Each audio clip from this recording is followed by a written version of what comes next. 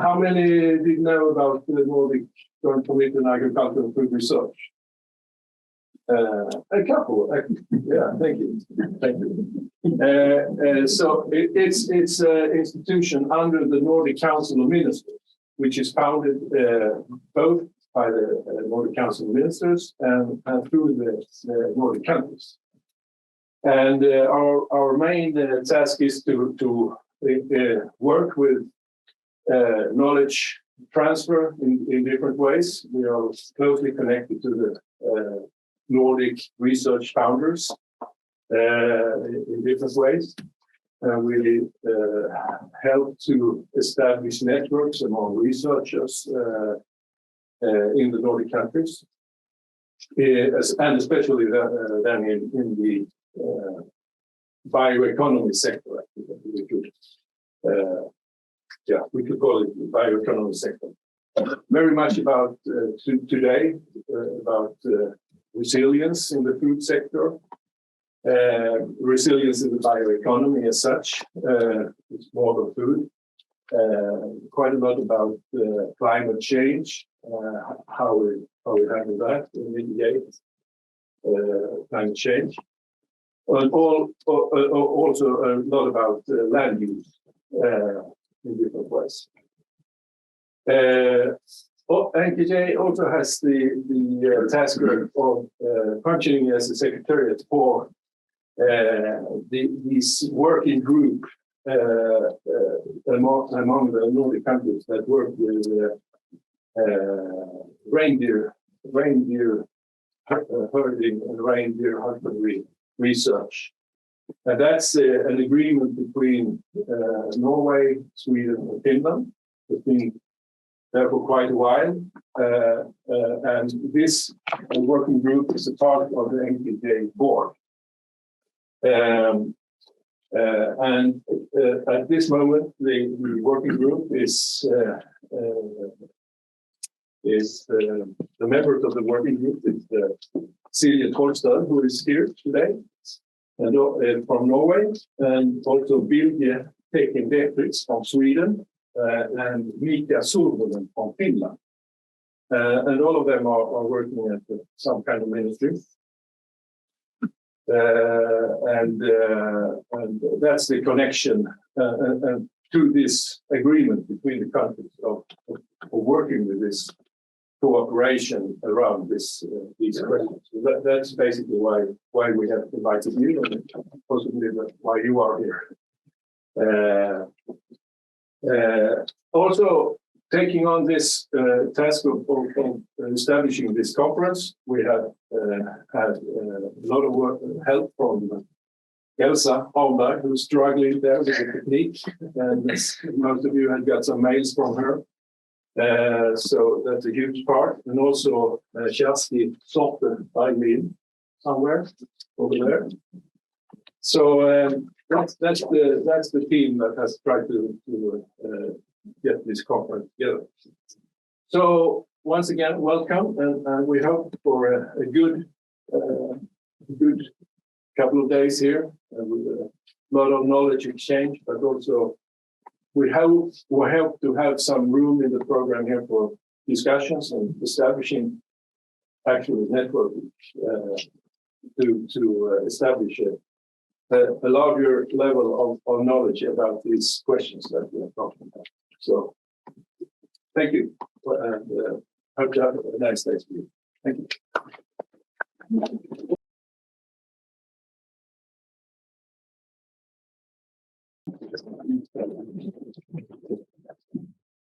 Tusen takk for. Jeg heter Reindeer Husbandry. Jeg jobber i Landbruks- og matdepartementet. Og jeg leder landbrukspolitisk avdeling, og er også involvert i reindriftsforhandlingene som vi er på vei inn i nå. I'll continue in English for my very short presentation. Dear all, it's a great pleasure to invite you to Norway and welcome you here on your Svanhovd.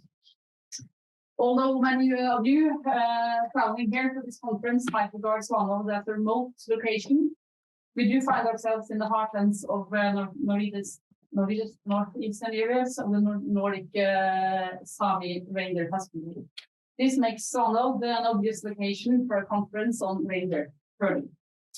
Svanhovd was established as a state-owned demonstration farm in the 1930s in order to strengthen local agriculture and to display Norwegian sovereignty in the north. The proximity to Russia and the large emissions from activities on the Russian side of the border were leading motives for adding a new building and establishing Svanhovd Environmental Center in the 1990s. Snorre will tell you more about that later today, and maybe also during the dinner this evening. We also find ourselves far away from the conflict in Europe, but yet much closer because of the proximity to the Russian border. These troubling times for Europe underscores the importance of maintaining activities in the northern areas and the northern part of the Nordic countries. To this end, reindeer husbandry, as well as primary production and other businesses and governmental organizations, are important contributions. In economic terms, reindeer husbandry is a relatively small industry, both in Finland, Sweden, and Norway, but it's nevertheless of great importance and as a means of livelihood and a bearer of tradition and culture for the reindeer herders and their families. Reindeer herding makes efficient use of local resources and is characterized by an adapting to seasonal changes. Reindeer herders are living in and of nature, and sustainability has traditionally been an integral part to their livelihood. Knowledge and experience accumulated over generations forms the basic for how reindeer husbandry is adapted to the resources base and the prevailing climatic conditions. The UN Sustainable Development Goal states that development must balance social, economic, and ecological sustainability. This balance is crucial for vital and forward-looking reindeer husbandry industry. Ecological sustainability forms a basic for economic sustainability, and these two combined forms the basic for safeguard and developing cultural sustainability.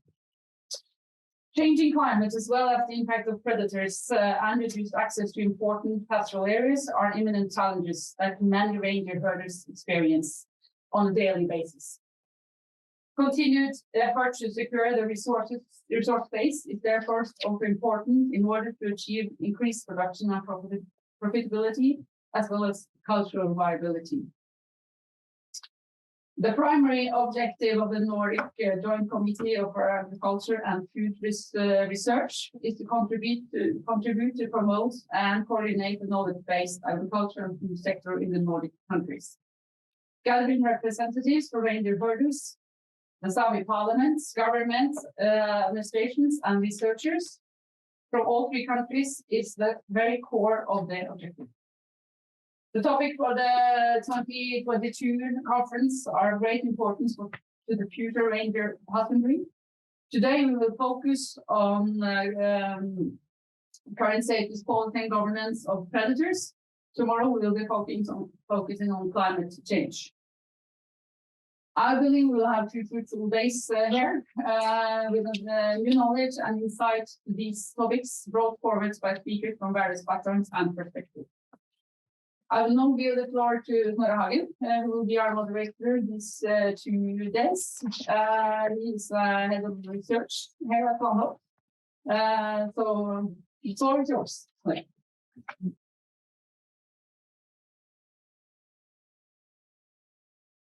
you.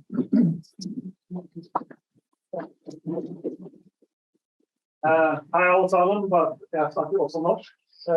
Jeg skal gå opp engelsk.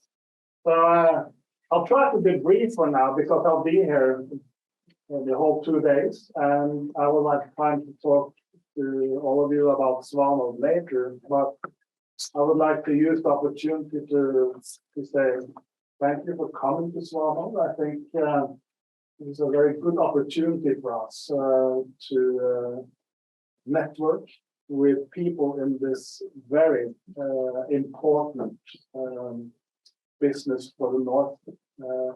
Svanhovd has a tradition working in the environmental sector and focusing on environmental projects. But in recent years, we gradually, with the help of people locally and also our ministries, been able to also work more towards the agricultural sector.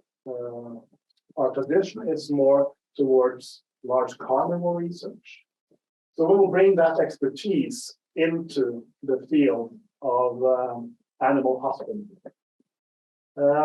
I hope you will have a very productive conference, and I look forward to get to know as many as possible of you and discuss about reindeer husbandry and the challenges that we will be facing in the future, especially. I think I will give the word now to Leif Anders Sundby, who is a representative for the Reindeer. Sanna Hast. Sorry? Sanna Hast. It's coming now. Oh, it's I'm sorry. Yeah. Program. Yeah. Okay. Leif Anders will be last. Give the word to Sanna Hast then. She is representing the Reindeer Herders Association of Finland.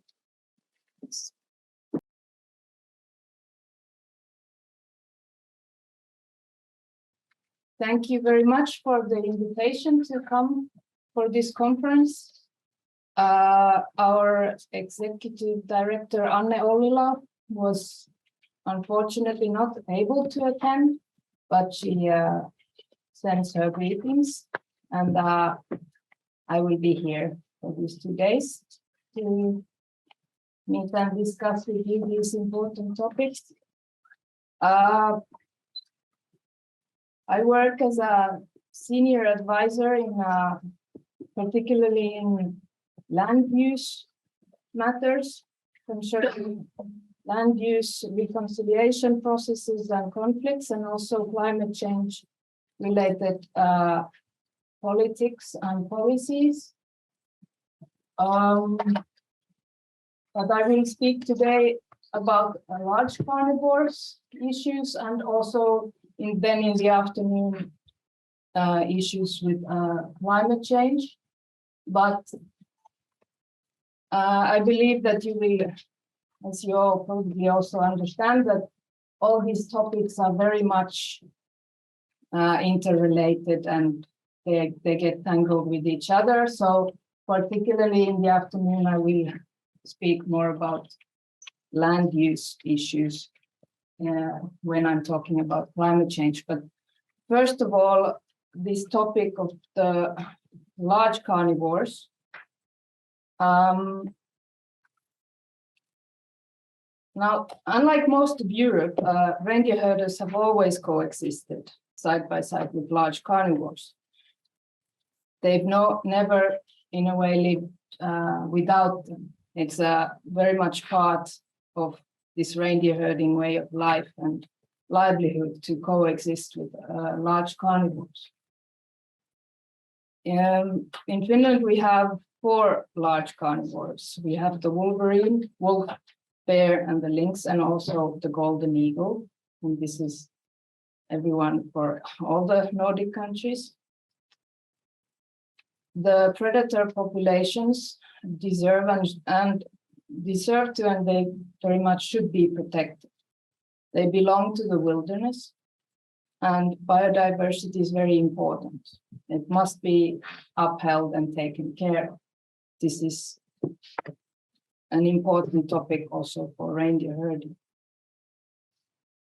The protection plans and politics in the European Union and nationally, they have been very successful. But because the reindeer herding area is largely a luxury for the large carnivores, because there's plenty of food and it's easy to catch. And because Finland, we have hundreds of kilometers of borderline with Russia. And on the Russian side, there's very strong predator populations. The reindeer herding is indeed in very serious trouble. The number of large carnivores in the reindeer herding area, has already years ago exceeded the limit that the reindeer herding can live with. As you can see, the numbers have been going up. The large carnivore policy in Finland, it complies with the international agreements and the Habitats Directive of the European Union, particularly the requirement for a favorable conservation status. Directives and other international agreements have been taken into consideration in these species-specific population management plans. According to the plans, the intention was not to increase the predator population in the reindeer herding area. However, the number of predators has increased a lot.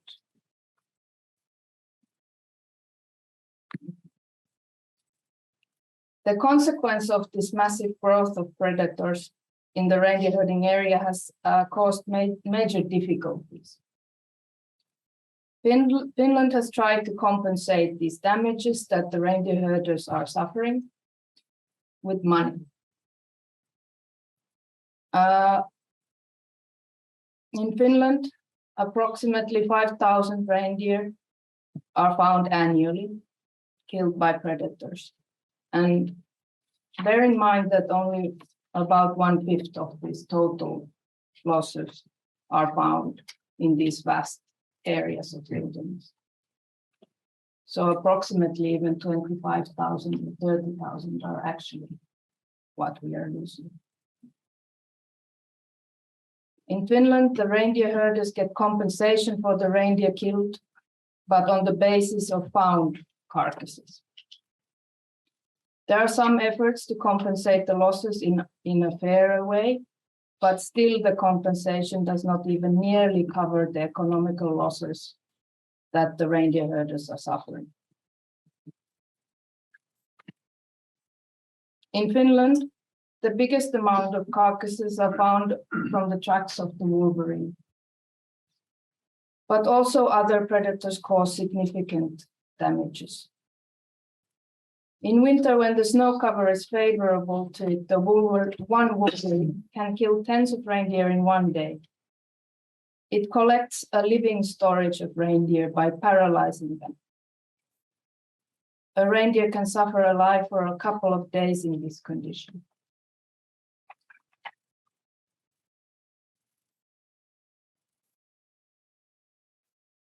In Finland, reindeer herds have collapsed in large areas.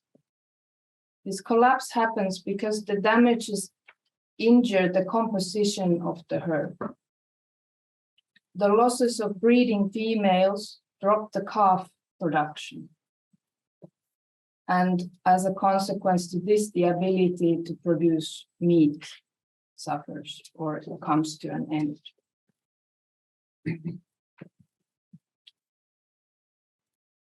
The reindeer herders are losing millions of euros every year, and many are in fact living below the national poverty line because of this predator situation.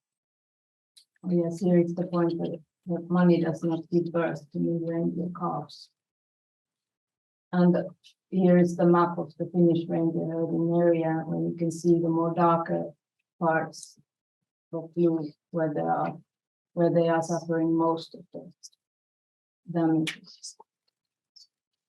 A part that is connected to the land use issues is that the habitat of these large carnivores is also diminishing because of industrial land use, and then a consequence is that reindeer and large carnivores are more and more forced to live in more closely in smaller areas together,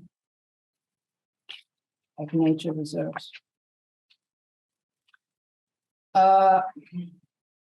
But this has not just economical, but also psychological and social effects. It's causing stress, conflicts, illnesses, and tragedies, a sense of helplessness and mistrust.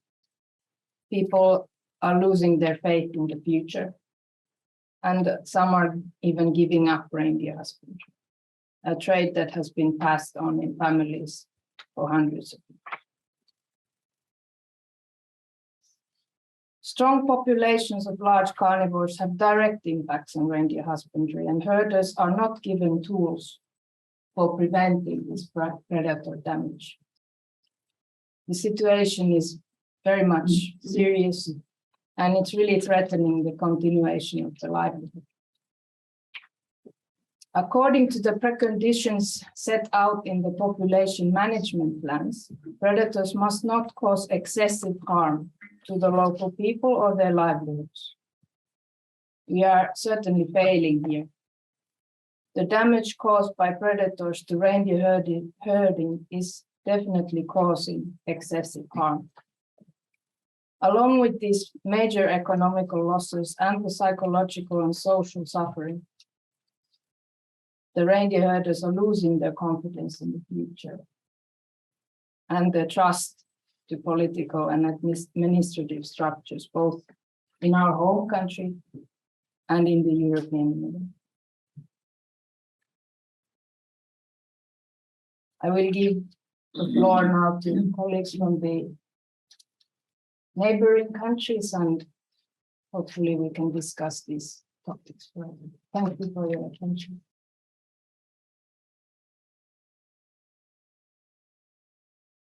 Thank you, Sanna. It was very interesting to hear a status report on the situation of carnivores and reindeer husbandry in Finland, and also the social impacts that you talked about there. Then I will give the word to Matti Blind Berg, who is representing in the Reindeer Herders organization of Sweden. Matti Blind Berg, ordförande Svenska samernas riksförbund. Vi organiserar alla samebyar i Sverige. På det viset får jag väldigt täta rapporter om vad som händer runt om i renskötselområdet på svensk sida. Och det är ganska skrämmande vittnesmål jag får in. Kanske inte på daglig basis, men tillräckligt ofta för att man ska bli bekymrad och gråhårig, som ni ser. Jag tänker börja lite grann där du slutade, Sanna. Det var väldigt intressant, den psykosociala aspekten av rovdjurstrycket som vi upplever idag. Folk mår dåligt, mår väldigt dåligt. Ungdomar tappar tro på vår verksamhet. Många väljer kanske att lämna renskötseln till förmån för andra inkomstkällor. Och det är ju inte bara ett tapp för näringen som sådan, för renskötseln. Det är också ett tapp för kulturen, och det är också ett tapp för samhället i stort. För då tappar de nordiska länderna en stor del av sitt kulturarv. Som åtminstone jag värnar väldigt mycket åt. Därför är renskötseln oerhört viktigt. Och någonstans upplever jag att hela vårt ekosystem här uppe på Arktis håller på att kollapsa. Vi har fått tappa förutsättningarna för ett cirkulärt levande. Och jag kommer att nämna mer om det när vi går in på den gröna omställningen. Det finns utan tvekan.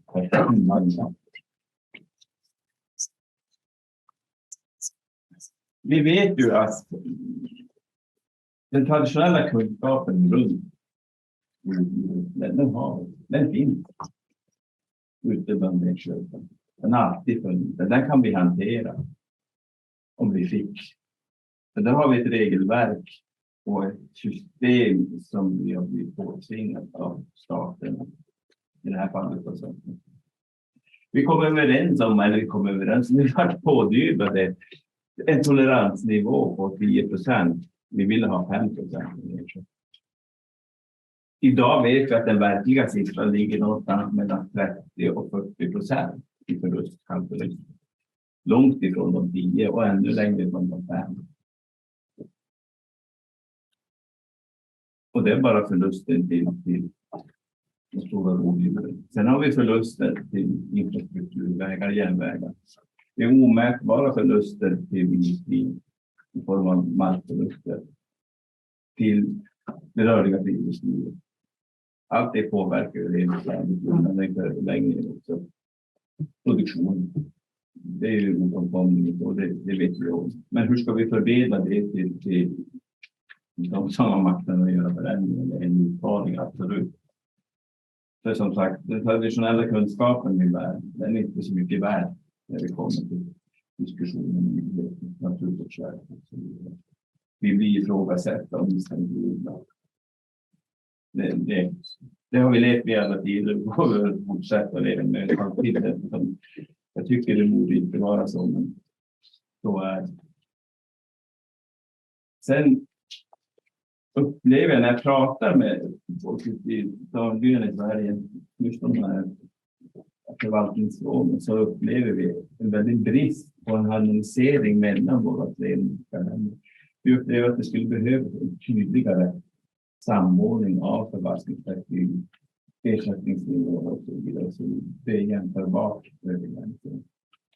Vi har inte det idag och det blir en väldigt sned. Det är väldigt svårt att få en övergripande bild. Hur ser det ut med rovdjurstrycket? Hur påverkar det rennäringen i stort? Utan det är så olika för de olika länderna. Så det är rätt uppmaning det som jobbar med den här frågan. Hjälp oss att få till en harmonisering av det måste till. Vi ser det på svensk sida i vart fall att förlusterna kan variera väldigt mycket mellan olika arter. Fjällfågelbyarna är ju väldigt påverkade av järv. Våra skogsbeskötselområden har problem med björn. Sen har vi också stora problem och det har ju så att säga bokstavligt taget seglat upp de sista kanske 15 åren. Det är ju vegetation som accelererar på våldsamt och har väldigt svårt att kartlägga och mörkertalen. Det är en direkt signal från renskötseln på svensk sida att se över hur förvaltas. Hur skapar vi ett verktyg för att skydda från angrepp? Vi saknar det verktyget och där blir det fråntaget av lagstiftningen. Skydda min egendom från rovdjursangrepp. Då blir jag plötsligt fauna kriminell. Märkligt, det fauna kriminalitet. Mina mor och farföräldrar växte upp, då fanns det inget sånt. Vi hade gått om rovdjur på den tiden. Och renhjordarna var större, bättre. Så någonting har ju gått väldigt snett på utvecklingen, tycker jag i alla fall. Och då kommer vi tillbaka till den här gröna omställningen som vi pratar om, och klimatförändringen. Vi pratar om rovdjursförluster och jag ser ju ett nytt stort rovdjur komma där i horisonten i form av ytterligare exploateringar av mark, ytterligare satsningar på tung industri som kommer att fragmentera och ta mark ifrån ytterligare, som gör det ännu svårare att driva med renskötsel. Så på den lilla marken som blir kvar, där ska vi trängas med rovdjur, med fritidsintressen och renskötsel. Och det känns ju lite grann som om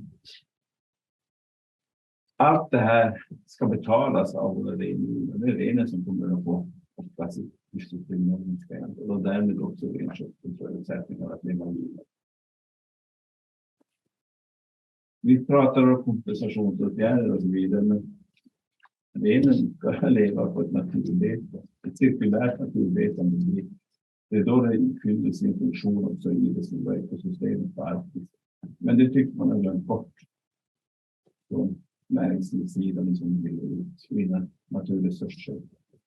Det är viktigt att ta med sig det in i framtiden. Renen fyller en väldigt viktig funktion för den här regionen i stort. Det var en rapport från min sida, den svenska sidan. Jag ska återkomma till det här i eftermiddag när vi kommer in på klimatförändring. Jag tackar så mycket för det. Tack.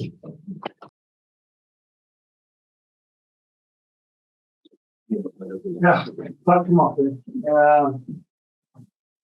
There was a talk for Aftonbladet, I think, status report from Sweden. Probably highlighting many of the big challenges that the Reindeer Husbandry sector is facing in the countries today. It's the same. So, we'll be interested to hear more report on different aspects of this topic, which cover everything from the monetary to the social and cultural conditions.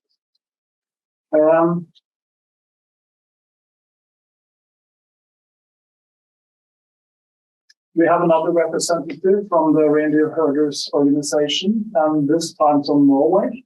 And I give the floor to Leif Anders Sondre. Jeg representerer Norske Reindeer Samers Landsforbund fra norsk side og nestleder I organisasjonen. På lik linje med SSR så representerer vi reindrifta på norsk side, og da forhandlingspart I staten, som vi hørte innledningsvis, hun nevnte at hun var på en måte den som leder reindriftsforhandlingene med reindrifta på norsk side, og vi da den parten som sitter på andre siden av bordet. Det jo veldig interessant å få delta på det her, om ikke annet, I hvert fall på nett. Men det klart at det mye man skulle ha snakket om også utenfor selve innleggene også, så vi får håpe at dere klarer å ta godt tak I den delen I pausene og når det ikke innlegg og sånt. Men I hvert fall bra at det etableres, eller I hvert fall bra at man har muligheten til å møtes på kryss av landegrensen. Så må jeg si at jeg må takke både Sanna og Matti for gode innlegg, og selv om det jeg kommer til å si mer vinklet mot det norske, så det nesten, kunne vi nesten alle sammen snakket akkurat det samme I forhold til de negative effektene som rovdyrforvaltning og rovdyr skader og egentlig rovdyr I reindrift og I beitenæringen har. Ja, det et par punkt som jeg tenkte skulle trekke raskt igjennom. Det ene jo det med lov- og kunnskapsgrunnlaget som på norsk side. Samtidig en liten oversikt over beitenæringer I Norge og bestand av rovdyr, og det her med, vi har en form for prioritert rovdyr og prioritert beiteområde på norsk side som kalles for zoneinndeling. Og så litt grann inn på erstatning av tap. Det hører jo veldig likt det som på finsk side, og til slutt da henger meg litt på spesielt det som Matti også var inne på, det her med samhandling av rovdyrforvaltninga mellom både landene, men også det her med kunnskapsgrunnlagene som faktisk eksisterer. Så da kan vi bare gå på neste. Og det lov- og kunnskapsgrunnlaget som rovdyrforvaltningen på norsk side forvaltes etter, det jo da lover og forskrifter, naturmangfoldloven spesielt, og erstatningsforskrift. Samtidig så har Stortinget gjort det som rovdyrforlik, som jeg var inne på. Og så det et overvåkningsprogram som på en måte følger opp. Det også et statlig overvåkningsprogram som følges opp fra Miljødirektoratet, og så det da forskning, vitenskapelig forskning som legger kunnskapsgrunnlag. Neste. Her har jeg lagt opp en litt visuelt hvordan beitenæringene I Norge fordelt. Den helt til venstre reindriftsnæringen, med reindrifta nesten fra midten av Norge, og litt sør for midten av Norge, og helt til russegrensa. Og så har vi noen områder med konsesjonsområder, men har ikke klart å få inn tamreinlagene, men de ligger også der litt sør-vest for den røde, den nederste delen. Den I midten annen type beitenæring av for eksempel sau og annen utmarksbeitenæring. Og for å visualisere hvordan på en måte den her zoneinndelingen og rovdyrbestand på norsk side, så ser vi det at den største belastningen på rovdyrsiden, den har uten tvil reindrifta. Foruten om en liten, det med der hvor vi har mye ulv på sør-øst, der hvor det tallet står 200, så det liten eller få rovdyrskader på norsk side utenom der hvor man har mest reindrift. Så vi ser at det reindrifta som må ta den største belastningen I forhold til rovdyrskade på norsk side. Neste. Der har jeg også lagt ut litt av hvordan bestanden av rovdyr registrert på norsk side. Her jo da type ynglinger og andre type registreringer. Den ytterst til venstre ulv. Og den neste der og nede jerv. Den godt fordelt over hele hele landet, men som vi ser at det ikke noe i sør-vest hvor det var mest annen beitenæring og ikke reindrift. Gaupe også fordelt over hele landet, men vi ser at vi har ingen ynglinger helt nordøst i Norge i 2022. Da kommer tilbake til det en liten tur litt senere. Og så har vi bjørn, der hannbjørn til venstre og hunnbjørn til høyre. De jo forenlig, det et par områder i Norge hvor vi har mye registrering av bjørn. Og så det da kongeørn som på en måte lagt opp hvor man har en intensiv overvåkning av kongeørn. Vi har på en måte, hvor man følger opp både reir og registrering og litt forskjellig.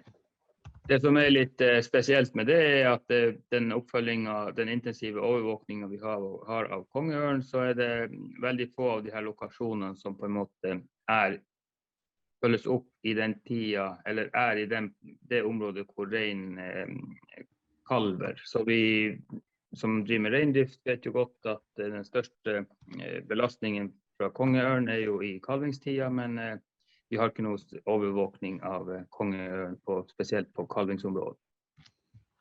Så det der jo et mangel som man jobber med å få til, men vi har på en måte allerede alt for lang tid ikke hatt en oppfølging av den delen. Neste. Gå litt på det her med erstatning av rein. Og det på samme måte erstattes det på norsk side, som ligner det som Sanna var inne på finsk side, at vi får direkte erstatning av direkte tap, altså de vi klarer å dokumentere tapt. Men det jo også på norsk side, som i alle andre de landene, en liten prosent i forhold til det vi registrerer blir borte i løpet av år, og som vi fra reindrifta mener tapt til rovdyr, men som på en måte vanskelig å dokumentere fordi at vi finner kadaveret for sent, eller at vi ikke finner kadaver i det hele tatt. Og så har vi en bolk på erstatningsdelen som går på sannsynliggjorte tap, og der det også en del momenter, faktorer som legges til grunn. Jeg tenker bare at når det gjelder de faktorene som legges til grunn på norsk side, så det kunnskapsgrunnlag kun på vitenskapelig basert, og egentlig også rovdyrregistreringer, som vi også har på en måte på mange hold, også fra statens side, egentlig tviler litt på at det korrekt. Og reindrift jo selvfølgelig på den siden det at vi mener at det mye flere rovdyr enn det som man på en måte klarer å registrere. På lik linje som det vanskelig å registrere tap, så det også vanskelig å registrere antall rovdyr. Og vi har et bilde der av det som Sanna var inne på, en rein som enda levende, som jerven har vært og angrepet, og reinen egentlig paralysert og klarer ikke å bevege seg noe som helst, men på en måte en fryseboks eller en matboks for jerven som kan komme tilbake til denne her hvis når han da trenger det. Bare for å nevne det, når man finner sånne ute i felt, så forklarer det ganske greit det her som både Sanna og Matti var inne på, det her med de psykososiale momentene. Om hvis du setter innsatsen året rundt på å drive med rein og gjøre det beste for reinen din, og så finner du rein nesten daglig med sånne her type skader, så gjør det noe med det mentale på mennesket.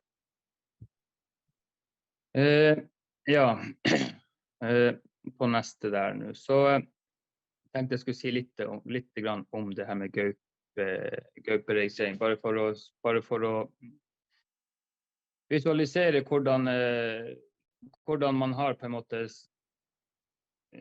en sammenheng mellom estimert bestand og forskning og erstattet tap.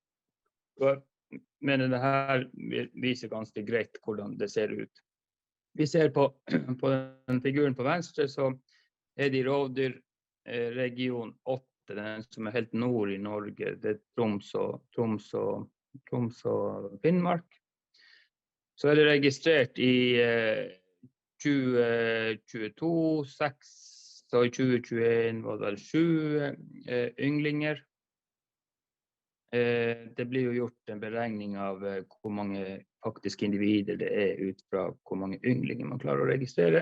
Men vi ser i hvert fall at de ynglingene som registrert helt vest i regionen. Samtidig er det registrert rovdyrtap eller skader i hele området, fra vest til øst.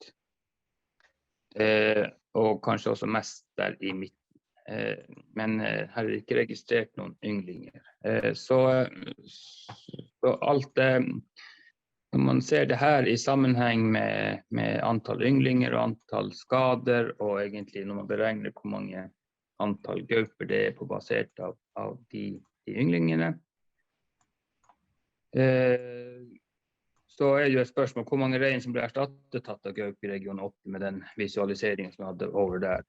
Med 6 ynglinger så ble det erstattet 3700 rein, som høres kanskje vanvittig mye ut i forhold til at man bare hadde 6 ynglinger i området. Så da kan man jo liksom ta et lite utgangspunkt. Man tror jo enten at her må det jo være noe galt, og da vet man jo ikke hvor man tror det gale hen. Men hvis man går inn på det vitenskapelige på denne delen, så ser man det at det med antall ynglinger og antall erstattede rein stemmer veldig godt med det som er funnet i vitenskapelige forskning, blant annet den her med Scanlings, som da fant ut at med den drapstakta som man klarte å dokumentere og antall estimerte gauper gir det antall erstattede rein som jeg nettopp la frem.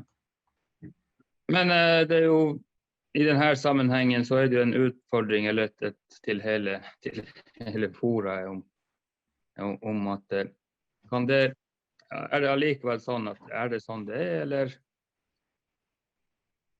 eller er det noe som mangler her?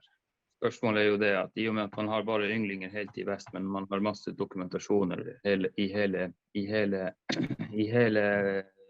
regionen, så er det jo da spørsmålet, er det da noe mangler på registrering av ynglinger, for eksempel? Er det sånn at man har ikke klart å registrere at gaup faktisk vandrer mye mer enn det man hadde trodd? Det har man jo klart å registrere og dokumentere i skanningsprosjektet, men kan det være at de vandrer enda mer? Eller er det sånn at de går over grensen og kommer over grensene i visse perioder av året? Så det er jo et diskusjonsmoment, men vi fra reindrifta føler jo vi har på en måte ganske gode svar på de tingene der. Men veien videre uansett med det der spørsmålet og andre spørsmål som går på rovdyr, så tenker jeg det at som Matti også utfordrer oss på, er jo det å samhandle både kunnskap og forvaltning over landegrenser, men også det med å ta inn tradisjonell kunnskapsgrunnlag inn i rovdyrforvaltning. Det tenker vi er viktig for å tette de hullene som de to hendene der prøver på å gjøre. Så det var nå egentlig en kort introduksjon fra vår side, så vi håper at det gjorde i hvert fall noen tanker på videre gjennomføring av konferansen. Takk for meg. Takk, Leif Anders. Thank you for a very good presentation of both the system of large carnivore management zones in Norway and also abundances of carnivores. I know that several of you point to the need of collaboration between countries on these topics, that we have to harmonize methods to face the challenges of reindeer husbandry. So I'm sure this topic will be discussed more, both in the debate and also in the coming presentations. Ja, hvis jeg forstod spørsmålet rett som ble spurt der fra salen, så var det vel om at vi har forskjellige distrikter som har forskjellig produksjon, altså noen som har veldig god produksjon og kanskje noen som har veldig dårlig, og det stemmer jo. Men det som jeg tenker i det svaret til spørsmålet her svært viktig å kunne på en måte ta et standpunkt på, jo det i forhold til reindrift. Skal vi drive med matproduksjon og egentlig å produsere på en måte noe som til nytte for både oss som driver med reindrift, men også til alle andre som ønsker å spise reinkjøtt og nytte seg av reinprodukter, eller skal vi drive med verdiskapning av rovdyr, og spesielt av rovdyrforvaltning og rovdyrforskning? Fordi det er det som er den andre siden av de her tingene. Det ble nevnt at vi har eksempler på områder med god produksjon. Det har vi. Noen områder har vi heldigvis det. Men vi har et område i Norge som midt i Norge, Nordland. Og der er det sånn at der er det 12 reinbeitedistrikt. Og av de 12 reinbeitedistrikt så er det 6 reinbeitedistrikt som ikke produserer 1 kilo reinkjøtt til mat lenger. Og det er ganske katastrofalt, fordi at det vil si at all den maten de produserer til, det til rovdyr. Og rovdyr i seg selv på en måte utgjør jo ikke noe penger eller økonomi for noe. Men det er jo det at det er jo en verdiskapning i seg selv for mange av de som jobber med rovdyr.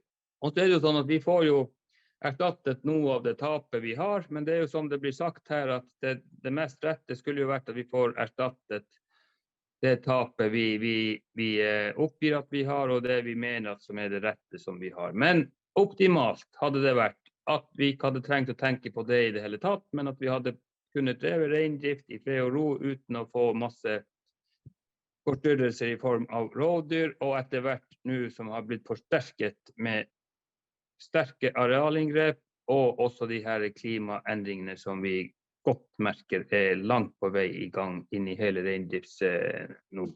Takk.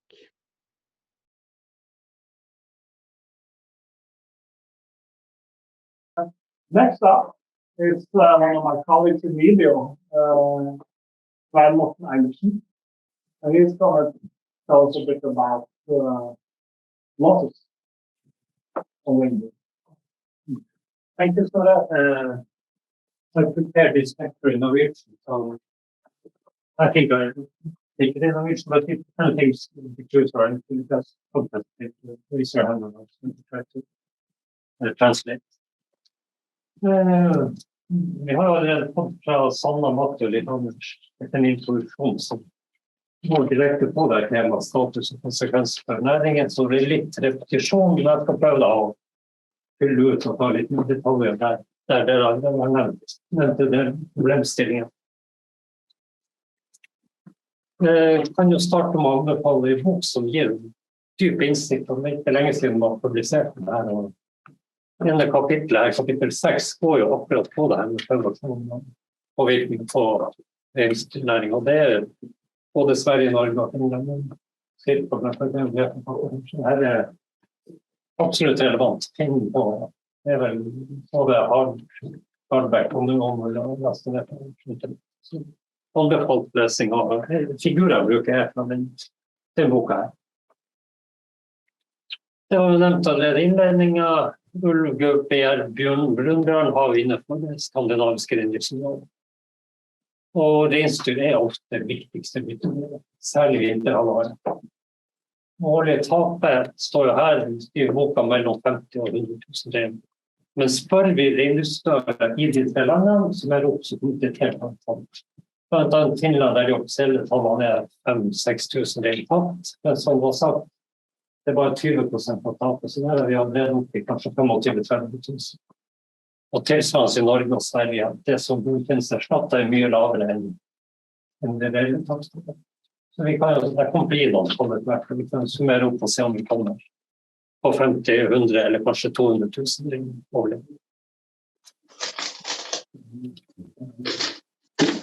Litt om de store rovdyrene da. mer eller mindre utryddet av 1800-1900-tallet. Det er jo mer eller mindre, det var individer igjen, men ikke så mange. Etter hvert så ble de jo beskyttet, og bestandene økte i antall. Finland startet vel foreningen i 62, og frem til 84 var vel de 4 store. Sverige var tidlig ute med kongeørn, bjørn og gaupe allerede på 20-tallet. Ulven fredag 66 og jerven 69. Norge så var det kongeørn og havørn som først ble fredag 68. Ulven 1971, bjørn 73, og sør i Norge så ble jerven fredag i 73, og i Nord-Norge først i 92. Og gaupa da i 1992. Så vi ser det sånn gradvis mer og mer. Nå er jo alle de store rådyrene vært fredag i minst 30 år. Og går vi på statistikk og det er klart sammenhengen i tallene etter hvert som rådyrbestandene har bygd sammen. Tabellen her er fra boka og viser en viss oversikt over individer av store rådyr innenfor beiteområdet. Og klart, det her er cirka-tall. Vi har ikke nøyaktig kunnskap, særlig det som Leif Andersen nevnte, blant annet gaupe i Norge. Her er det familiegrupper man har fokus på og har oversikt over unge individer, hunder som styrker. Når vi ser ulv, 14 Finland, 50 i Sverige, det er store variasjoner årlig, og Norge er det. De 2 første tallene her, det er ikke klemmet, det er innenfor reinbeiteområdet. Hvis det står inne i klemmet, der gjelder hele landet, det har delt opp på reinbeiteområdet. 56 ulv i Norge. Gaupe rundt 100 i Finland. Sverige har mye gaupe. Vi har kunnet bestemme over 500 på den. Tallene her er det fra 2020. Norge 177. Jerv, samme der ligger de i Finland rundt 100. Sverige har desidert mest med nesten 700, og Norge 250. Jeg kommer etterpå til å gå raskt gjennom kart for de forskjellige artene, så ser vi hvor de er i reinbeiteområdet. Brunbjørn også, der er jo Sverige som har desidert mest, og 2000 individer der.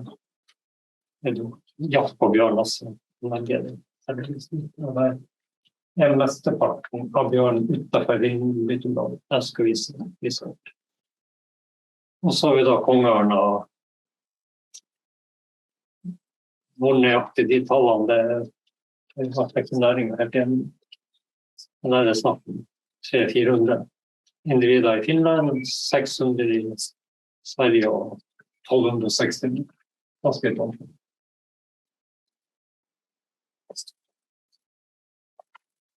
Ulven først, og ulven vet vi er en utrolig effektiv jeger, og det ser vi jo lå gjennom forvaltningen, at det er en skittvilt. Og det er nesten ikke ulv innenfor reinbeiteområdet. Felles som Norge-Sverige, Finland har det også. Det er vel litt innenfor reinbeiteområdet mot Russland, og der er vel stadig immigrasjon av russisk ulv, så der har Finland utfordring i forhold til forvaltning av ulv. Og jeg ser at ulven er ikke mye inne i reinbeiteområdet. Stort antall gaupe ser vi i Finland er veldig mye sør. Norge og Sverige har det betydelig inne i reinbeiteområdet. Men hvis vi ser litt mye på kartet og omtenker særlig Norge, så kan vi merke at fra Trøndelag oppover, så er de fleste prikkene inne i landet. Og her er det stabile snøforhold om vinteren. Folk bruker terrenget til friluftsliv, reindriftsnæringen er da. Mens i fjordstrøkene, der på grunn av Golfstrømmen, mildt klima, så er det veldig ustabilt om vinteren. Det er lite folk som går i skogen i fjordområdet. Og klart, her oppe er det her sommerbeite, så det er ikke reindriftsnæringen i fisken. Og det vil jeg tro er en av forklaringene på at det tapes mye rein til gaupe, men de observerte tallene sier at det ikke er så mye gaupe der. Det er ingen som er å spore der. Et eksempel er Nordland. Det er et fylke som er 700 kilometer lang. Og årlig så har jeger og fisk kompensert for å linjetaksere, jeg tror det 600 og noen kilometer fra setergruppe. Det gjør det.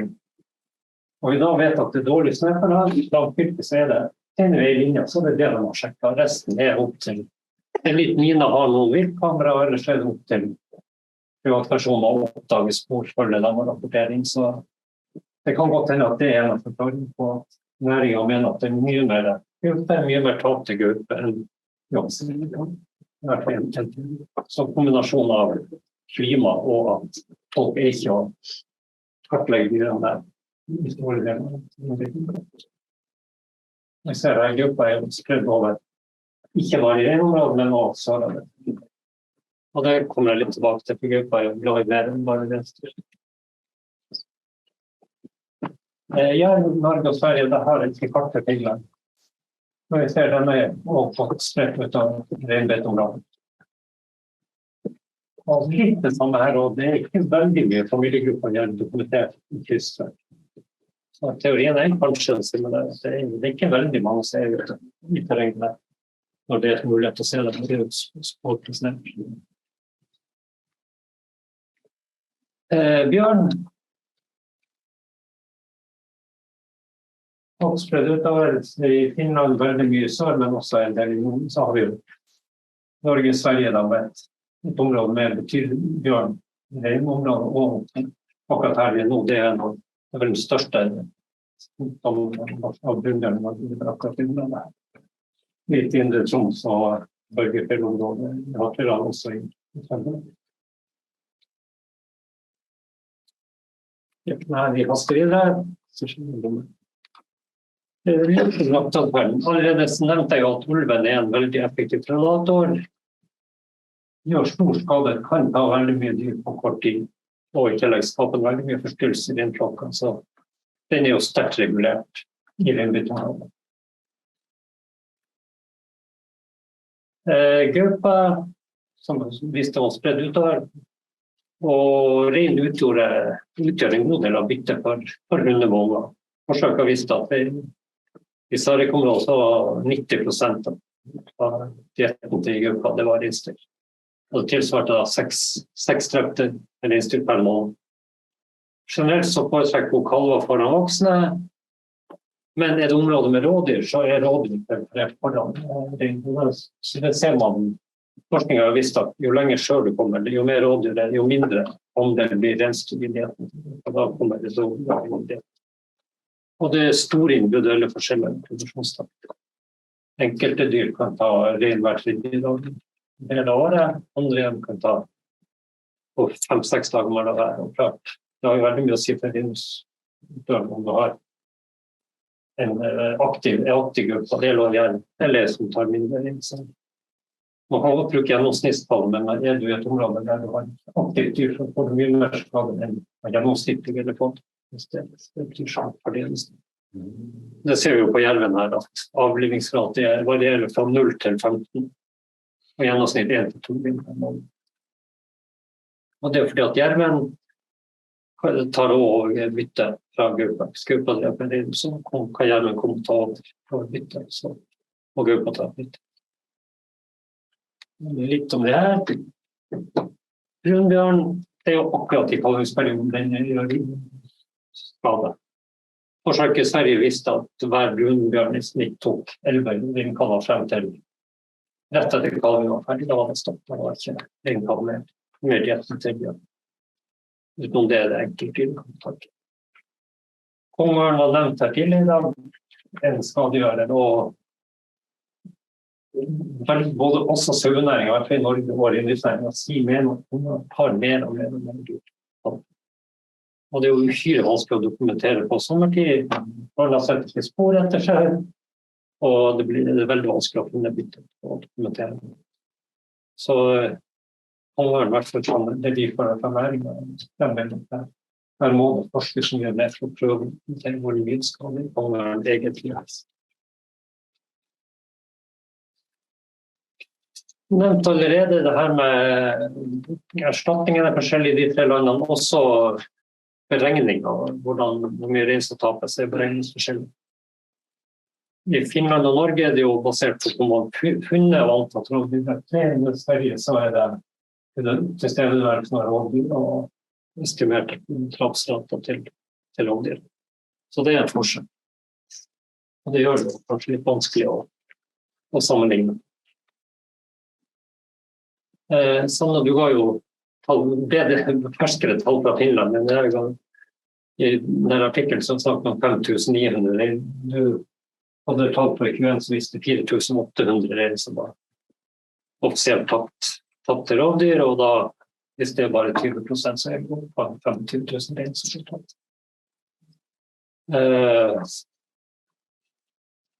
Og ut fra det her så jo skalaen, det varierer jo mellom regioner, men mest i det sørøstlige hjørnet av Reindeer-området, grensen mot Finland.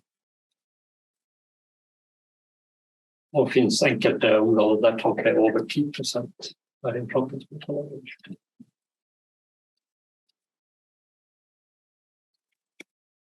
Sverige det ikke noe systematisk dokumentasjon, og derfor bruker man indirekte. Og ut fra statlig utredning så var årlig predasjon på mellom 19.500 og 72.000. Og det et ganske stort spenn fra 19 til 75.000. Og det innleder man skal man regne det her og ta maksantall i hvert land, så kommer vi langt over 100.000 tatt. Og i Sverige så det gaupe og jerv som tar det suget mest. Forskningen har vist at det sammenheng mellom rovdyr og høstingtakst antyder at hver reproduksjon av gaupe eller jerv reduserer tilgang med ca. 100 rein i en sammenheng. Tar man en familiegruppe av gaupe eller ynglandsere områder, så har man automatisk ca. 100 rein mindre tilgjengelig for slakteuttak. Og samme publikasjonen at årlige tap av rein på grunn av predasjon ligger på 10-20% av vinterflakken i mange sammenheng. Norge så har jo rovbase som publiserer data om det her, og årlig det erstattet ca. 19.000 rovdyr rein og dyrdøpt rein. Flertallet av det her kan ca. 75%. Og det kalvetap har økt de siste årene, jeg skal vise tall på det. Samtidig så søkes det jo årlig om erstatning for 63.000 rein. Og det ganske stort sprang fra det næringen mener tapt til rovvilt, og det man får erstatning. I snitt da 30% som blir 63.000 av erstatning. Og her har vi en stor utfordring for næringen, det dokumenterer at hva man blir tapt. Det blir utrolig kort, så lagt og oppspilt at det går ikke an å dokumentere skadene. Og under 5% av kalven som blir borte blir dokumentert. Og vi hadde et forsøk i Dukta i Nordland, og vi hadde en ekstra gjeter sentralt i kalvingsområdet. Både der i lag og utover hele dagen og følte med det. Og det var observert ørn hver eneste dag. Den eneste ørnekalven jeg ville dokumentere var tatt av ørn, det var bak åsen i forhold til det andre. Det fant den tilfeldig. Og det ble funnet så fort at den ble dokumentert. Så ørna så jo hvor det var folk og slo til der. Der var jeg skjult for dem som heter. Så det uhyre utfordrende å dokumentere. Og vi ser i Norge så det ganske jevnt fordelt mellom gaupe som ansvarlig for 7% av tapet. Jeg 32 og kongen 32, så det blir tre. Det blir erstattet for. Jeg nevnte litt det her bildet. Det her med endringer og sånt. Og det litt interessant å lese i gammel litteratur. Skjønneberg og Slagsvold ga ut en bok i 1968. I den så oppsummerer de fra Trøndelag tap av rein i en periode fra 1948 til 1956. Og i snitt så kom det frem til at 6% av rein ble tapt per år i den perioden gjennomsnitt. Og av det sa de mente de at 25% gikk til rovvilt. Så 1,5% av flokken årlig forsvant til rovvilt i den perioden. Og det var jo da det var liten rovvilt. Så det ikke tvil om at det har skjedd fra da og frem til nå. Vi snakker om 10-15-20% av rein forsvinner hvert år.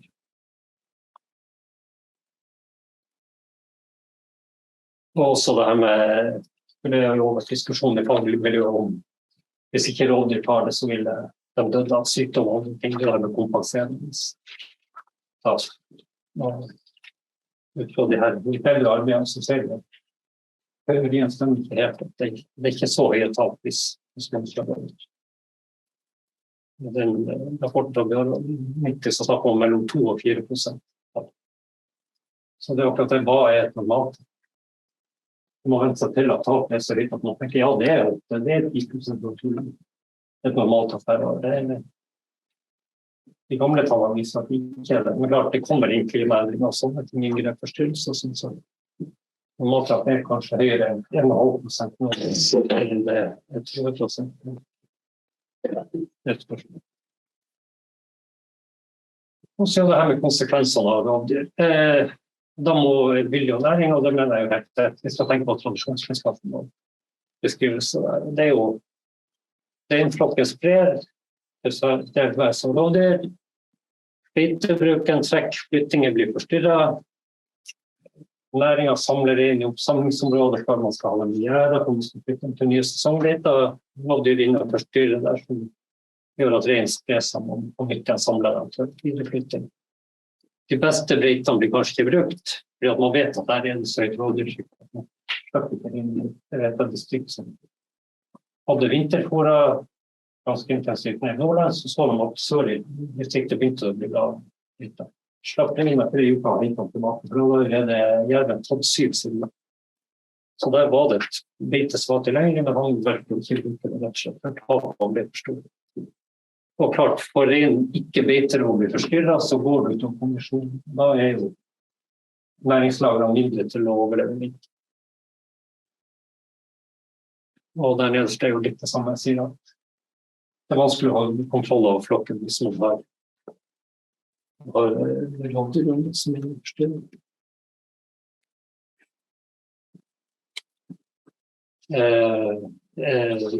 Sier sånn.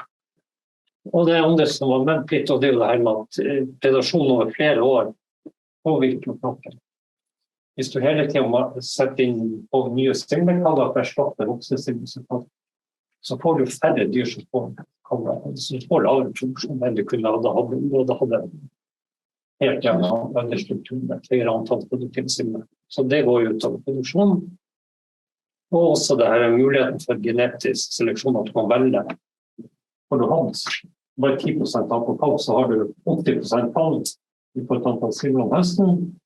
40% av det simlekalver, da har du et stort antall kalver å velge til videre. Hvis du har bare 20% gjennom høsten, så det 10% av det simlekalver, da har du veldig få simlekalver igjen å velge til videre. Så må man sette på dyr som man egentlig så vil. Så man ikke utnytter den potensielle måten på produksjonstid. Og jeg trenger ikke gjøre det psykososiale, det var lett å finne døde og døde dyr. Og spørsmålet jo akkurat det med hvite. Har man så mye kalv, at når høsten kommer fra havnen, så nok kalv til å erstatte voksne dyr som har forsvunnet siste året, så kommer man til et vippepunkt.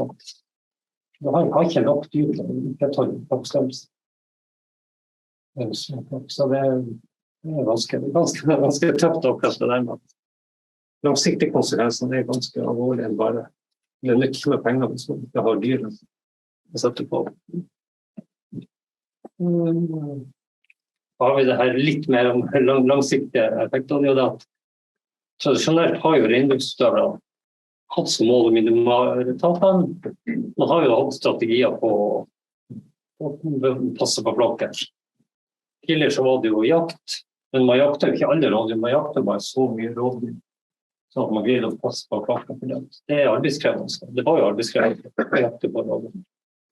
Dagens strategier det jo fôring, inngjæring, intensiv tilsyn, og som jeg nevnte, og beiteområder med mye rådyr. Men til tross for intensiv tilsyn, så har vi for eksempel jerven og vinteren får vi dårlig vær, dårlig sikt, snøfokk, så kan man ikke ut og kjøre med skutter, for det rett og slett ikke forsvarlig. Og man vet jo da at når det dårlig vær, da jerven kommer inn og plukker rein. Der legger seg ofte leder og venter på det der. Jerven har utlitt dårlig vær. Det her klimaendringen som gir våtere og villere vær, kan godt hende at det gjør det enda verre. Det blir ikke flere perioder med sterk vind og dårlig vær. Det kan gjerne forsyne seg.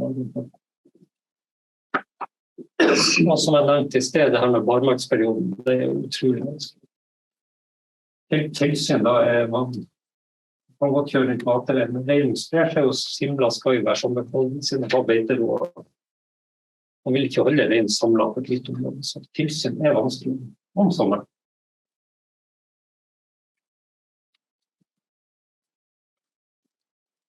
Jeg har lyst til å vise litt fra statistikken i Norge. Dette jo kalvetilgangen etter tall. I Norge så rapporterer jo næringen antall kalv. Det jo antatt. Og så har de kalv med merking, det jo fra slutten av juni og utover. Og så da har man også antall kalv i flokken etter takhette. Det jo det man har igjen til slakt. Erstatning av gamle dyr og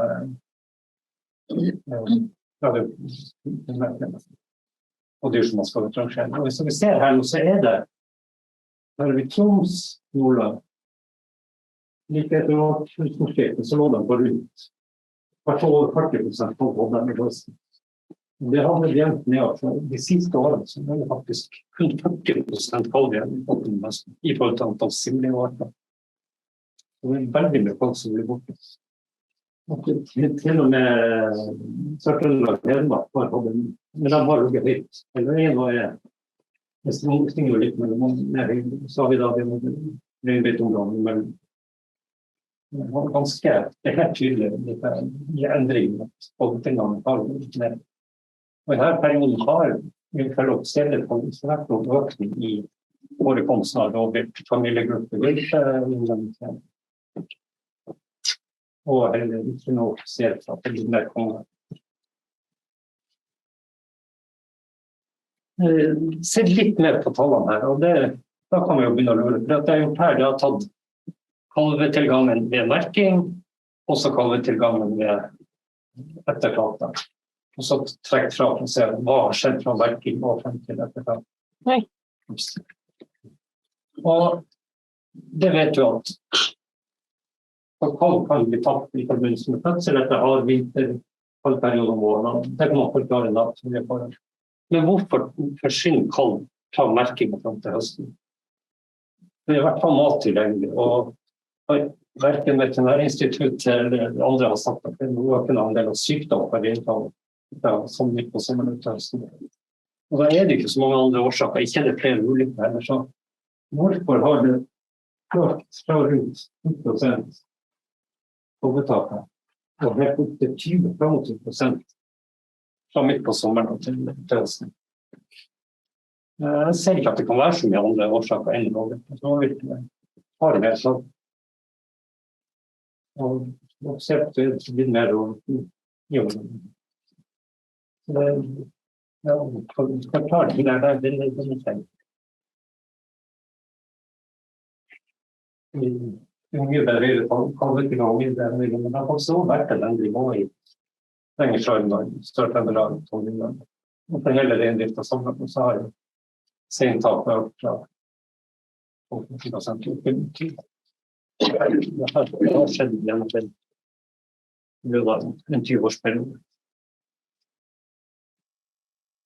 Og vi må jo tenke litt økonomi, og hva betyr det her at vi har så lite kalv igjen? Ja, når høsten kommer, som jeg nevnte det her med påsettet, så må man jo, så kunne man ha igjen og sendt slakte av Sør-Trøndelag, Reindeer har enda ganske mye reine kan ta slakt, og har sendt slakteprosent.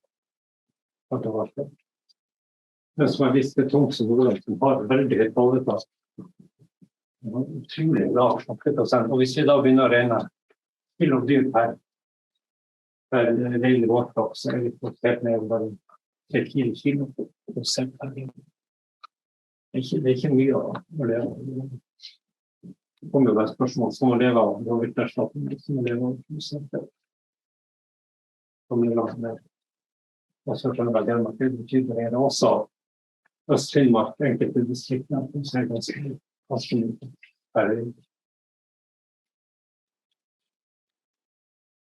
Så her er jo med konsekvenser av rovdyrtrykk. Vi begynner å nærme oss slutten, veien videre. Reindrifta er jo påvirket sterkt av tilstedeværelsen av store rovdyr, og han er jo som han nevnt matkilde for rovdyret. Reindriftsnæringen klarer jo gjennom egen innsats å minimere tap av og greier å håndtere en viss mengde rovdyr. Da nevnte jeg kompensasjonsordningene skal jo lette sameksistensen. Men det er som nevnt forskjellig mellom landene, og ingen av dem som er individuelle. Jeg har fordeler av det. Og generelle kritikken er jo at erstatningen er for lav. Sånn som i Norge da var det 19 000 av 63 000 som blir erstattet. Det er jo akkurat det med dokumentasjonskrav. Det er jo mulig å finne noe dokumentere grensen. Og så har vi også de her indirekte kostnadene som er utfordringen. Mindre genetisk metodevennlig, og det får lavere produksjon i folket. Og det er også det her generelle kunnskapen til næringen blir ikke ta det i bruk. Og det var jo nevnt her at vi ikke bruker det tallet næringen mener blir tatt og trekker fra et lite normalt, så er det som skal erstattes. Og rask skiftende miljø, nå kommer jo klimaendringen for fullt. I tillegg har vi inngrep i beiteområdene, og det er samfunnsmessig, så det er ikke aksept for å redusere andelen rovdyr veldig høyt. Nå hjelper det kanskje ikke om næringen bruker tradisjonskunnskap sin for å tilpasse driften. Det blir for krevende, så det er ikke mulig å få det til med sånn mye påvirkning utenfor. Nå har du byttet. Statsforvalteren i Nordland hadde et foredrag her tidligere i høst, og Mathias Orena pratet om akkurat det samiske reinskjøtsel sine rettigheter i forhold til folkeretten. Og dere vet jo at i Norge er det en ganske stor spenning om hva som skjer med det vindmølleanlegget på Fosen, som egentlig Høyesterett har bestemt at det er ulovlig bygd til næringens mulighet til å drive kulturhuset. Og på direkte spørsmål svarte jeg Mathias Orena at det gjelder egentlig også lite trykk til. Det her med Bernkonvensjonen, det er jo den som skal bevare ville dyr og plante. Og han mener at urfolks rettigheter i forhold til FN-konvensjonen står over det. Det er jo et spørsmål om vi vil gjøre det. Så næringen må ta kampen opp på og henvise til muligheten til å drive kultur at rovdyrtrykket er så høyt å drive kultur som det er noe. Det er ganske høye og tøffe spørsmål. Det er interessant. Litt mer lesing hvis dere vil utmarke endringer i bok som må være tilgjengelig på møtene. Jeg hører det som man må bevise til et kapittel hvor vi ser på det. Rovvilt for utmarkene, det er disse vi diskuterer.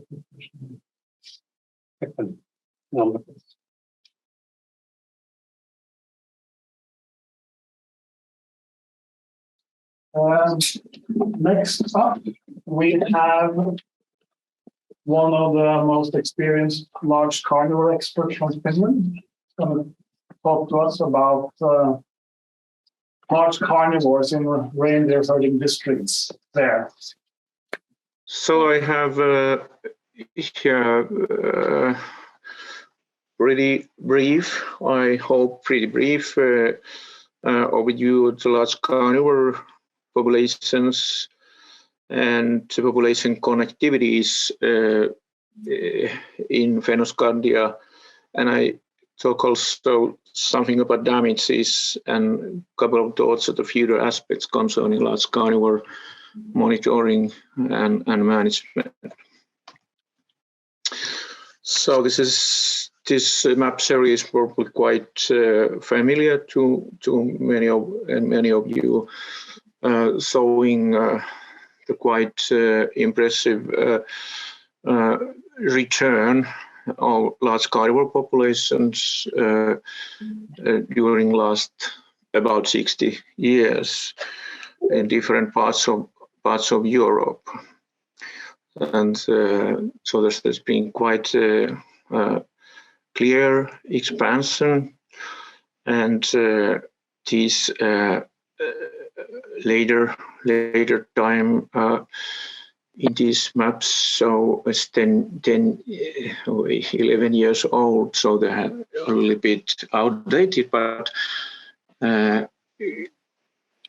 except for the wolf, they still hold true quite well. So wolf has been expanding quite extensively, rebounded, for example, Denmark and most of the northern Germany, Belgium, and this year there's been the first litter born in Netherlands too. And here are the estimated population sizes for the reindeer husbandry districts in northern countries. You have already seen those estimates in the former presentations, but this map left is also interesting because it is reminding us that the herding systems in Scandinavia, they have seasonal pattern of use of pastures, while in Finland reindeer use the same areas more or less year round. So I don't have a reason come on to the details of these population estimates, but I want to remind you that they are based quite different databases. In Finland, we have a long and strong tradition to use so-called citizen science database for monitoring, while in Sweden and Norway, the field monitoring is based mostly on professional field work by professionals. And what comes into, for example, brown bear estimate for Norway, there is that is minimum estimate more than 100 bears, but that is not anymore true. The estimate for last year was 160 individuals based on genetic profiles. So it's really it was at 100, it's really on minimum estimate. But of course, we had to take account that some of those bears are moving over the state borders at close to Finnish Swedish side, and some maybe are using Russian territories in Kirkenes area, and maybe some also Finnish side of the border. So the connectivity is more or less a thing which is concerned by molecular ecologists and conservation biologists. And what comes to brown bear, there is a connection, exists connection between Scandinavia and Finland. Finland becomes the so-called Karelian population but basically data used to figure out the gene flows are from Finland. Finland is representing the eastern part of this entity, and the analysis published Alexander Kopats et al. Last year show that connectivity is not strong, but it exists. That is, it's important, of course, the metapopulation viability, and because it's not that many bears coming from Finland to Scandinavia. Some more have been coming from Scandinavia to east to Finland, and that's not a surprise because brown bear population in northern Sweden, in Swedish Reindeer Husbandry area is 2,000, and in Finland that is only some 300 bears. And roughly, it is of course rough estimate is based showing that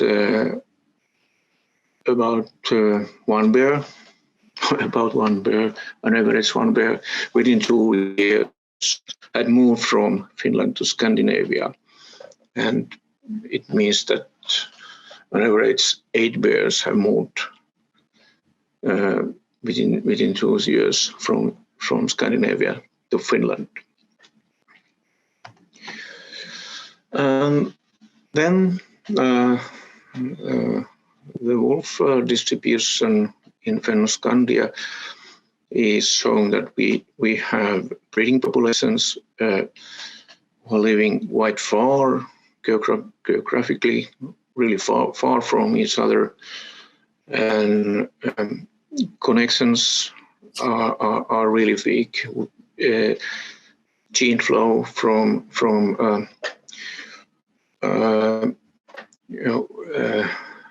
a little bit Scandinavian wolf population has been suffering from inbreeding depression and is originating from only some individuals. Is not having many have many wolves from Finland during this century, but some wolves have been able to travel from Finland south to Scandinavian wolf population, and actually each year some of them move from Finland to northern Sweden or northern Norway. But of course the distance to reach the breeding population is south. It's huge, even for the wolf, who is basically an incredible disperser. If you're looking into movements by vagrant wolves, it is quite interesting when we are estimating the probability to wolves to move from Finland to Scandinavia. It is an aspect that it will be taking account when we are considering the viability of Fennoscandian wolf population. Is that the mean dispersal distance from natal territory is only about 100 kilometers, but maximally they can reach 1,000 kilometers. So basically it is possible. But if you're looking into our genetic data, which has been collected quite intensively within our wolf territories in southern Finland, where the territories of family packs or territory marking pairs are located, showing that quite few wolves have moved from there up to north, and especially very few to Swedish side. But these are only the cases we know more precisely. Of course, there are individuals that are detected in Scandinavian side first. And if you're looking into the data in the map, the northern Finland last year, there are this green plot showing the wolves shot there. We know from where they are, where they come into the area, and there are these dark gray dot plots for wolves for which the origin we don't have any idea. They probably are from Russian side, or some of them can be also moved from Scandinavia, because during this century, about 10% of wolves shot in reindeer husbandry area in Finland are Scandinavian origin. Then wolverine population and connectivities in Fennoscandia.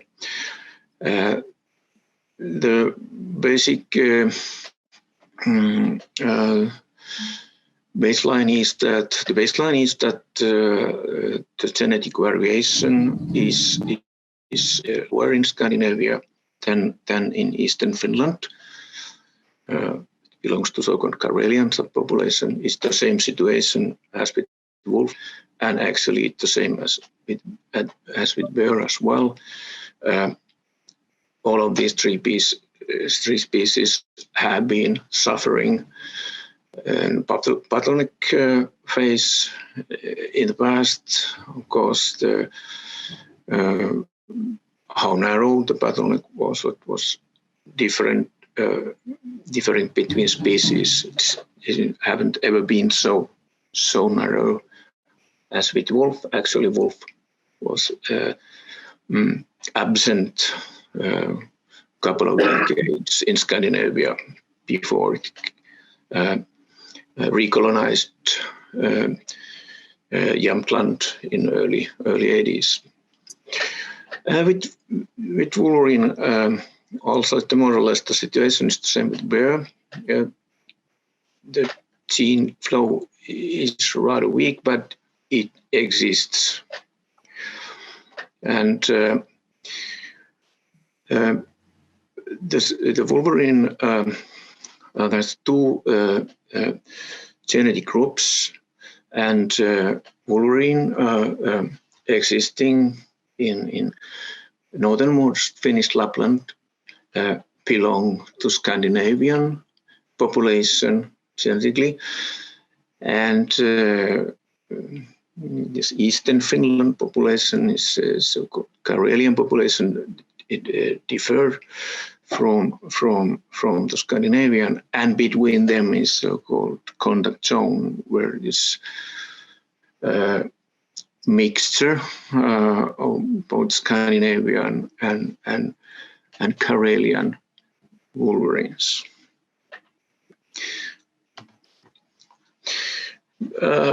Of course, it would be nice to have good connectivity between Scandinavian and Finnish or Karelian populations, but it is very costly, as already seen. In Finland, the large carnivore who cause most damage to reindeer husbandry is the wolverine. And the number of wolverine-killed reindeer have been grown to the level between 2,000 and 3,500. It is huge number.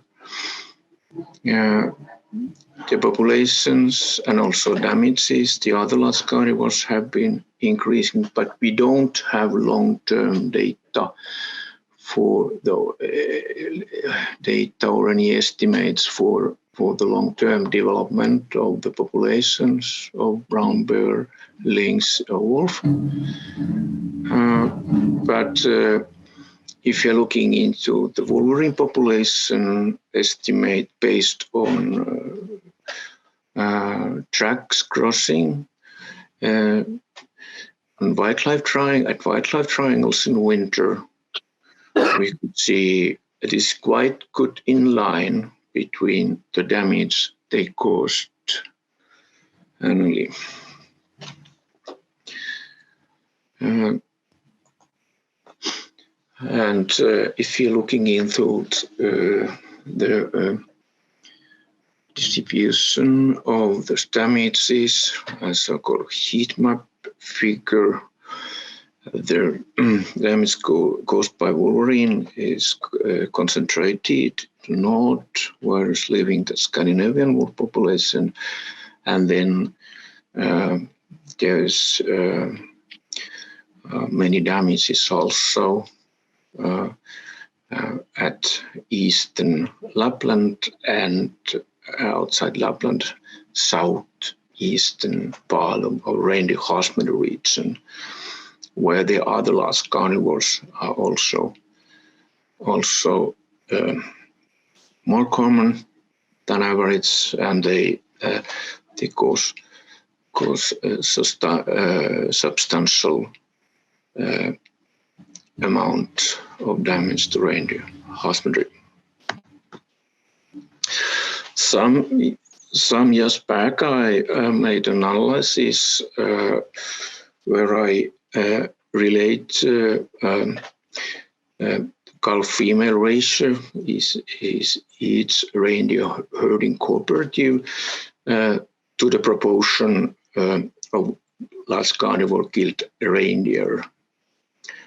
And in about half of the reindeer herding cooperatives, there was a significantly negative relationship, but it not really was a rule concerning the whole reindeer husbandry region.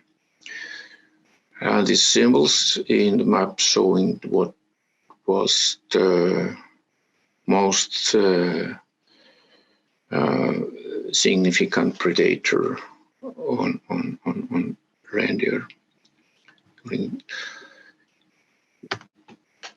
Then I saw that you are also having a team, climate change, global warming, and I couldn't resist myself to show up a potential new predator, maybe not in the immediate future, but maybe in the distant future. There will be Eurasian golden jackals also in some parts of reindeer husbandry region, and this Eurasian jackal, it is weighing from some 10 to 15 kilograms, and although it's an omnivorous, it is preying on small deer like roe deer, and of course it's a potential risk that it will predate at least calf reindeer. it's a very new species to Europe. The first confirmed document is 700 years old, and it exists 7 subspecies in Eurasia, and this European subspecies is the biggest in body size. And we have recorded 5 confirmed observations from Finland during last 5 years. And in Norway there have been records as well. 3 of them are shown in the map. So, but so far in Finland, all of these jackals have been loners. No indications of pairing so far. And it's quite probable that they have been coming from Estonia, where nowadays exists a population of about 30 family packs. It appeared there 10 years ago, and has been population have been growing very fast, but not using the mid-Estonia where the wolf population is occurring. It seems quite obvious that they cannot do well within wolf territories.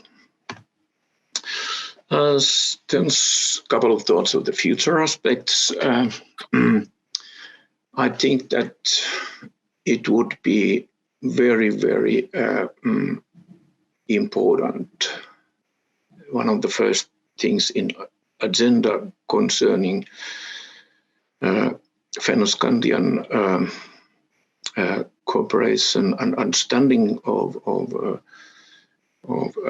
large carnivores is the harmonization of monitoring methods, and maybe in the first step it should concern wolverine, and the method would be non-invasive genetic monitoring based largely on local involvement in sample collection. I know that the monitoring methods are more or less unified in Scandinavia. They're similar in Sweden and Norway, but in Finland they are different. And the way to try to estimate the number of reproductive females, it's simply too much for the Finland, because it needs so much more work than collecting genetic samples. Wolverine females have several den sites during the reproductive season, and it's quite hard to know how many leaders really are born in the area. Then in governmental level, authorities level, we need more and more transboundary cooperation in management, and perhaps also, if possible, conflict mitigation. Now there's a common memorandum between Norwegian, Swedish and Finnish government signed for the wolf, and I think that during this month, the similar document will be signed for the wolverine management, and in future, bear and lynx as well. Thanks a lot.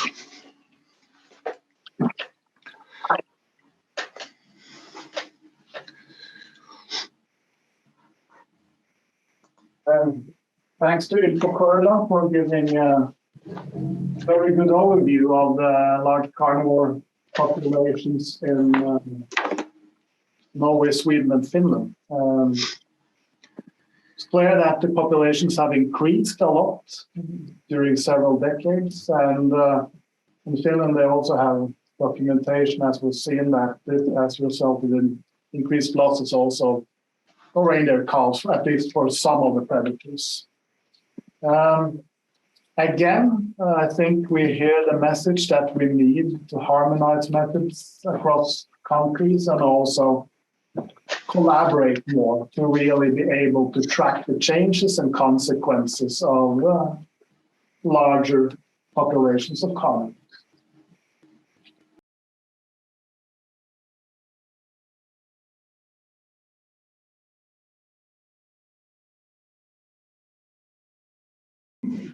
We also have a regular dialogue with grazing and reindeer organizations in Norway and the Sami Parliament in Norway and environmental organizations in Norway to get inputs and proposals for measures that can improve management. Next. Yep, it's coming up. Yeah, next. Yeah, thank you. The Norwegian framework. The management of protected predators in Norway includes the management of 5 species. It's wolf, wolverine, brown bear, lynx, and the golden eagle. The large carnivores have a natural place in the Norwegian fauna, and it is the task and the responsibility of Norwegian nature management authorities to ensure their conservation. All wildlife management in Norway must be carried out within the framework on the Convention on the Conservation of European Wildlife and Natural Habitats, the Bern Convention. I'm sure everybody here has heard about this convention. In addition, management must comply with the Norwegian Nature Diversity Act and the 2 carnivore agreements from the Parliament in 2004 and 2011, as well as the Parliament's decision on the management of wolves in 2016. The Norwegian Parliament has established national targets for yearly reproduction for predators. The national targets are divided into regional targets. In Norway, we also have zonal management, where each region is divided into areas where predators have priority and areas where sheep and semi-domestic reindeer has priority. And both national targets and the zonal management are important to reduce the loss of semi-domestic reindeer in Norway. Next.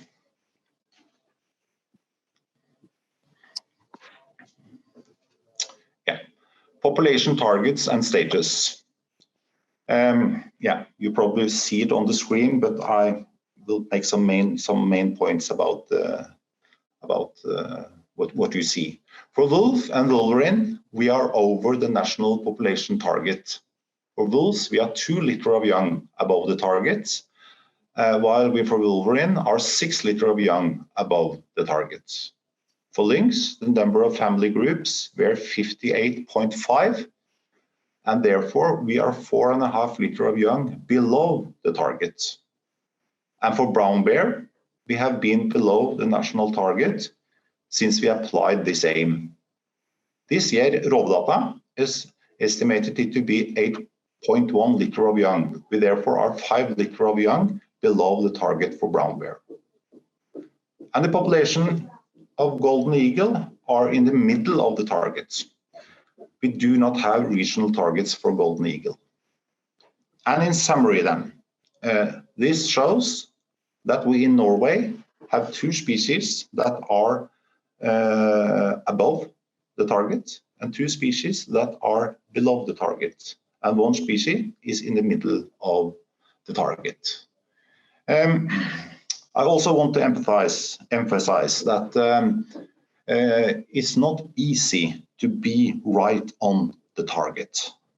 So we certainly try to be on the target, but we're working always trying to be as close as possible. Next.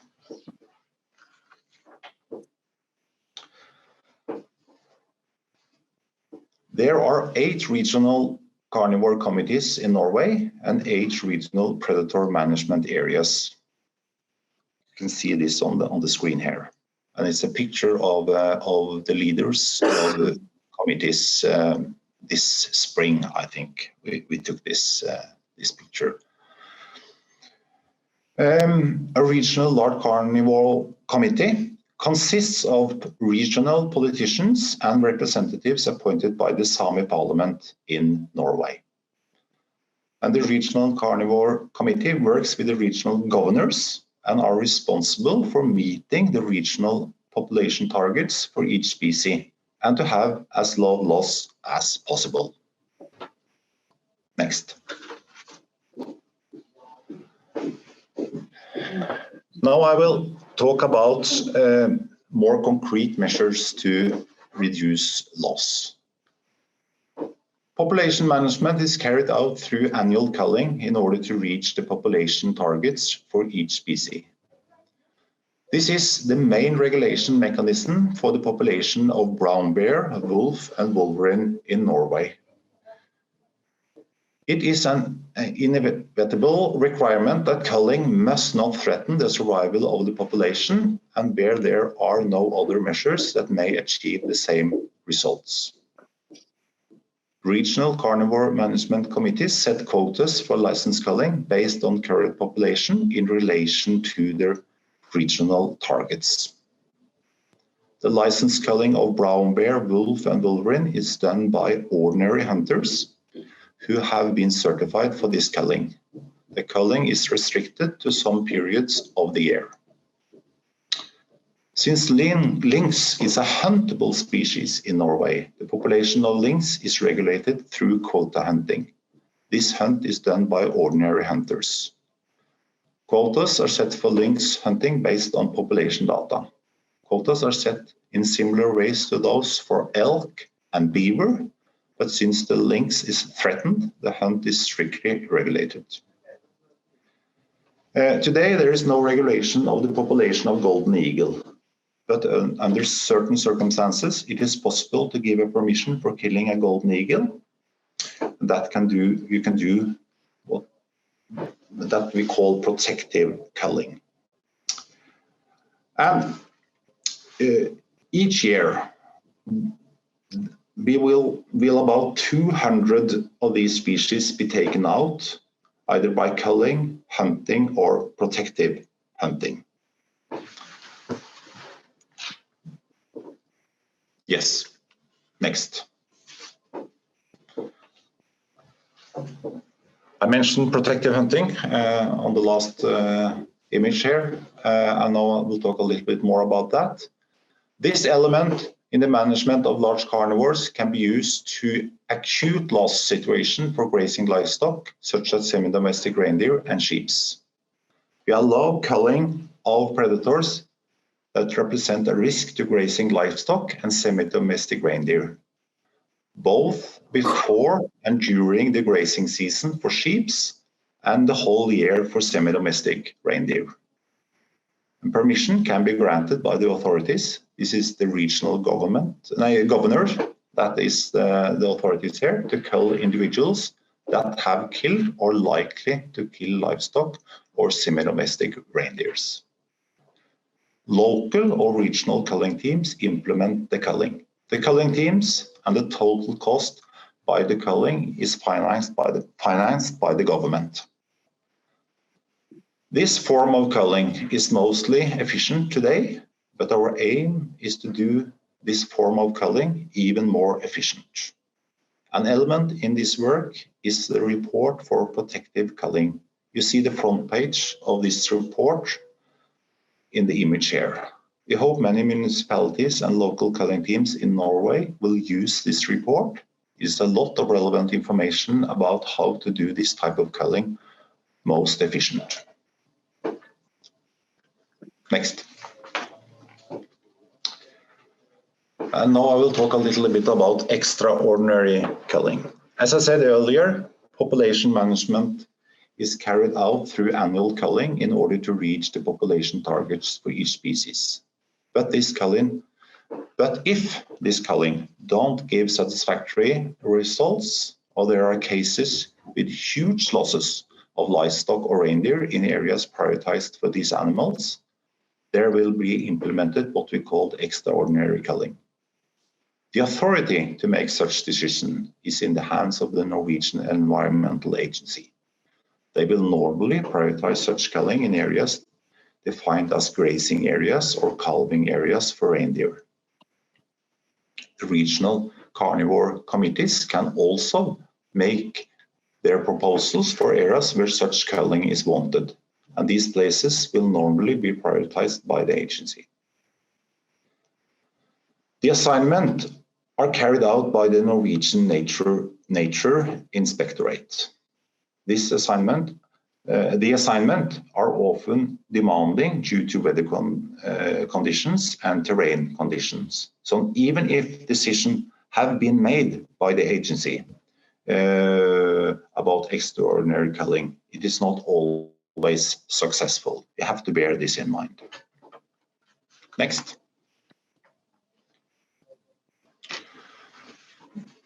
Norway have a regulation that provides funding to damage preventing and conflict reducing measures. The regulation shall stimulate to less loss and less conflict about the existence of large carnivores in the different carnivore regions in Norway.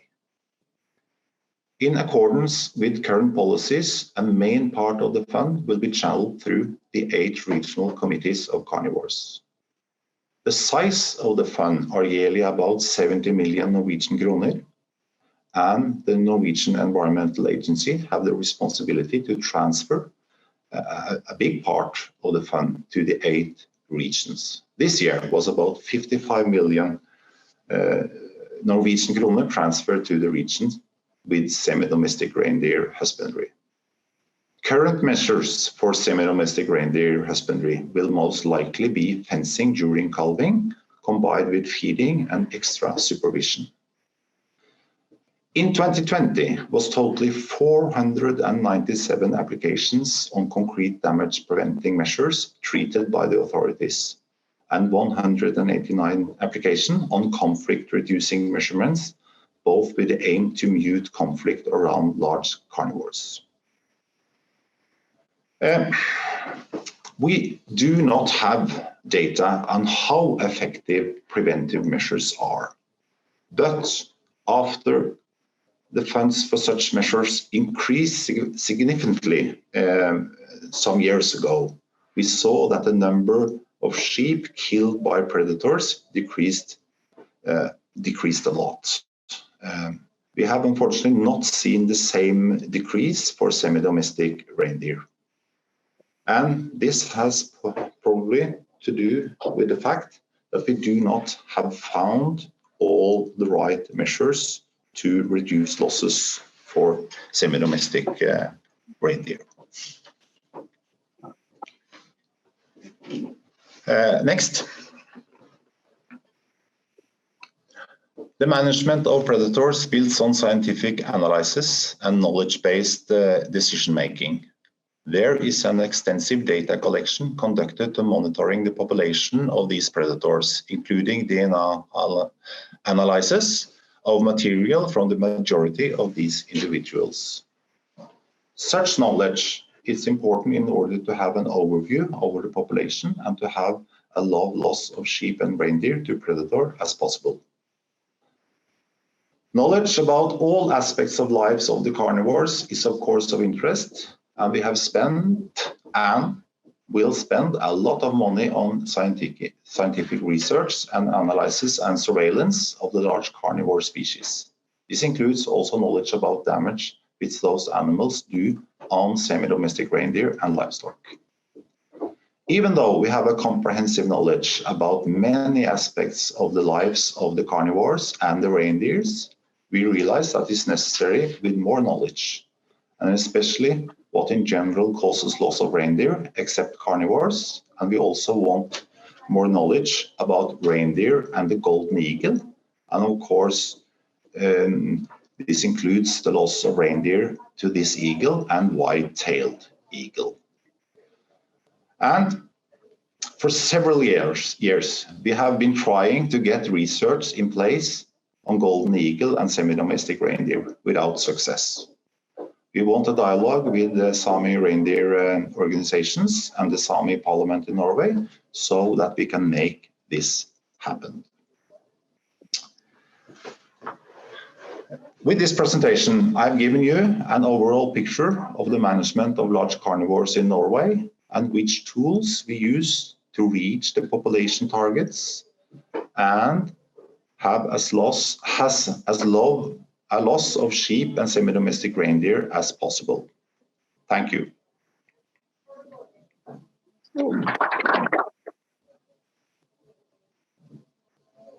Thank you for giving an overview of how the Ministry of Climate and Environment in Norway works to try to balance the need for conservation of carnivores, but also to work with the animal husbandry sector to mitigate losses. Thank you for that. Yeah. Yes, so the next speaker is from the Sami parliament in Sweden, and that's Ander-Erling Fjällås.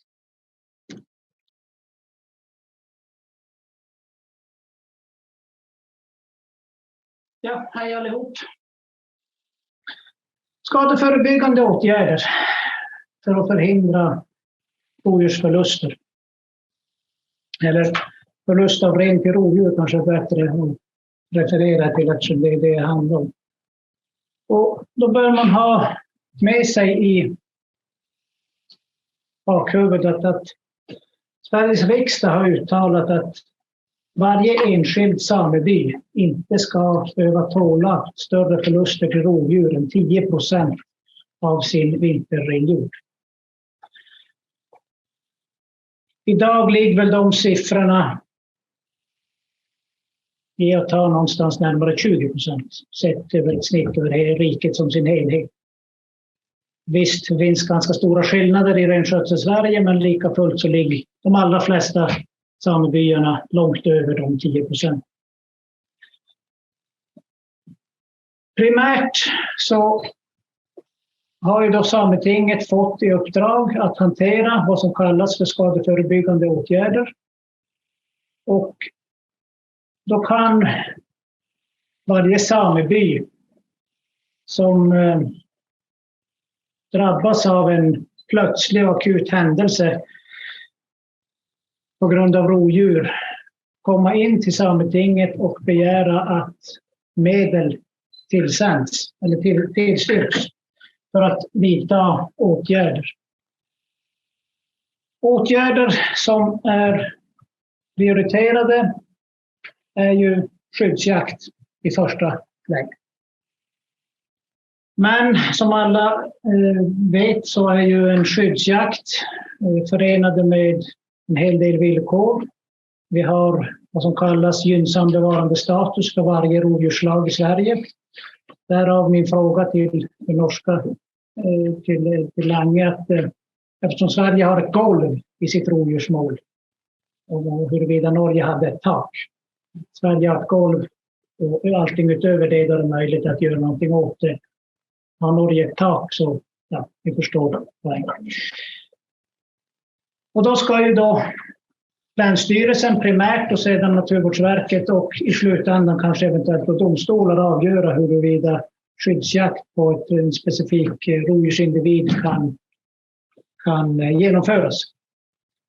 Och skulle då man finner att skyddsjakt som är ett rekvisit och blir beviljad, så kan man då få varje sameby få 15 000 kronor idag för att genomföra en sån skyddsjakt. Problemet med hela systemet är ju att det är begränsade medel. Sametinget får ju ett ramanslag, och där har man ju då möjlighet att anslå inom ramen för främjande av rennäring en viss summa för att hantera de här skadeförebyggande åtgärderna. Idag ligger den summan på 6 miljoner. Jag noterade att Norges summa låg på 70. Så att en harmonisering av systemen här vore ju att föredra.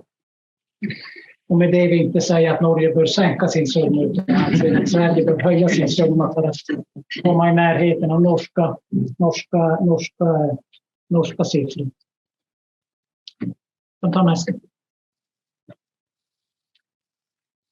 Det här är ju då bara en schematisk överblick över hur man då genomför en ansökan. Ansökan är i regel elektronisk, så att man följer egentligen de här stegen som det finns. Man tar nästa. Riktlinjer, blanketter, där man då får varje sameby får fylla i exakta kostnader för vilka kostnader man har haft. Det är helikopter, det är dagsarvoden, det är fyrhjuling, det är skoter, det är bil. Sådana saker. Problemen blir ju att en åtgärd som ska vidtas som inte innebär skyddsjakt. Vad är det? Utfodring av ren, intensiv bevakning av ren, flytt av ren, samling, helikopter. Det här är åtgärder som i regel kostar väldigt många 100 000 om man ska vidta dem under en längre tidsperiod. Och medlen är ju som jag beskrev tidigare väldigt begränsade, varmed de möjligheterna då blir relativt ineffektiva eftersom man inte kan genomföra dem under en längre period. Och det gör ju att samebyarna oftast inte har några andra alternativ än att genomföra åtgärder som påverkar renen och renskötseln, och i regel ganska för renskötseln onaturliga åtgärder, även för ren. En långvarig utfodring av ren medför ju tyvärr kanske andra oönskade effekter. Man ändrar beteende på ren. Man kan få under värsta händer olika sjukdomsutbrott i en renjord. Och man samlar dem, särskilt om man gör det under våren. Som ett forskningsprojekt i Utsja och Gällivare skog visade under början av 2000, jag kommer inte ihåg exakt vilket år det var, men där man fick man samlade ren på våren, lät dem kalva i hägn och fick ju förvisso bort predationen från björn. Kalvarna överlevde. Men tyvärr fick man då sjukdomsutbrott bland de utfodrade renen. Så att det blev i princip ett nollsummespel. Summan i slutändan blev att renen dog. Och det innebär ju att i slutändan de åtgärder som kanske kan vidtas med stöd av skadeförebyggande åtgärder kanske också inte får den avsedda effekt. Och då kommer man tillbaks till i slutändan och vad som man skulle kunna kalla också för traditionell samisk kunskap. Att jag kan väl efter att ha hållit på med ren i över 25 år. Även jag konstaterar att den mest effektiva skadeförebyggande åtgärden vad gäller för att förhindra skador på ren och rovdjur är ju att eliminera rovdjur. Men då har vi som sagt var andra förordningar och andra lagar också att förhålla oss till. Och det här gör ju att vi får vi får den konflikt som vi är medvetna om och som föregående talare så bra sätt har vittnat. Det finns väldigt många motstående intressen i det. Så jag kan konstatera att systemet idag i Sverige är, som jag har nämnt, underfinansierat och i princip även då bakbundet och med en väldigt stor risk för de involverade samebyarna. Eftersom systemet är byggt på att vi anmäler till Sametinget att en åtgärd behöver vidtas. Men sen avgör Sametinget i efterhand om åtgärden var nödvändig. Så det innebär, om jag ska ta ett räkneexempel, att du kanske har vidtagit åtgärder, samling och flytt som har kostat dig ett par 100 000 kronor. Men på grund av medelsbrist eller andra anledningar så beviljas inte din kostnadsrekvisition. Och då har du egentligen då kanske förlorat hela den summan. Då får man ju då ställa det givetvis i relation till huruvida summan skulle ha varit ännu större om rovdjuret hade fått fortsätta och orsaka skada. Men det är ju aldrig ett alternativ för en sameby att tillåta en sån åtgärd. Utan åtgärderna genomförs ju oavkortat, men lika fullt så sätter ibland byråkratin käppar i hjulet för att systemet i sig är bra, men på grund av svårigheten att implementera det så blir det ganska tandlöst. Jag tror jag stannar där. Tack.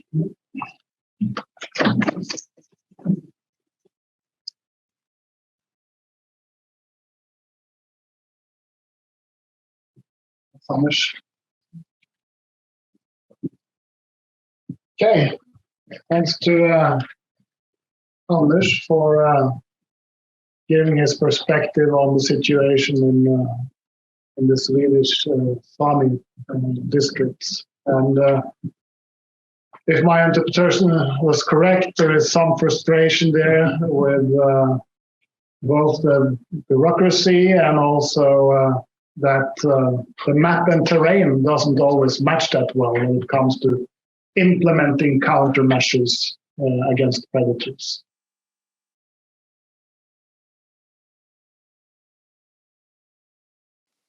Yeah, good day, everyone. As heard, so my name is Antti-Pekka, and I'm from okay. How can I get this on? Oh, I can. Oh, I think. Yeah.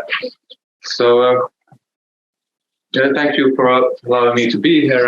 I'm very happy to be here, and there's been a very good presentations. And I'm giving a presentation on the subject of economic-ecological system analysis of the cost of predation and difficult winter conditions on reindeer husbandry. So it's a lot more theoretical than the previous presentations. It's joint work with many people, and it's also mainly done in a couple of projects, the ongoing POVAUS project and then the RAIN project, which was a big project that I used to work, but it's now gone, and we have a nice book also about this.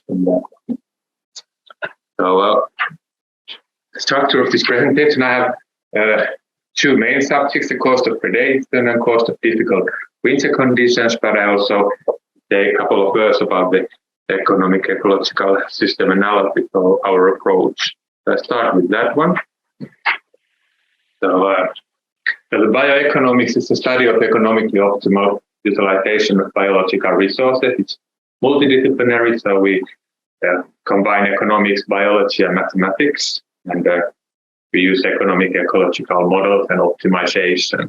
Those are the main methods. What are the benefits of modeling approach? I think it's quite transparent because it's everyone can see the equations and how they are solved, and then it's also easy to study various assumptions. So we can vary the model and what you want to achieve by it. And I think the main point is to describe the causal effects, how they flow through the system. So what affects what and how much. But however, we need to remember that this modeling approach, it does not create any new empirical observations. So we need those empirical observations and empirical studies in order to create these models and also to validate them, and it's like continuous discussion between the modeling and empirical work. And then also the model is only as good as the assumptions, so that it doesn't in a way create new information, it only arranges the information we have in a different way. So I would like to really show how the model is built up. It takes too much time, but you can look into it if you're interested. But I say a couple of words about those assumptions that we have made. So this is the model. We don't go through it, but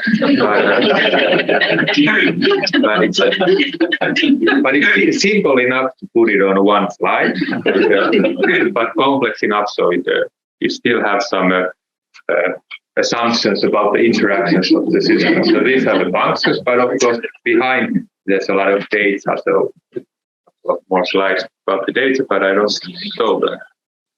But the model is it's a discrete time reindeer life model. So the time step is 1 year. We have 16 female and 12 male age classes, and the population dynamics of reindeer population are determined by winter food limitations. So the weight, the mortality, and reproduction of reindeer depend on the energy intake during winter. And the reproduction is also affected by what's called modified harmonic mean mating function, which means that the number of females and males and also the population structure affects the number of calves born. The diet choice in this model is described by optimal foraging theory. So reindeer uses lichen, other great-red food, arboreal lichens, and supplementary food in order to fulfill its energy needs. And all the empirical data and functions, so the assumptions of the model are based on empirical data, which is from previous research and from data from Luga and from Reindeer Herders Associates. And then the objective function, so what we assume that the reindeer herding district is doing, is maximize the present value of net revenues. We use this function because it's simple and clearly defined. So so this is the objective function. So we have infinite time horizon, and then interest rate, and then we maximize the present value of net revenues. And the annual net revenues come from the meat price times the total weight of the meat. So all the income in this model is from meat production, and then the cost comes from feeding costs if reindeer are fed, and then the management cost, slaughtering cost, and then we have fixed costs. And this objective function is said to be subject. So the system model behind it describes these three different aspects. So the population model, which describes the development of this age and sex structured reindeer population. The energy intake model describes the daily energy intake of reindeer from various energy resources. And then we have the lichen model that describes the growth and consumption and wastage of ground life. So I don't say anything else about the model, but if you're interested and you want to ask, then I can tell you more. But just to keep in mind that all of these assumptions are the ones that give us the results that we have. So the first question was about cost of predation, so how we use our model to try to evaluate or to analyze that. It's a couple of words about previous research. So there have been, of course, research on cost of predation. In some Norwegian studies have been found that the cost of predation are not that high, and some Finnish and Swedish studies have been found to be high. So as we heard, it depends on the area and, of course, the approach and all of that. But I think there's still area and place for new research. And then also we heard that the compensation systems differ. So in Sweden, there's the territorial compensation system, so that based on the evaluated or estimated predation pressure, and in Finland and Norway, it's mainly based on proven damages. But in some cases also based on, for example, in the case of eagle, it's based on this evaluated predation pressure. But and the research question on this topic is how to adapt optimally on predation pressure according to our model, according to our solutions. We use the age and sex structured model, and we have the pasture dynamics included. And we also like to see what's the importance of adaptation. And now we talk about just not adaptation in a way that how to lessen the number of reindeer killed, but how to change the slaughtering strategy in order to have a little bit less costs. And then the other question is, what are the costs of predation under optimal management? And so we include different types of predators, which target different age classes, and we also try to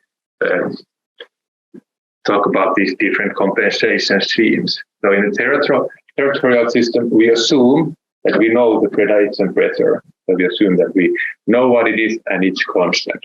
And we assume that there's no searching cost. So we don't have to search the lost reindeer. And when we study the observed proven damages scheme, we assume that you don't know the predation pressure, and then you have to search for the lost reindeer. So those are the assumptions which we use in this. Then we also have to assume how many reindeer are killed by one predator, and as we know and we've heard, it may vary a lot, but we have to start with something. So these are what we have estimated according to these studies, and also talking to some experts about this. And you don't have to look at this all, but for example, for wool, we use 66 reindeer per year as a total kill rate, and you can have an opinion whether it's too much, too little, but we see that it's more concentrated on adult reindeer, whereas, for example, in brown bear, it's only on mostly in summer and on calves. So so the predation targets different age classes and sex classes, but also the amount of predation total mortality range. So using these inputs or assumptions, we solve the model and use the optimization. So I take some time to explain this because all the other solutions are also solved in this similar way. So there's 3 examples of optimization runs or solutions. With the black line, there's a solution without predators. Here it's a black line, and then with the red line, there's assumption that for 1 year there are wolves, and after that there's no predation. And then with the green line, there's an assumption that there's a constant predation by 4 wolves from the first year until the infinity. And then we decide some point where we start, how many reindeer and how much lichen there is at the beginning. Now we have decided to start from the steady state of the no predation system. So we have already solved this one, and then we start from there. And if there's no predation, the system stays in the same situation all the time, and the annual net revenues in this case is a little bit more than 340,000 euros or something like that. But then if there's a solution where there's 4 wolves during the first year, we see that, for example, the annual net revenues drop. But then if no other wolves come back, then it goes to the same optimal steady state. But if there's a constant pressure, then of course again annual net revenues drop, and then we find another steady state. So these are the types of solutions I will concentrate. So I will compare this no predation solution with these other ones. So I compare these two different steady states, or then I will compare just with one single predation year. And it's a very high predation in this case, but we see that if it's a very high, then the annual net revenues, it's not just the first year, but even under this optimal solution, it takes quite many years until we're back on the same level as if there's no predation in this kind of a model. Okay, so what happens in this model is we increase the number of predators. So that's first is that we see the number of reindeer before slaughtering, so the size of autumn population in these model solutions. There's no predators. We are here, and if we increase the number of reindeer, it's quite natural that then the against optimal number of reindeer drops, and we have the solutions for full run lynx, bear, and eagle. Also, so when predation pressure increases, the reindeer population size decreases steadily. Also, the number of slaughtered reindeer decreases, but then the optimal number of reindeer after slaughtering, so the size of winter population increases. So it's optimal to leave more reindeer alive, because when it's a constant predation pressure, you know that they're still going to you're going to lose reindeer during the year.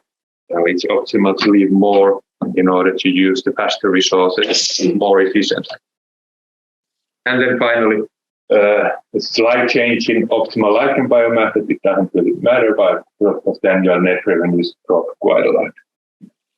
And this is the basic idea. That adaptation, the main idea is that it might be good to be able to have more reindeer in case you know that there's going to be a predation pressure anyway. Of course, in reality, it might be quite difficult to achieve that. And then the other way to adapt to what we can study with this model is how to change the slaughtering strategy. So this is the optimal slaughtering strategy which our models suggest. If there's no predation mortality, just based on the winter pastures, and winter pastures are good.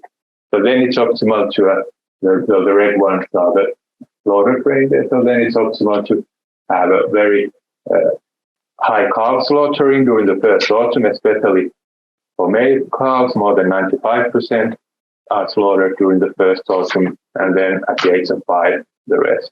And then for the adult females, at the age of 9, it's a solution for the model. But then if there is a high predation pressure, again, this is for wool, so the total kill rate is very high, 264. Then we see that, of course, in the age structure of the system changes, and then you cannot, then it's not possible to slaughter as many calves as it would be without the predation pressure. And then also it might be beneficial at some stages to slaughter the males a bit earlier, maybe females also, but not in this solution. So, but leaving calves alive compensates for the high predation mortality. But how much and how important is that? So we'll see that 3 different figures. So this is again with no predation, and then in this system, in this solution, annual net revenues are quite high. But then if this is a very high, super high predation pressure with 10 gray wolves, and with the full adaptation, we have this amount of annual net revenues. But if you don't do that, increase the number of reindeer in the winter population and don't change the slaughtering strategy, you see that the net revenues are lower. So the cost of predation are higher if there's a lack of adaptation. It's 17% higher. And a similar thing if there are less gray wolves, so it's still 15. So without adaptation, the net revenues are clearly lower. But still, as we see, that even with this full adaptation, so changing the slaughtering strategy, the costs are very high, so it's not possible to mitigate the system, of course, only by changing the slaughter strategy. So then what are the costs of predation even under the adaptation?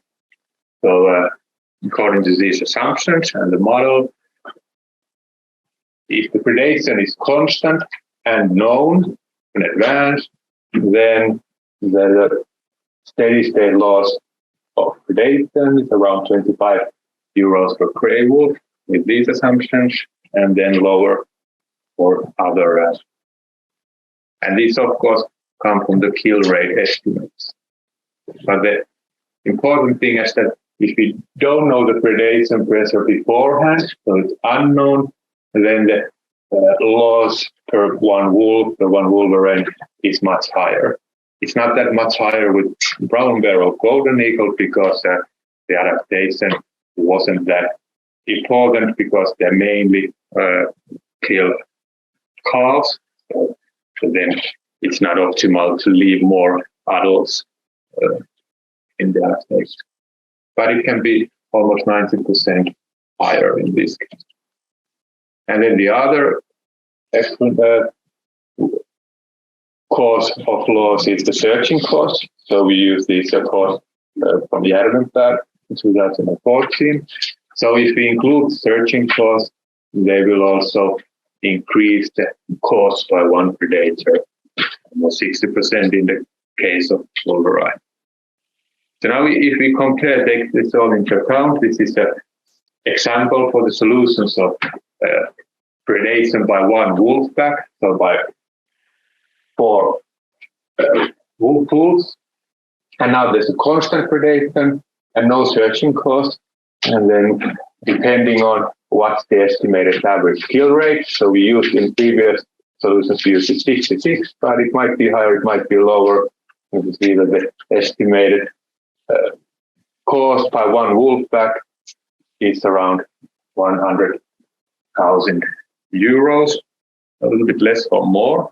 But if we don't know the predation pressure beforehand and you have to search for the predators with killed reindeer, so the cost of one wolf pack are much higher. So I really like wolves, but still, according to these solutions, the coexistence of wild gray wolf population and profitable reindeer husbandry seems to be extremely difficult. So the costs are unfortunately very high. I was hoping for another kind of a solution. I think we all hope that it would be easy. Okay, then we move to the cost of difficult winter conditions with this modeling framework. We start from the effects of typical variation in winter conditions, so just to include some stochasticities, but we don't go through the extremely difficult winter conditions. So the difficult winters are the ones that happen once per every 10 years, and then according to this research, we assume that the energy need of reindeer increases by 6%, and then the area of cratering area decreases by 4 square meters from 30 to 26. And using these assumptions, we again solve the model. And with the black line now we have the solutions where there is no difference between winters. All the winters are same. And with the red line we have the solutions where the winters, it's just one example, but one example of the solution where the winters have this stochastic variation within them. And these go really like on each other. And that's a solution with the 0% interest rate.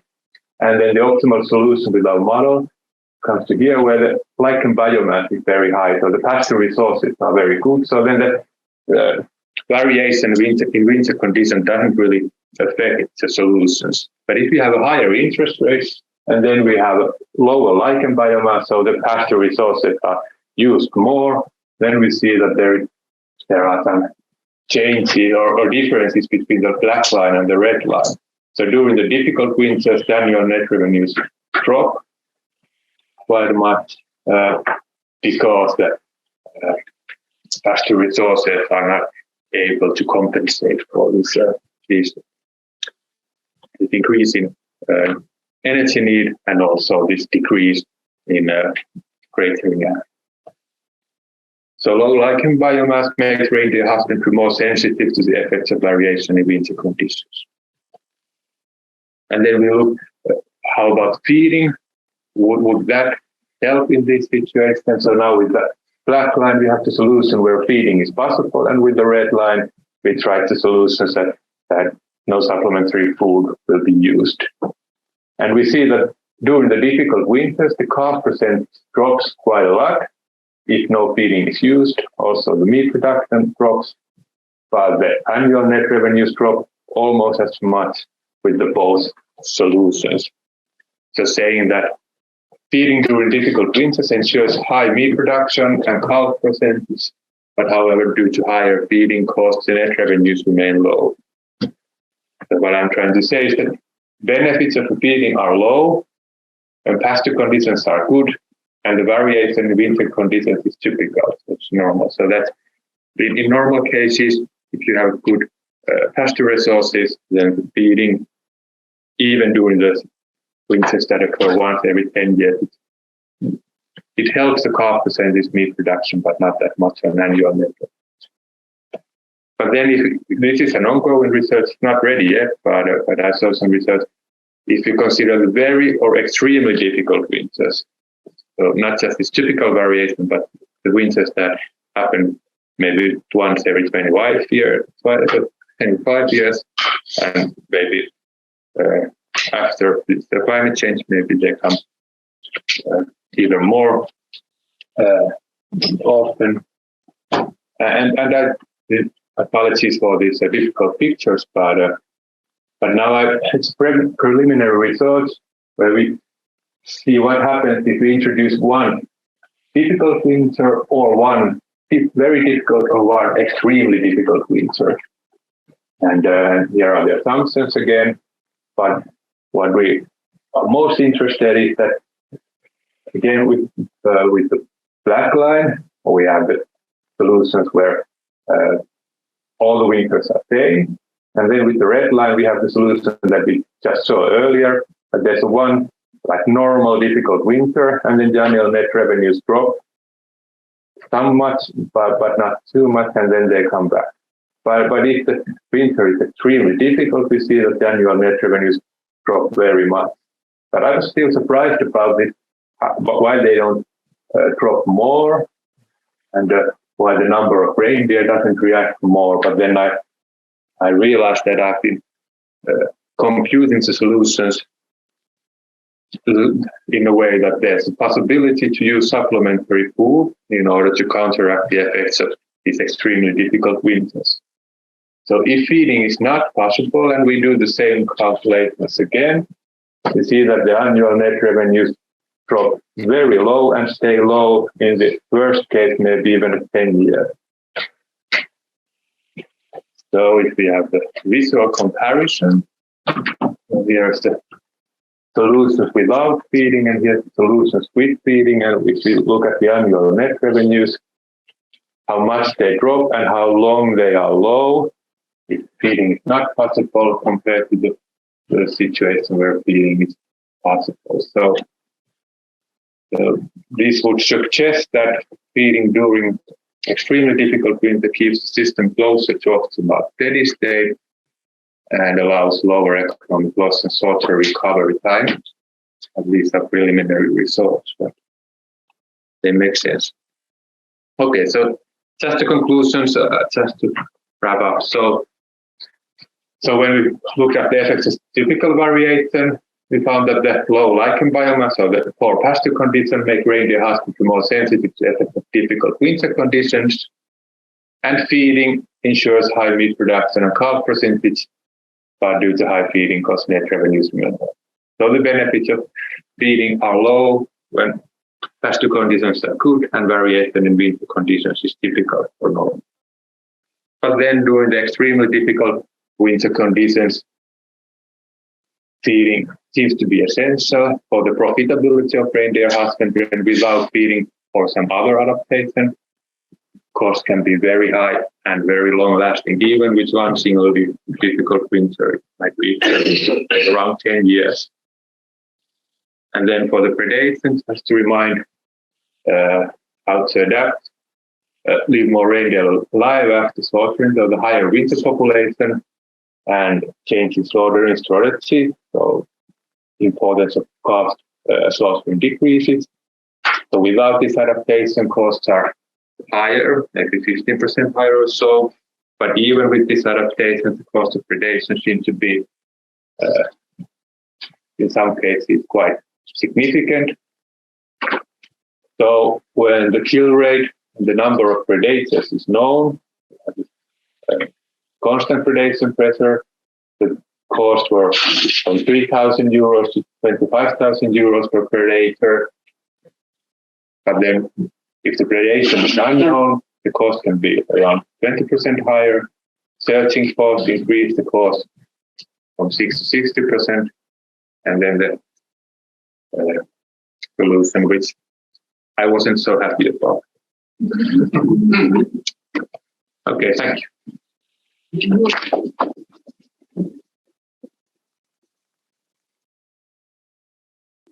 Well, thank you, Antti-Juhani. Very interesting presentation. May I ask a researcher or at Luke? Yeah, at Luke, yeah. Yes, and you will continue this research. Yeah. Now we continue this studying these effects of extremely difficult winter conditions. Yes. But today there have been also super many interesting ideas about the predation also. I've been writing some stuff. Might be that I come back. I hope so. Looks like lots to learn about these topics from modeling. Yeah, and vice versa. Yes.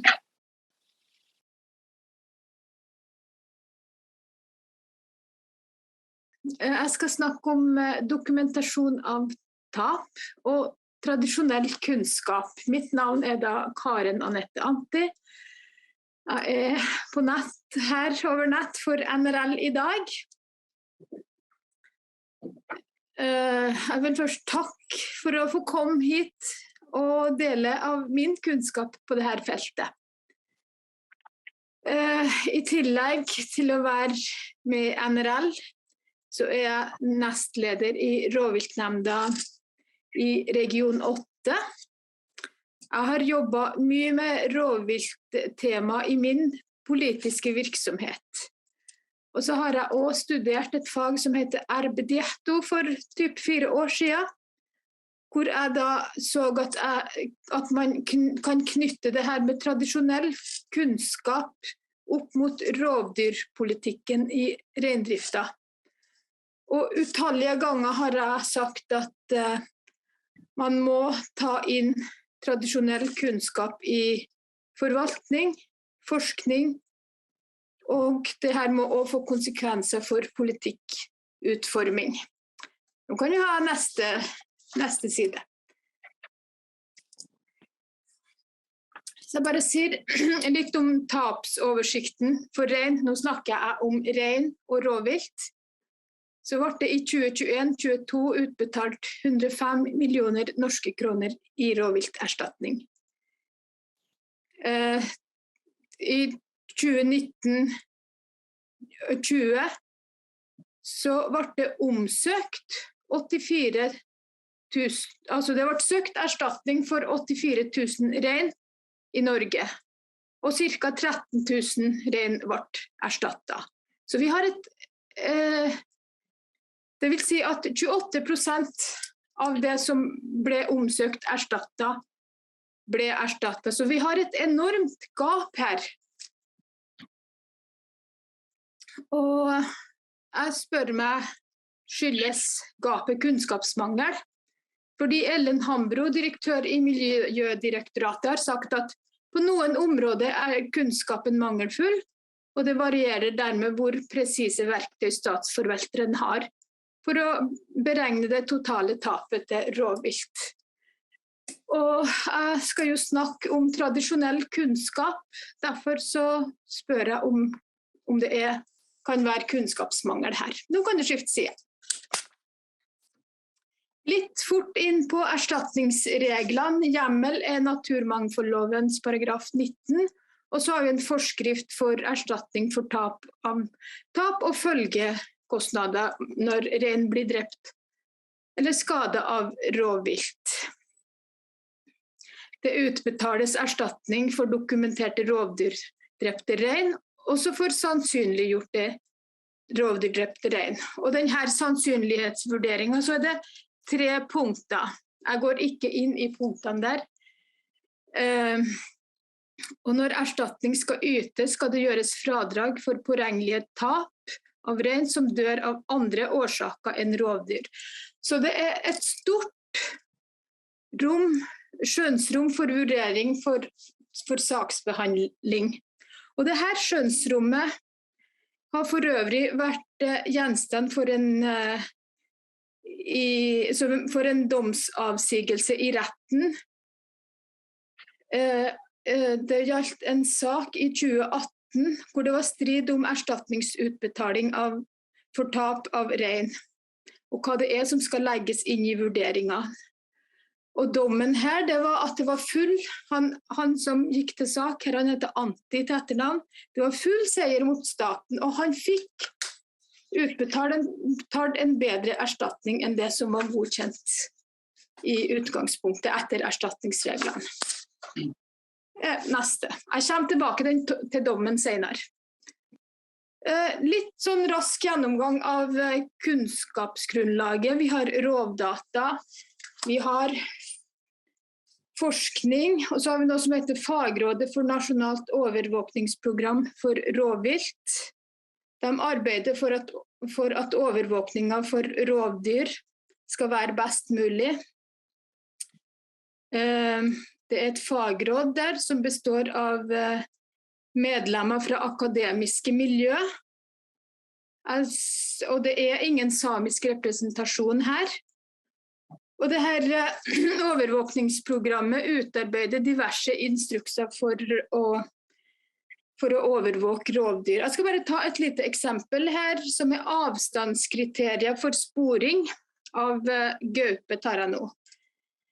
Altså, dette kunnskapsgrunnlaget ikke uttømmende, men jeg tar det med for å vise de forskjellige miljøene som knyttet opp mot hverandre.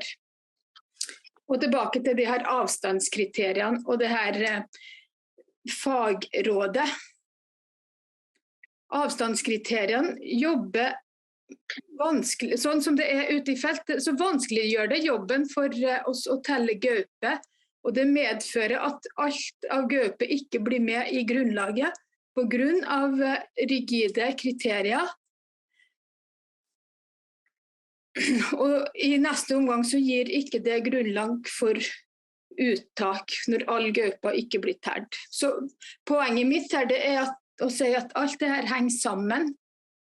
Men så selvfølgelig det andre samvirkende årsaker til det her. Men jeg tok det her med avstandskriterier bare for å fortelle at en liten faktor som avstandskriterier som blir satt ned, som blir bestemt på grunnlag av det kunnskapsgrunnlaget her, så vanskeliggjør det i neste omgang at man får det nøyaktige antallet gauper.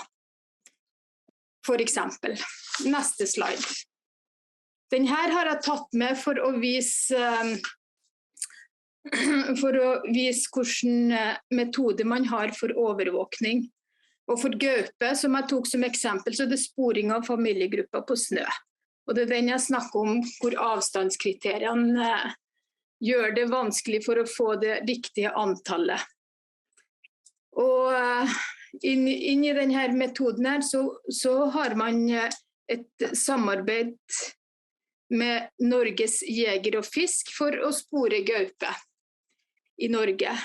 Og da spør jeg meg om man har noe samarbeid med reindriftsutøvere, reindrifta som ute store deler av året og ser mye av det som skjer ute i naturen. Neste slide. Så det her, så det so far, so good. Nå har jeg gått gjennom hvordan ståa I dag, både på grunnlag av erstatning, kunnskapsgrunnlag og alt det jeg gjennomgikk her. Så da spør jeg meg, hva mangler det I det her kunnskapsgrunnlaget? Neste slides. Jo, tradisjonell kunnskap mangler. Tradisjonell kunnskap en kunnskap som primærnæringene, den fagkunnskap med fagterminologi som nøyaktig beskriver mennesker og dyrs samhandling I ulike landskap og årstider. Den anvendt og utviklet gjennom generasjoner og finnes I næringens kollektive hukommelse. Kunnskapen I liten grad nedskrevet og overføres fra muntlig. Og så har jeg tatt Åsa Nordin Jonsson sin definisjon, og hun sier som følger at tradisjonell kunnskap en kunnskap folk har tilegnet seg gjennom å utføre arbeid. Denne kunnskapen overført fra generasjon til generasjon. Kunnskapen forvalter mange urfolk da de har levd og brukt sine områder og levd nærme naturen. Man kan si at tradisjonell kunnskap grunnlaget for et tradisjonelt levesett, som da reindrifta et tradisjonelt levesett. Kan vi bla over til neste side, hvor jeg skal si litt om kunnskapens innhold. Tradisjonell reindriftskunnskap, det kunnskapen om rein og reindrift som anvendt I generasjoner. Den omhandler unik naturkunnskap om å holde dyr I frihet, klare seg I naturen, analysere den, og ut fra den ta avgjørelser som relevant for den daglige drift av rein. Det sånn sagt med få ord om innholdet I denne kunnskapen. Men reindrifta har I tillegg også en kunnskap om rovdyr. Man har lært seg å leve nært rovdyra. Lært hvordan adferden til både rein og rovdyr når de I samme område. Lært seg hvordan rein og hvordan rovdyr opererer. Og dette kunnskap man har opparbeidet seg gjennom arbeidet med rein under gjeting, hvor den tradisjonelle kunnskapen grunnlaget for rovdyrkunnskapen. Neste side.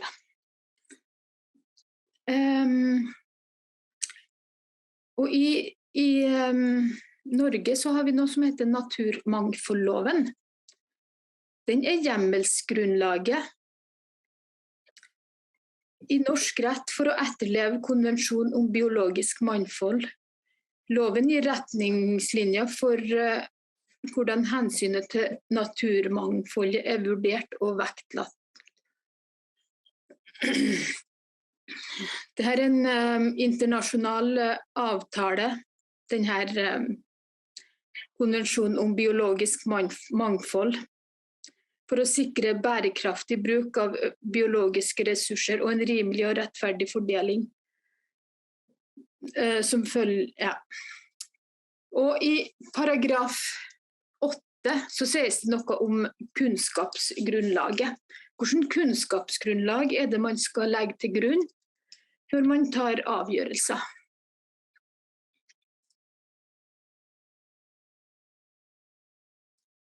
Offentlige beslutninger som berører naturmangfoldet skal så langt det rimelig bygge på vitenskapelig kunnskap om arters bestandssituasjon og naturtypers utbredelse og økologiske tilstand som effekt av påvirkninger. Kravet til kunnskapsgrunnlaget skal stå I rimelig forhold til sakens karakter og risiko for skade på naturmangfoldet. Og så skal myndighetene legge vekt på kunnskap som basert på generasjoners erfaringer gjennom bruk og samspill med naturen, og herunder samisk bruk. Så det hjemmelen for at man skal også ta med tradisjonell kunnskap I kunnskapsgrunnlaget når det gjelder forvaltning I naturen, blant annet rovdyr. Vi blar over. til neste side. I 2016 så hadde vi et aldri så lite gjennombrudd for tema tradisjonell kunnskap i rovviltforvaltningen. For da kom det et forslag til en ny forskrift for en erstatningsforskrift, og det samiske miljøet. De gikk imot det her forslaget. Forslaget ble rett og slett stoppet, fordi det var både reindrifta og Sametinget sa at i det her erstatningsforskriften så ikke tradisjonell kunnskap med i noe særlig stor grad. Derfor kan vi ikke godta det forskriftsforslaget sånn som det foreligger. Derfor ble det ikke gjort noe mer med det. Det ble stoppet. Og jeg som stod på sidelinja og så at det her var en vekker for myndighetene og et gjennomslag for de samiske miljøene i forhold til tradisjonell kunnskap. Og man har fra samisk hold lenge påpekt at man må ha med tradisjonell kunnskap i kunnskapsgrunnlaget. Og viljen til å ta med samisk kunnskap har ikke vært så veldig stor i forvaltning av rovdyr. Og da særlig ikke på nasjonalt nivå. Ja, neste slide. Naturmangfoldloven, ja. Paragraf 8 som jeg var inne på, sier noe om kunnskapsgrunnlaget som skal vektlegges før vedtak treffes. Den setter en skranke for hvordan myndighetene skal ivareta og implementere reindriftas tradisjonelle kunnskap. Og her kommer jeg tilbake til den rettssaken som jeg var inne på, antidommen. Altså det var Antti han som gikk til sak mot staten. Striden gjaldt tap av tamrein til rovvilt, og spørsmålet var om reineier hadde lidd større tap av rein til rovdyr enn det han fikk erstatning for. Og i dommen står det også at prinsippene i paragraf 8 skal legges til grunn for utøving av offentlig myndighet. Og staten anført at retten skal være forsiktig med å overprøve og fravike fagorganers kunnskap, fordi Fylkesmannen og Direktoratet for naturforvaltning innehar særlig kunnskap og erfaring innenfor dette området.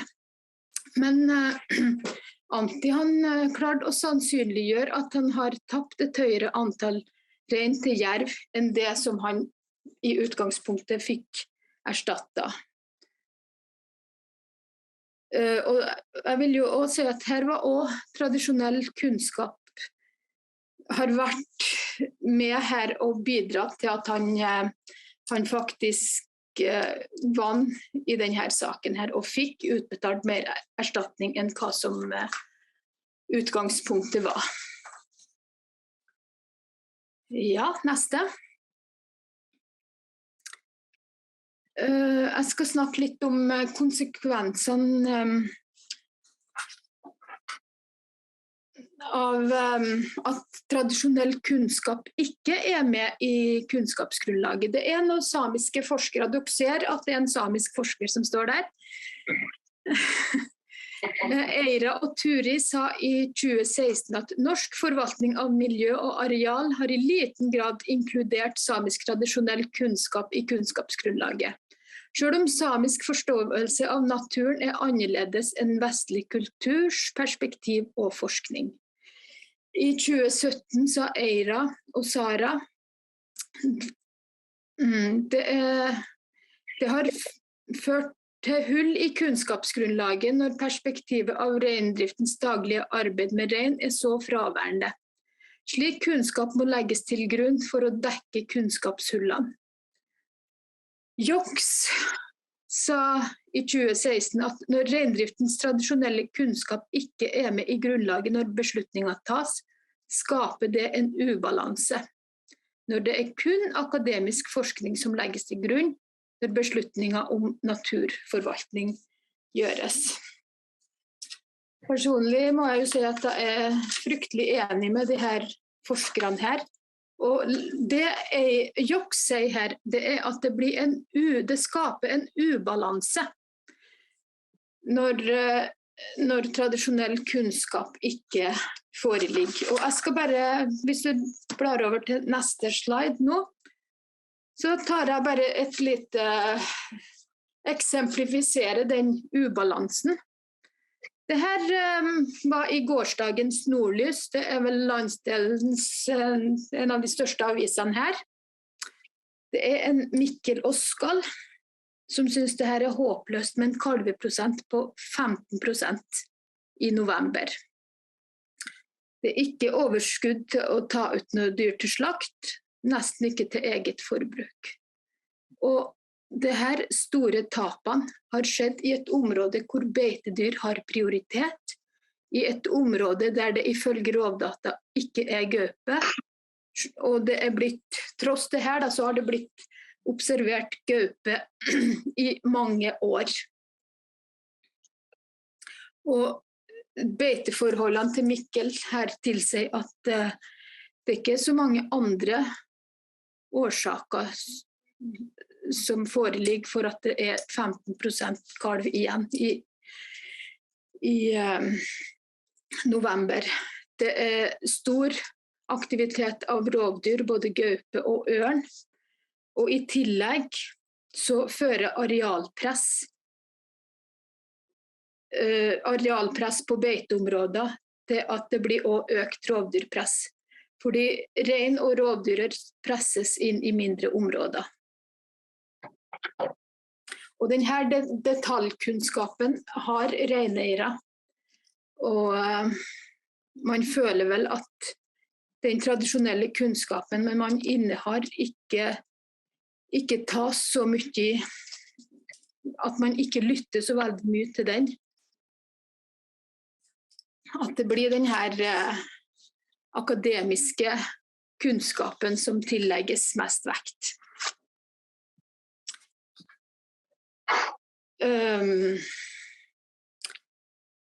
Ja, neste. Her skal jeg bare, ser dere den ringen som jeg ringet inn på det grønne og gule bildet her, der hvor det står nummer 8. Det et bilde som viser hvor gaupa finnes i de områdene her. Og det andre bildet, det skraverte, det viser, den grønne skraveringen viser hvor gaupa har lov til å være.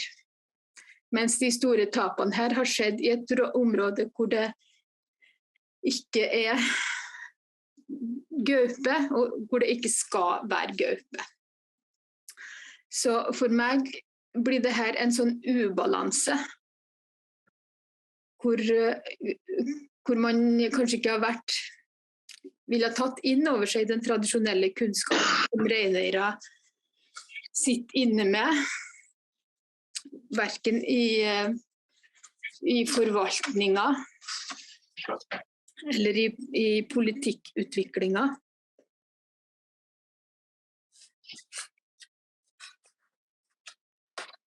Ja.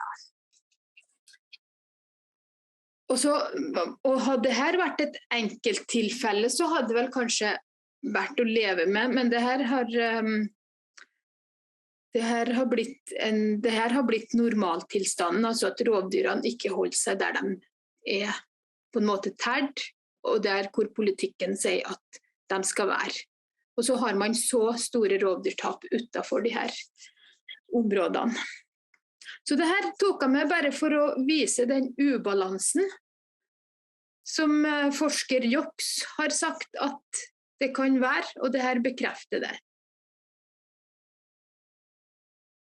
Og den ubalansen kan man jo også da overføre til de store arealinngrepene som hvor det i reins beiteområder blir mer og mer arealinngrep. Og på toppen av det her da, med arealinngrep og rein og rovdyr som skal leve i et mindre område, på toppen av det her så kommer klimaendringene også. Så hvis du da går over til neste, så vil jo jeg si at det er to måter å vite på. Det er med tradisjonell kunnskap og med akademisk kunnskap. Og jeg sier at begge de her måtene å vite på må anerkjennes.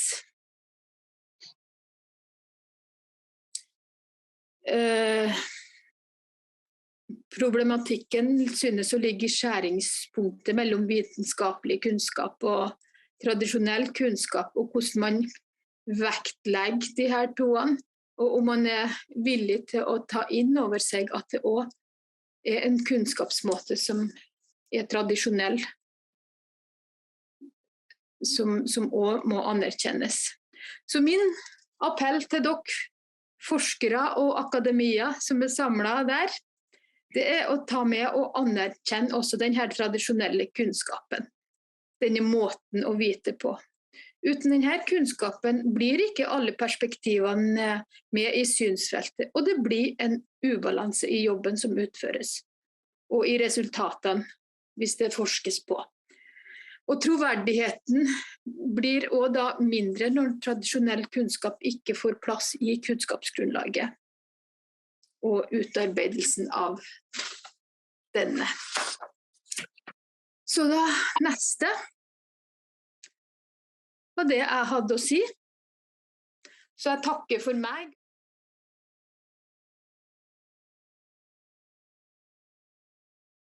Next up is me, actually. I will tell you about a new project that is led from NIBIO Svanhovd, with great help from researchers elsewhere in NIBIO, and we have several of the experts that actually work on this project here today. It's a relatively recently started project, so the presentation will be more about what we will do in this project and the specific results we will have to report back to you later. So I will start a little bit with the background of this project, and then I will walk you through the work packages that we will have in this project. Next slide.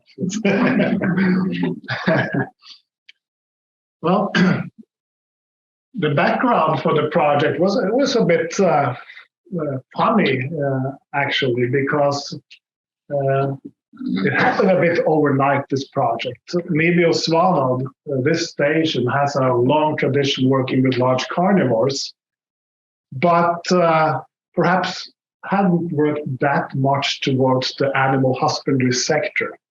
But we have good contacts locally and regionally in these sectors, and there was a wish here to start to use our knowledge in collaboration with the animal husbandry sector, including reindeer husbandry sector.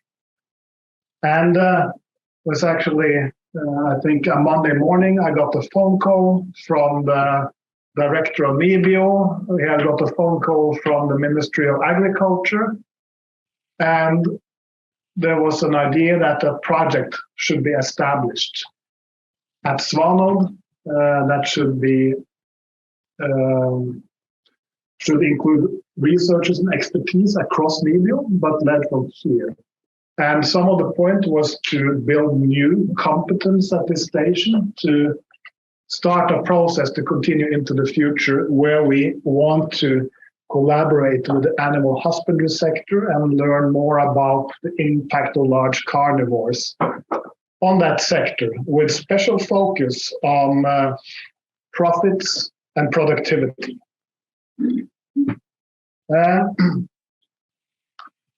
The point with this project is, of course, that lots of research on large carnivores, including my own previous research, has been focused on large carnivores themselves, their ecology, their challenges, and so forth. Whereas here, the point is to also look at large carnivores from the other side, ask the questions that the animal husbandry sector themselves are interested in, because these things are usually not taken into account in traditional large carnivore research. So that is the vision here, that we want to create a good working network and start to work together with the animal husbandry sector. And I think, in a way, what I said to the previous presenter, that I have kind of a dream that it would be possible to sit down and actually discuss and collaborate and formulate important questions and work together for the benefit of both research and the animal husbandry sector. But that requires equal collaboration. So this project will look at challenges for the animal husbandry sector, in particular large carnivores, and focusing on answering questions that are important to that sector, rather than answering conservation-related issues in regards to the large carnivores. We want, by this project, to have as many contacts as possible, because, at least in my head, this is the starting point for a process that needs to continue over time, because these research questions are equally important as the other side.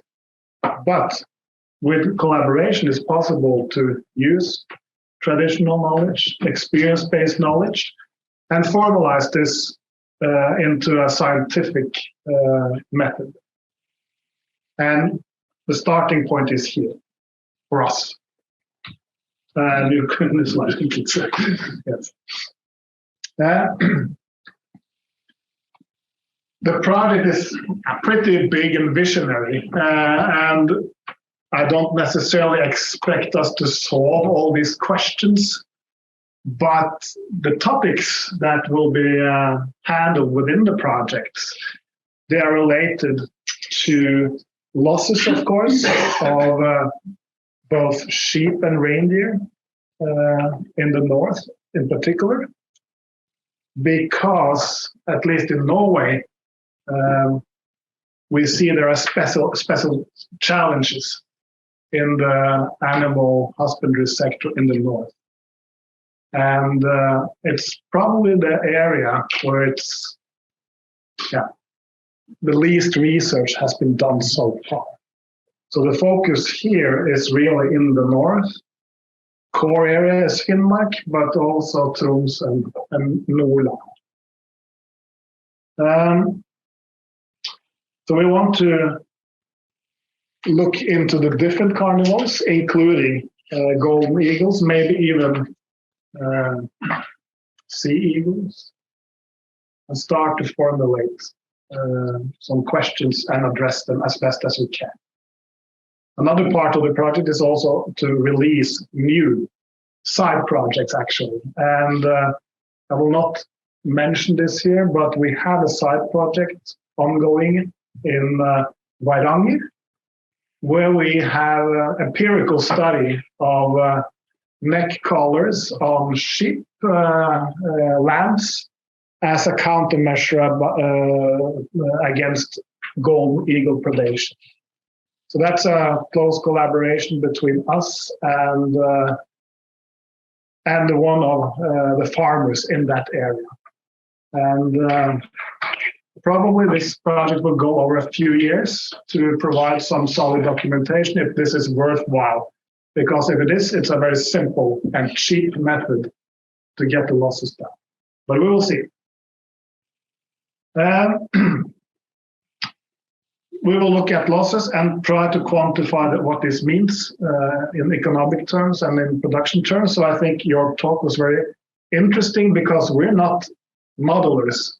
We will try to use actually empirical data that is available, and there are large databases available, which we will try to use. But I see, as a continuation of a project like this, expertise like yours would be highly warranted.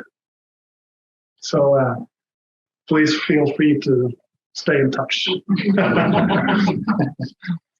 Another thing is the fact that we saw from previous presentations that for some large carnivore species, the population goals, if you like, have been reached.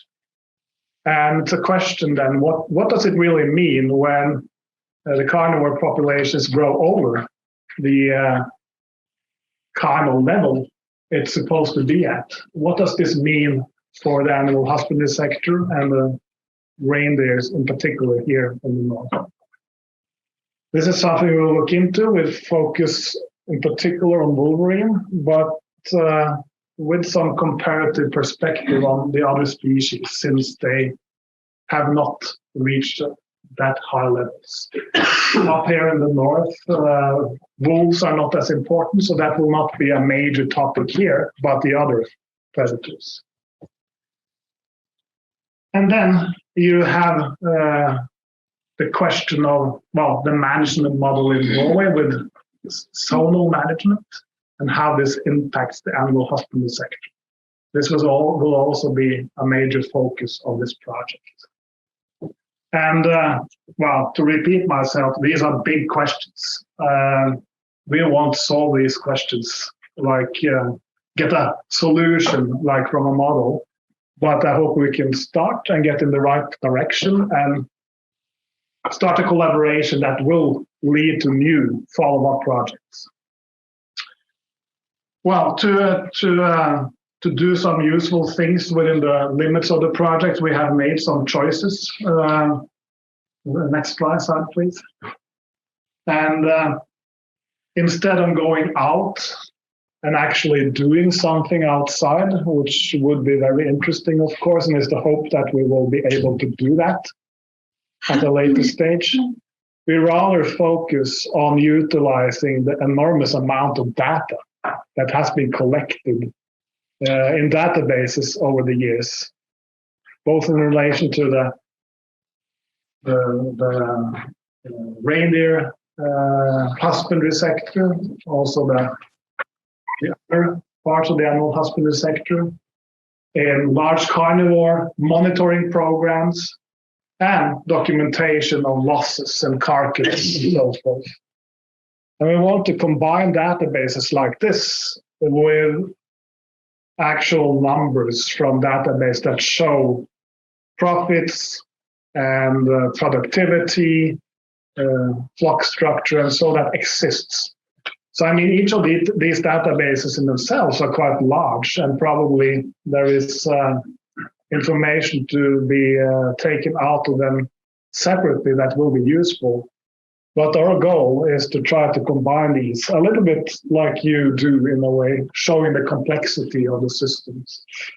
So that's our goal.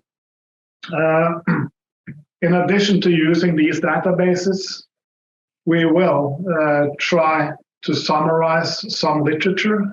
It was mentioned earlier, the kill rates in the models. That was a quite critical factor. And Svein Morten, I think you also mentioned a bit about that. The huge variation that apparently exists among individuals of one species of predator in kill rate, and how to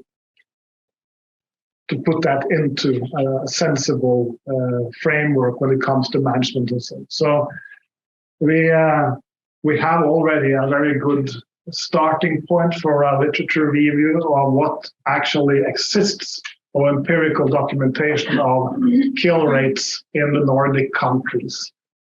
But as was mentioned earlier, I can conclude already now that we see also the need for much more information on this, because there seems to be huge variation, and it's quite local where these projects are, because they're very difficult to carry out, at least in the traditional way. We also want to use questionnaires, bringing some aspect of this down to more social science related things. And the questionnaire will be actually for the animal husbandry sector themselves, about their view on amounts of losses, and also actually how they view the current system for documenting losses and the involvement of the state nature inspector. We think there is a need and a use for a questionnaire like this to bring the sector into the project. Next slide. We made some limitations, and because both time-wise and finances-wise, the project is limited, we will focus mainly on large carnivore problems in this project. And in work package 1 of 3, we will focus on especially what in Norway is called the rovdata. That's where you have monitoring data of all the carnivores and also identified carcasses that have been taken by these carnivores. And we will use this to learn more about predation rates of large carnivores in a comparative perspective, focus on geographic variation and temporal development. And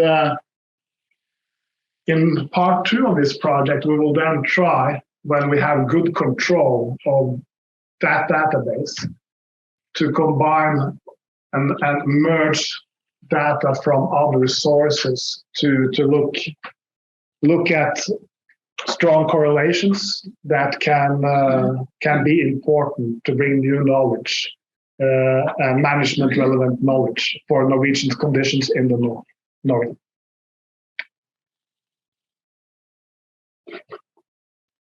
Next slide, please. The second project is a little bit like the original plan. It's about looking at predation rates of different carnivores. Here we have some very special topics that we will tackle. Some of it will be based on utilizing databases again. And then we will have this questionnaire too. And this is probably the work package where we have done the most so far. We have started to collect the large database and started to kind of script up and try exploratory analysis there. But here we are already well on the way with the questionnaire. And actually, we have a full functional first draft of a research-based questionnaire that can be analyzed when the answers come in. And our goal now is to test this out in a reference group to get feedback before it's really finalized. And the reference group will include people from different sectors, so to speak, but in the agricultural animal husbandry family, including representatives from the reindeer herding districts, from sheep farmers, from the Ministry of Agriculture and Food, the Agricultural Directorate, and so forth. And the project reference group is quite loose in this context, because what we want to achieve with this is actually to have a network of good discussion partners that have important views and important roles in this sector.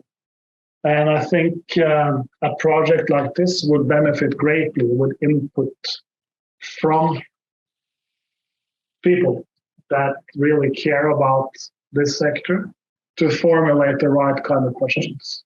So that's our goal there. Yes, please interrupt me and ask along the way if you want to, because I don't necessarily see every hand, so just shout if there's anything. Next slide, please. And in the next final part of this project, we will actually build on a big report that actually already exists that was published in 2016 in NIBIO, and the main author there was Geir Harald Strand. I mean, the report is very interesting to read for someone like me that is coming into this field from the outside. Had a lot to learn from that report. The problem is, of course, since that report and the data used in that report was made, a lot of years has already went by. And based on the report, some really good work and studies were published internationally based on the data available for sheep. But it has never been followed up from the perspective of the reindeer husbandry sector. So in this project, we will actually try to update the documentation for both sheep and reindeer, and then work in particular with reindeer to do analysis formally and try to get this published for everyone to see. So to summarize, this project, it is a research project, and I'm sad to say that we are academics, but we want to talk with people that actually know something about this sector, and we want to try to build on that knowledge and formulate the best possible questions, the most important questions that needs to be addressed.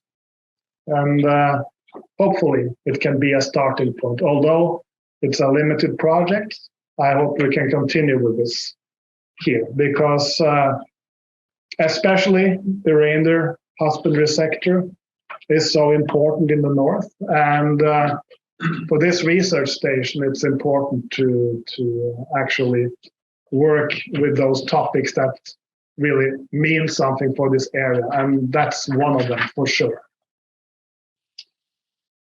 Yes, so here we will look at this zonal management model and what this means for the reindeer husbandry sector in particular, to crunch some numbers.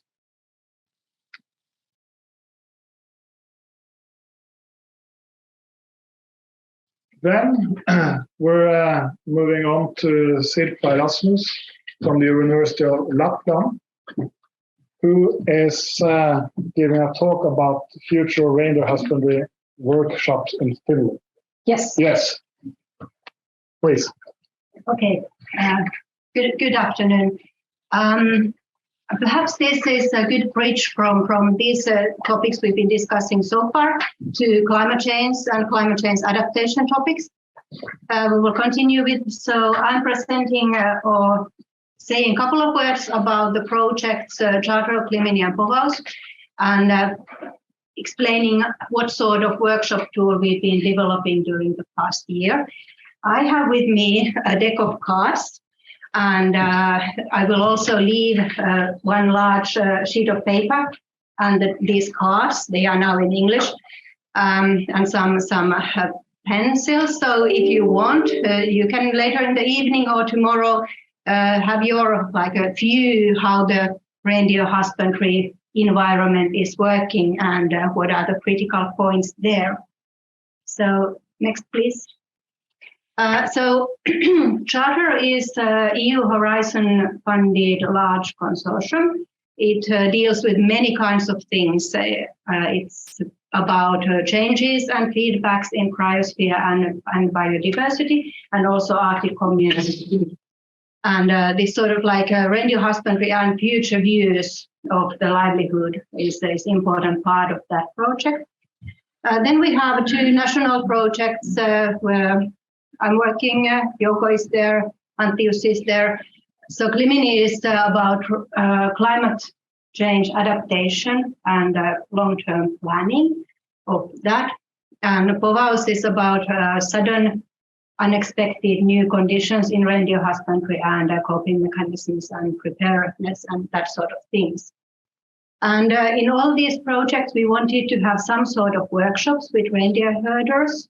I noticed that often scenario tools and adaptation planning tools are lacking this kind of local perspective or like future aims, future dreams of certain livelihood or community. So we try to think about a workshop tool that is interesting, really inspires discussion and has this future element. So in here, we try to discuss first about the operational environment and the elements. So what makes up reindeer husbandry, for example? Then we wanted to discuss about changes and surprises. This is perhaps the scenario part of the workshop. So we bring in, for example,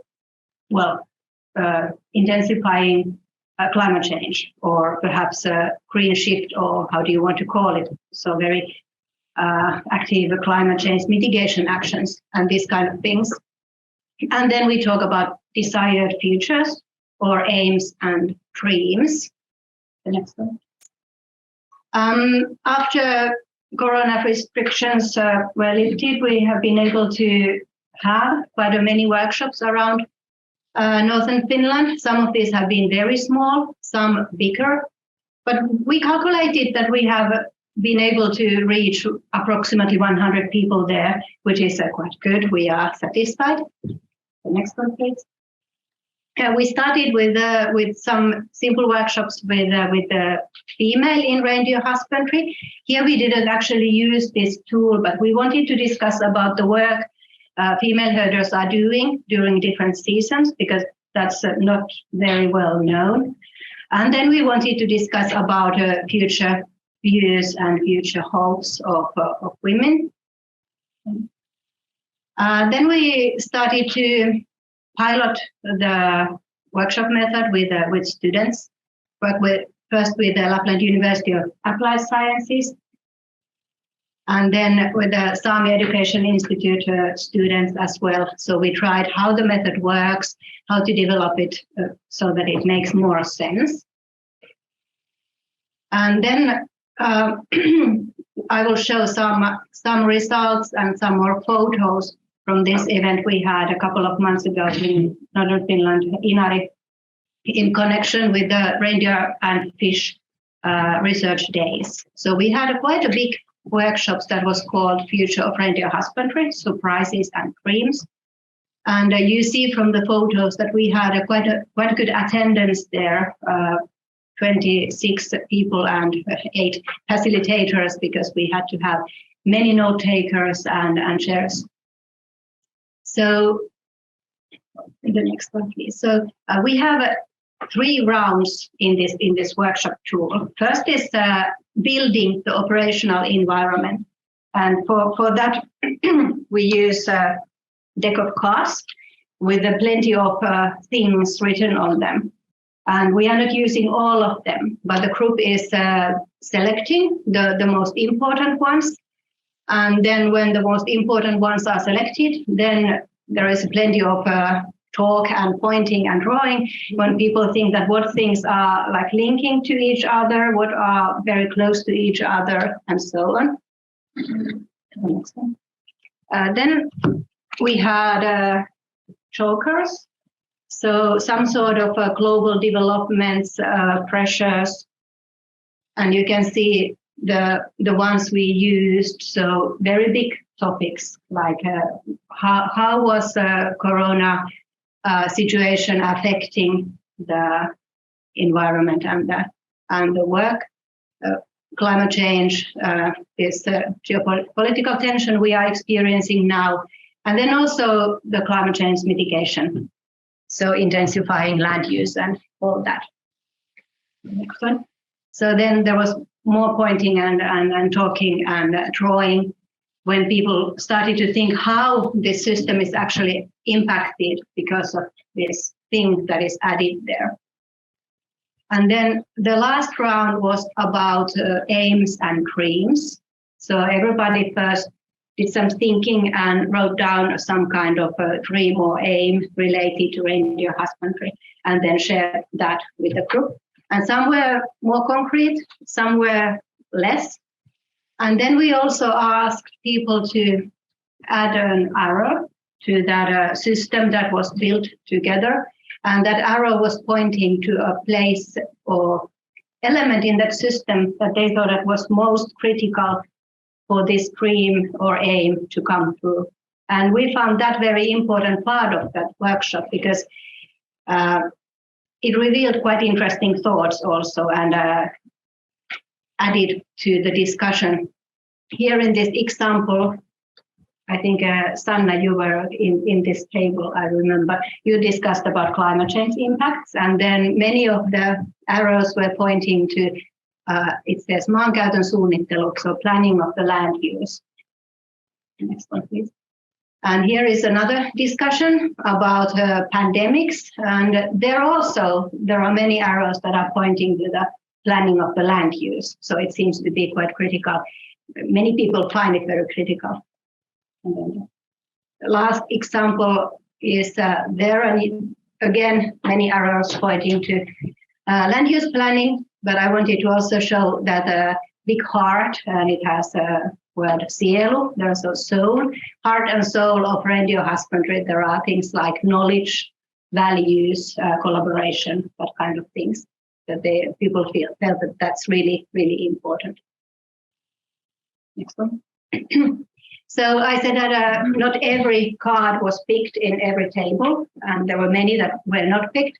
But here are the elements that were chosen in all our tables. So we thought that these are the most important elements according to this group, and I think it makes a lot of sense. There are like welfare, well-being aspects, there are some weather-related, pasture-related things, profitability-related things. The next one. And well, I think this is more like a classification. When we read through all the dreams that were listed in the tables, I guess the one there at the top, that is like the general idea that, of course, the aim and dream is that the livelihood could continue also in the future. And almost all dreams could be classified somehow under those smaller titles. So about better pastures, about better legislation, and understanding between the livelihoods and land users. And we have been now working mainly in Finland. In charter project, we have a University of Umeå from Sweden and some partners from Norway. And we hope that there will be this sort of workshops also in Sweden and Norway. And I'm very interested to hear if you are interested to collaborate or try, or if you see some kind of use for this sort of method. And then in Finland, we hope to have more like a solution-oriented continuation for this workshop next year. And well, could you go back? I will leave the cards there out. And there is also guidelines for a workshop document if you want to look through. So we have been producing that. And these ones are now very, very like homemade, handwritten versions. So we are trying to produce like a proper deck of cards and also thinking about language versions. And there has been a thought that this is very Reindeer Husbandry oriented. Could we have something that is a little bit more general that could be used also perhaps for other like land-based livelihoods? And there have been some other projects involved in these workshops, or we have had joint workshops, for example, with this feeding project.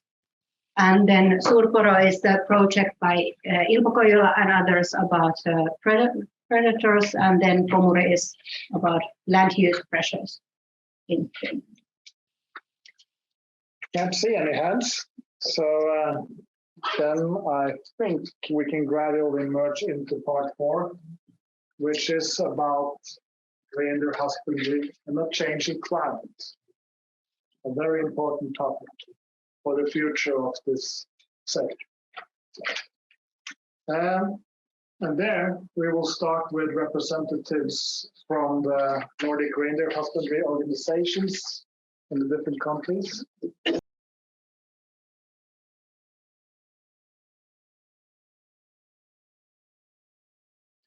The whole day we have talking about big challenge for the reindeer in the future, for the husbandry of reindeer, for vegetation, all kind of trouble. So I'm feeling kind of low, I have to say. This is really, what do you say? I don't find the English word for it, but a little suicidal to be in this picnics. So now we're going to change subject to a more positive one, climate change. Great future in front of us. Don't worry, people. Climate change, I have to sit down. I hope you hear me anyway. So, heavy subject. In which way do I notice the climate change in my daily life? Well, I'm quite old now, but when I was young, I could go out, travel to my home village over the ice, over the river, around the 10th of October. Then the ice was thick enough to carry me. Of course, I was much lighter than today. But anyway, 15 years later, they say, okay, around the 15th to 20th of October, you can travel across the river, then with a snowmobile. Today, when I left home yesterday, it wasn't possible to go travel over by skis or snowmobile. And now we are in November. I don't know if it's because of the climate change or just a coincidence, the change of weather. But something happens out there in the nature, that's I'm pretty sure of. This summer, the trees had grown about 1 meter, the bushes. And the tree line had climbed even a little bit higher up on the mountainside. And when I walk over the bare mountain, suddenly I could find pine tree, you say pine tree? Pine tree. Yeah, that has started to grow up on the bare mountain. That I can't remember and see when I was a kid. So definitely something happens in the nature and in the climate and the weather situation. It's very scary because what happens also, not so many years ago, I live in an area in a quite low valley with this river running, and we had a normal winter day from December, January, February. You have temperature between 15 to 30. That was completely normal. If you have a day around 5 to 10 or 0, that was very, very, you really get surprised when you wake up in the morning and realize it was just 5 degrees cold. But nowadays, you become surprised if it's 15 cold, because this last 3-4 winters have been much, much warmer than just 10 years ago. So absolutely, something happens out there. And what the consequence of that is the temperature go above 0, and we got warm weather. We got ice on the snow, and that happened maybe 3-4 times during December, January, and they become ice in the snow. The reindeer find it hard to find food because they're ice, they don't feel the smell of the food, and they have difficulties to dig down to the food. So of course, this change in climate and temperature, they have a big impact on the reindeer herd. And what more that happens with this climate change? We have a change in the climate in the politics in Sweden also. That's climate change 2.0, because every political and the people in the higher up, they get panicked. They have to do something about it because they want to stay in the power for 4 more years. So they try to find solution on this. They want us to we need more minerals, we need more copper, we need more for the change of what you say, the mobility, we need electric cars, we need more electricity for green steel and everything strange that's coming up at the moment. So now you can say that small iron ore far up in the mountain area is very important for this is a green change, but grön omställning, help me out. What do you say? Yeah, den gröna omställningen. So we need a new iron mine up in the mountain in areas that are really remote, and then you need a lot of infrastructure to make it run. So, and also we need copper. The biggest copper reserve in Europe are in northern Sweden.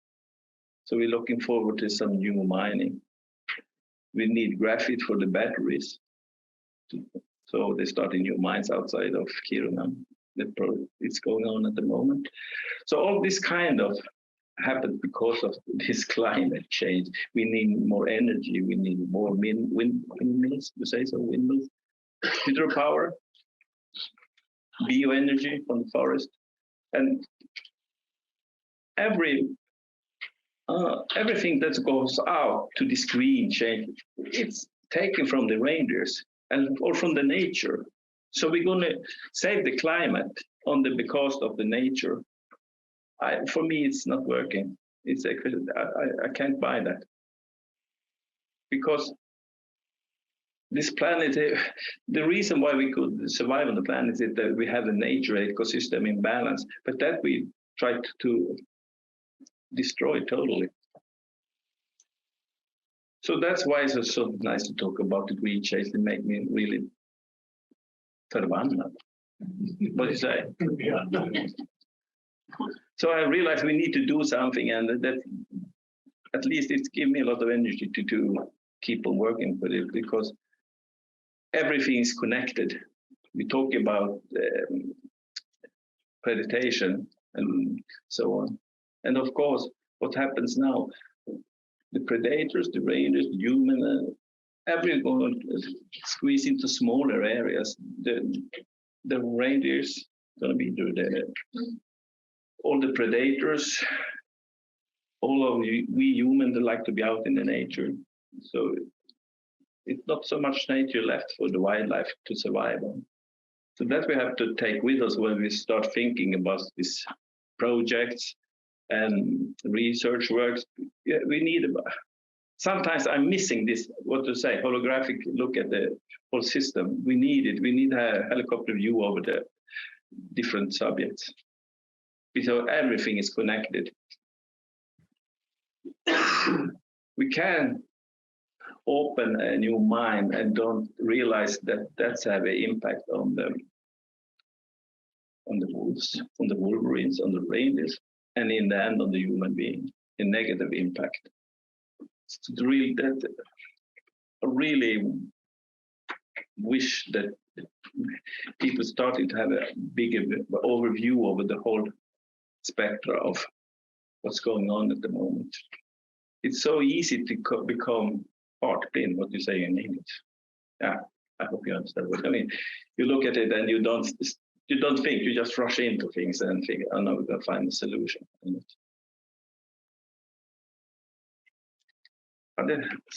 Can I write down anything more to say? No, not really.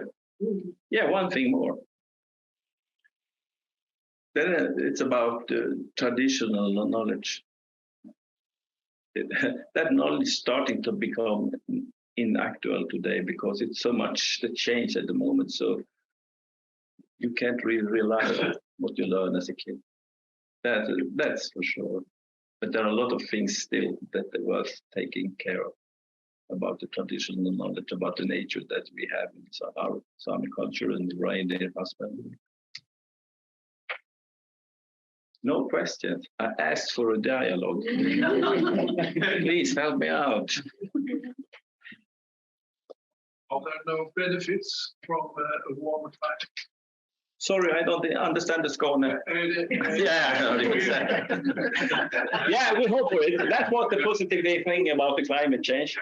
Some more years, and then we have a green Christmas. Yeah, I just saw that they had a successful wheat harvest in the southern part of Norway this year.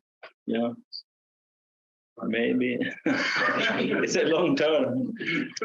No, I don't see any thing sensitive with it. No.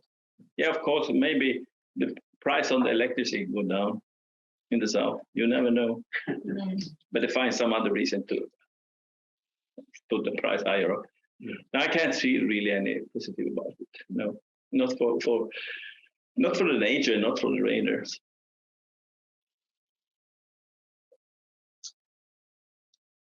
Please, help me out. It's strange. Just a guy from Skåne to ask me a question about reindeer. We're so affected of the climate change. Yeah. You said that you have seen changes on plant life. You have seen changes on plants, like on tree life. Yeah. So, what kind of changes have you seen on reindeer or other animals? Or whatever? Yeah, we talked about it earlier today, but we have new arter, new animals coming into the landscape. First I saw reindeer, you say so, rådjur, maybe 10 years ago. And now we have a steady population in my area. What more? Raccoon dog, you say so? You've seen that also? This summer I see some birds, I don't know the word, I've never seen them before, but they fly anyway. It's a bird, that's for sure. So, but never seen them before. And try to find it in this other bird book. I didn't find it, but I looked that closely. But of course, and we also see when the reindeers, we have disease coming in that we don't have this. I have never seen them before, but suddenly they show up. So of course it happens things. I see bugs and insects I've never seen before. So it's extremely quick. And I see that in my area we have some wet areas that we have permafrost on earlier, but the permafrost starting to melt. And then that's a really scary thing to see. So many things happen so quickly. We also have the tick. Excuse me? The tick that blocks the insects. No, we don't have it, not yet. But we have okay. More in North Norway. Yeah. Not around the Kiruna area where I heard about it, but I don't believe it. And if you don't believe it, it don't exist. No. It's a question about minds, I think. So, no more questions? Yeah, please. Is it the skiing? Try to be a little bit optimistic. Yeah. What's your coping strategies? What is your strategy to cope with climate change? Is it possible? Are we approaching a kind of tipping point? Because if you look into the history, one of the reindeer herding or pastoralists has adapted to borders, closing, what have you, political influence. So is there any kind of way forward? We must find a way forward and to find solution on the problem. We need to what you say, anpassa to a certain point. But I think for the future of this whole planet, we need to do something about the climate change. Otherwise, what do you think happened? We have wildfires around the world. We have flooding, epidemics, something going on in the big. I don't think we in this room could change this development. Definitely not me. Then I had not been here. I'm in some other places earning a lot of money. But I'm not. I'm sitting and I have the biggest problem and make me very sad and frustrating when I think of it. So I think a part of the solution is our own mindsetting. We really need to think, don't let us become too depressed about it. We have to find a way to work through and have a quite optimistic look at the future, because of course we're going to find solution on this problem too. But it's I find it very interesting time to live in because it happens so much, and we have a war in Europe. We have a climate that really runs amok, flooding in Europe, big wildfires. So lucky us that have the opportunity to see this happen in historical time. But of course, we're going to find solutions even for the reindeer husbandry in the future, because we're producing the best food on the planet. That's for sure. Yeah. And can you say a little bit about how the dialogue with the authorities is on these issues in Sweden? Yeah, they listen. If I go and meet the person from the authorities, they say, oh, we listen and we understand and we take it with us home, and then we don't hear so much more about it. So then we go back to the authorities again and repeat ourselves. And when we've done it enough, maybe they start to listen. I don't know. Is it okay? It's not that bad, really. But sometimes you get the feeling that it really takes some time and they don't listen for real. But of course, it's slow, very, very slow process to change something in the system, because we have, the authorities have a very low, what you say, they don't rely on our traditional knowledge. That's a big problem, because that's a good thing. What was your name? Antti. That you sort the diagram of things. You become like a transition between our knowledge and to make people and the political listen and understand our problem. It's very important work that you're doing. Just in that, we know all the things you tell us in our minds. We don't know that. We can't really translate it in the academic language, but we don't. So very kind of you to translate it for us. Thanks. You're welcome. Yeah. How do you see the changes? How do they affect your professional work as a renewable? At the moment, just before I left for this convention, in our community, they were looking where the rangers are and planning starting to elect them to separation, but it wasn't possible because the water haven't frozen yet, so you can't really move them from the areas. That's a very up-to-date effect from the climate change. And what do you do? Just waiting for it to get colder, adapt it to the new situation and go on and find new solutions. So we can't do so much about it. That's the thing to working with the nature, you have to adapt it to it.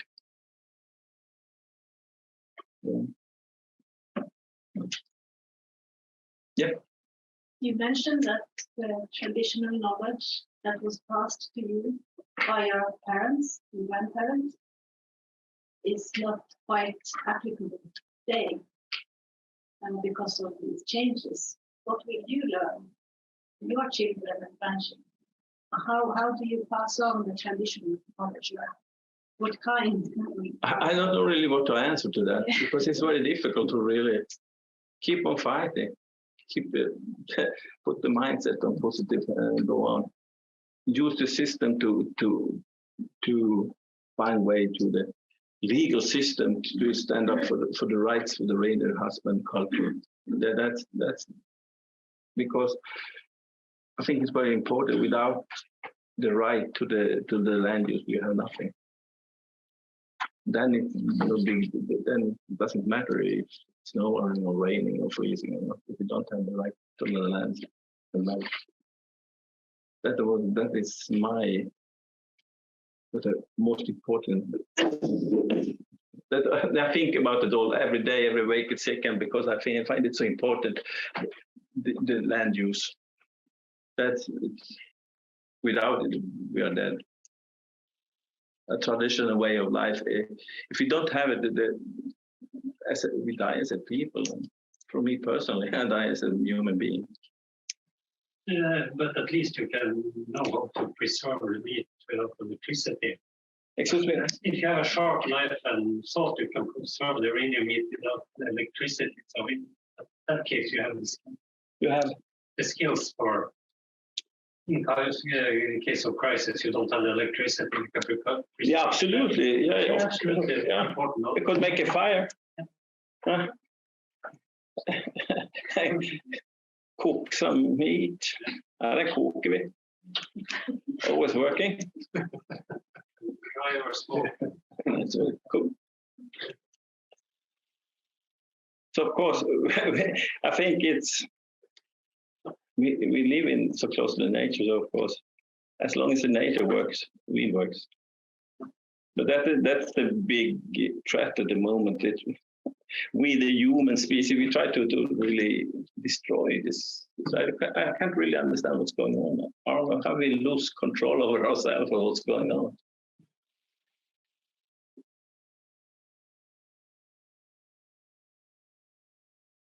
Well, thank you, Matti, for opening the very difficult topic of climate change. And I think everyone is now still awake because this is a really serious topic, as we all know, even though it's already quite late in the afternoon and everyone is tired because we've already been talking for a long day.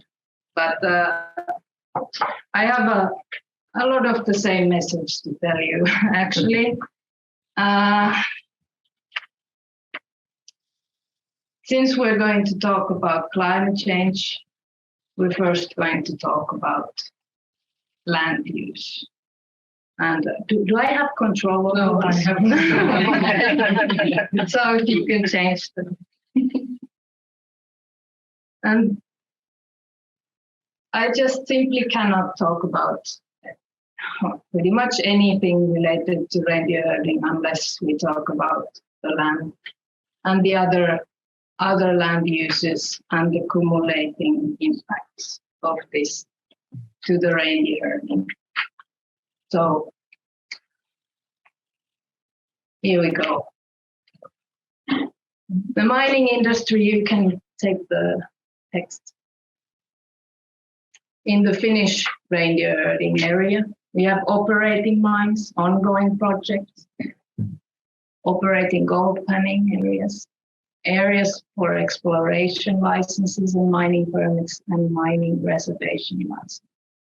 So this mining, it is very real, and potential mining is very widespread.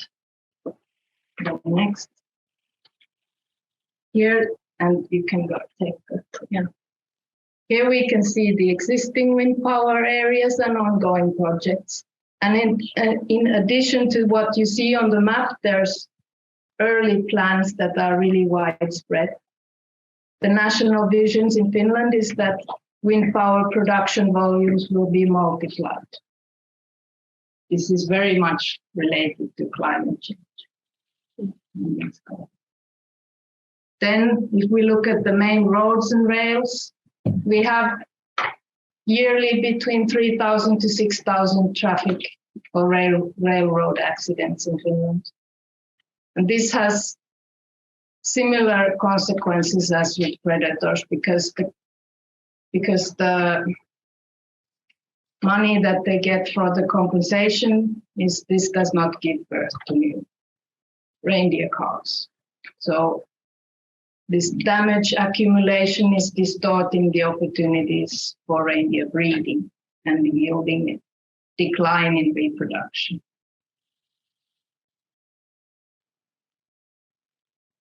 In addition, our good old friend forestry is almost everywhere. And all these other forms of land use that we are trying to reconcile with the reindeer herding. So this is basically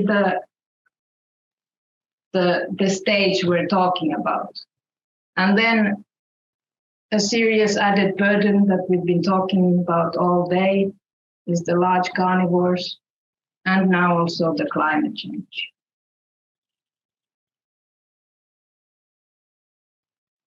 Matti explained a little bit already about what it means at the moment, how the reindeer herders are experiencing at the moment. The researchers tell us that the impacts of climate change are amplified in this northern region or the Arctic region. What we already see is that the winters have become more unstable or erratic. This fluctuation of temperatures above and below zero during winter causes ice layers, and reindeer are not able to dig through this. Also, heavy snow and rainfall due to increase in precipitation. This can cause such thick snow covers or a crust layer of icy snow. And again, the reindeer can't reach the food.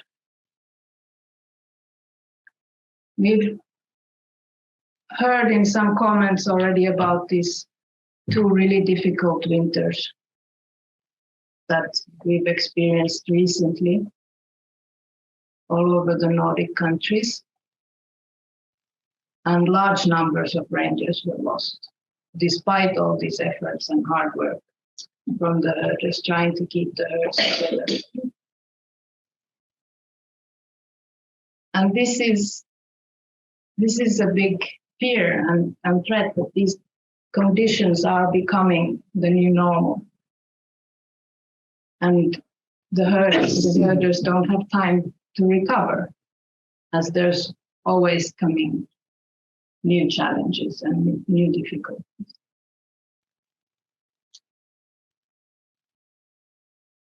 Reindeer herding is vulnerable to climate change.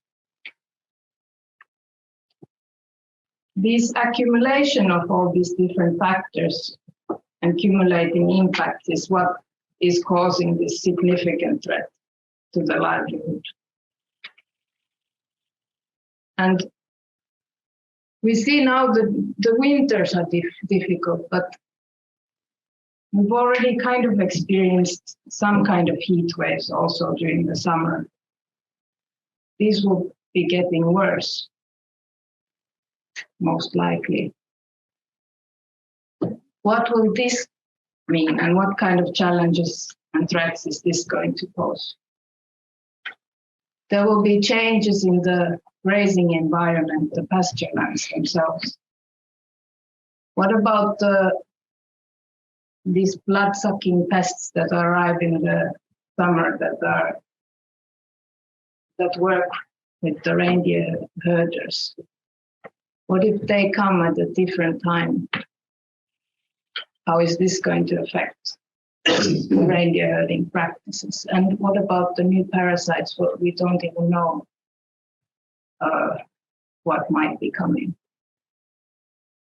And now I will get to the part that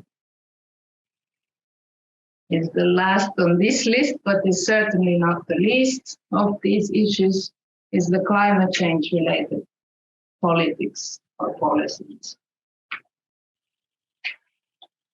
This green transition to renewable energy production. We have national politics. We're running for this carbon neutral society. We have to transition from this dependency on fossil fuel. This is a necessity. But what this transcribes to at the moment in the reindeer herding area is this boom of new wind power projects and mining projects, because there's an increasing demand in the rare earth minerals. So again, more land use, more and more land use. And this loss of pasture lands is a continuous issue and and serious.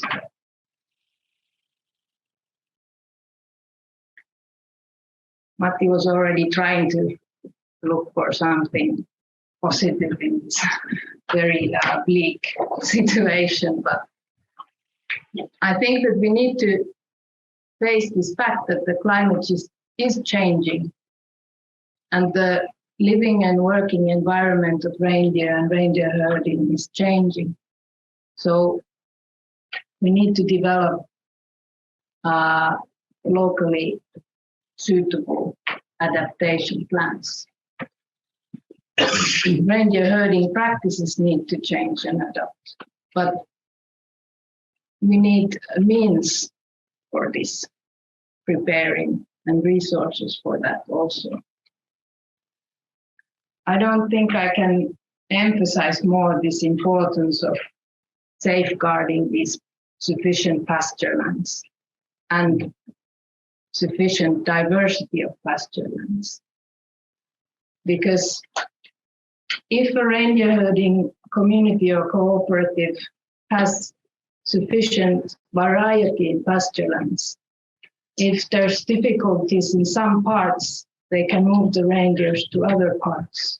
They have options for adapting. But if the other land users are taking up all the land, then they are running out of options. But that's why I wrote this restoring of pasture lands also, because I see this as a real opportunity that in different areas, this will mean different things. But the idea is the same, that pasture lands that have been lost for other kind of land use or have somehow been weakened by other land use need to be restored with this idea of reindeer being able to use them again. And I believe that this is really a solution also for safeguarding biodiversity in a more general way. Okay, thank you, and hopefully some questions or comments.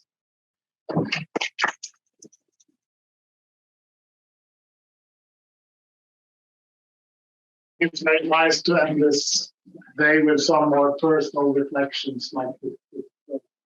It's good to have some input like that. And Leif Anders, I think I've called upon you several times today. But now you're back, and I'm going to take the Norwegian perspective. Please. Ja, hej. Det har beklageligvis vært litt tekniske problemer, så jeg har vært litt ut og inn i dag, men jeg har fått med meg ganske mye. Jeg har ikke fått med meg de gangene du har prøvd å rope på meg, men nå er jeg jo her, så nå skal jeg være med resten av dagen. Ja, det er bra, det var ikke din feil heller, det var jeg som hadde et gammelt program, så at... Ok, ja. Ja, nei, men jeg må bare si det som det er, at jeg skal ikke legge så mye mer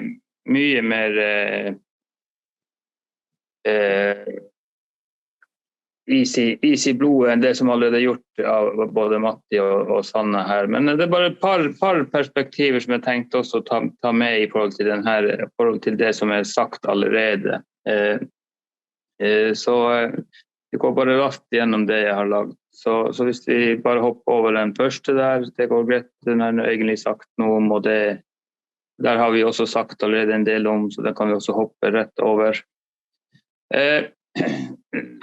Vi er litt inne på det som Sanna sier her med det her med grønne skifte, og at vi må på en måte komme oss komme oss ned på en lavere utslippsmengde globalt og nasjonalt. Men det siste punktet her, så ser vi jo det, vi kjenner til den saken på Fosen på norsk side, hvor Høyesterett har på en måte anerkjent reindriftas rettigheter på Fosen på grunn, og egentlig har fra reindriftas synspunkt, som vi ikke har sagt det direkte, men vi ser jo det at det rette ville vært å legge ned den vindmølleparken der. Men det har ikke skjedd, og det har gått et år siden den saken er avgjort i Høyesterett. Men prinsipielt så er det jo på en måte det grønne skiftet som har kjørt den saken dit at vi må ha mer naturlig energi, og det har gått ut over reindrifta på FOS. Og det er jo litt sånn egentlig også litt hvordan reindrifta generelt står seg ellers også. Så vi går bare til neste og nest siste slide. Hvis det bare hopper over den, bare flytt til neste. Så også som sagt her tidligere, så har jo vi på norsk side hatt flere vintre nå med dårlige beite, og det har vært utfordrende for rein å komme seg ned til beite, og det har vært både lav produksjon og tap av rein. Det har vært store økonomiske belastninger. Vi har jo riktig nok fått en del støtte fra myndighetene på den økonomiske siden, men allikevel så har vi også hatt enorme psykiske og fysiske belastninger på reindriftsutøvere. På bildet ser vi en som kanskje også på grunn av den psykiske og fysiske belastningen har fått en nedsatt vurderingsevne ved å henge 1700-1800 kilo etter en snøskuter på 400 kilo. Det sier seg selv at det kan være bra livsfarlig, men det gikk nok bra denne gangen her. Så jeg sitter nå her, så det er et bilde av en av mine turer ut. Så jeg overlevde den turen i hvert fall. Og så går jeg bare ganske raskt på det siste som jeg har på, bare flytt til neste. Det er jo det at sånn som det der hvor vi står i dag og veien videre, finnes det en vei eller finnes det en fremtid for reindrifta i det hele tatt, i og med at vi har jo hatt den, som Matti var inne på, kanskje ikke den mest positive dagen, positive temaer i dag, og på en måte, vi har jo malt lerretet ganske svart, dessverre. Men allikevel så tenker jeg å se noen lyspunkt i hvert fall. Så hvis vi spytter til siste slide der, så før avslutter, så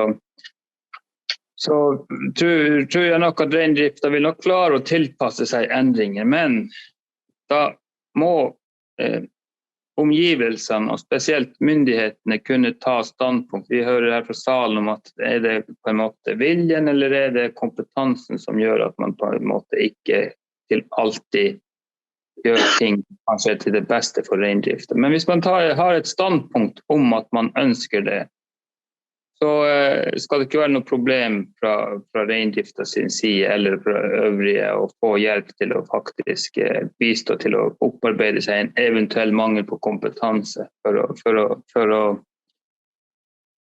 å kunne bistå til at reindrifta faktisk klarer seg.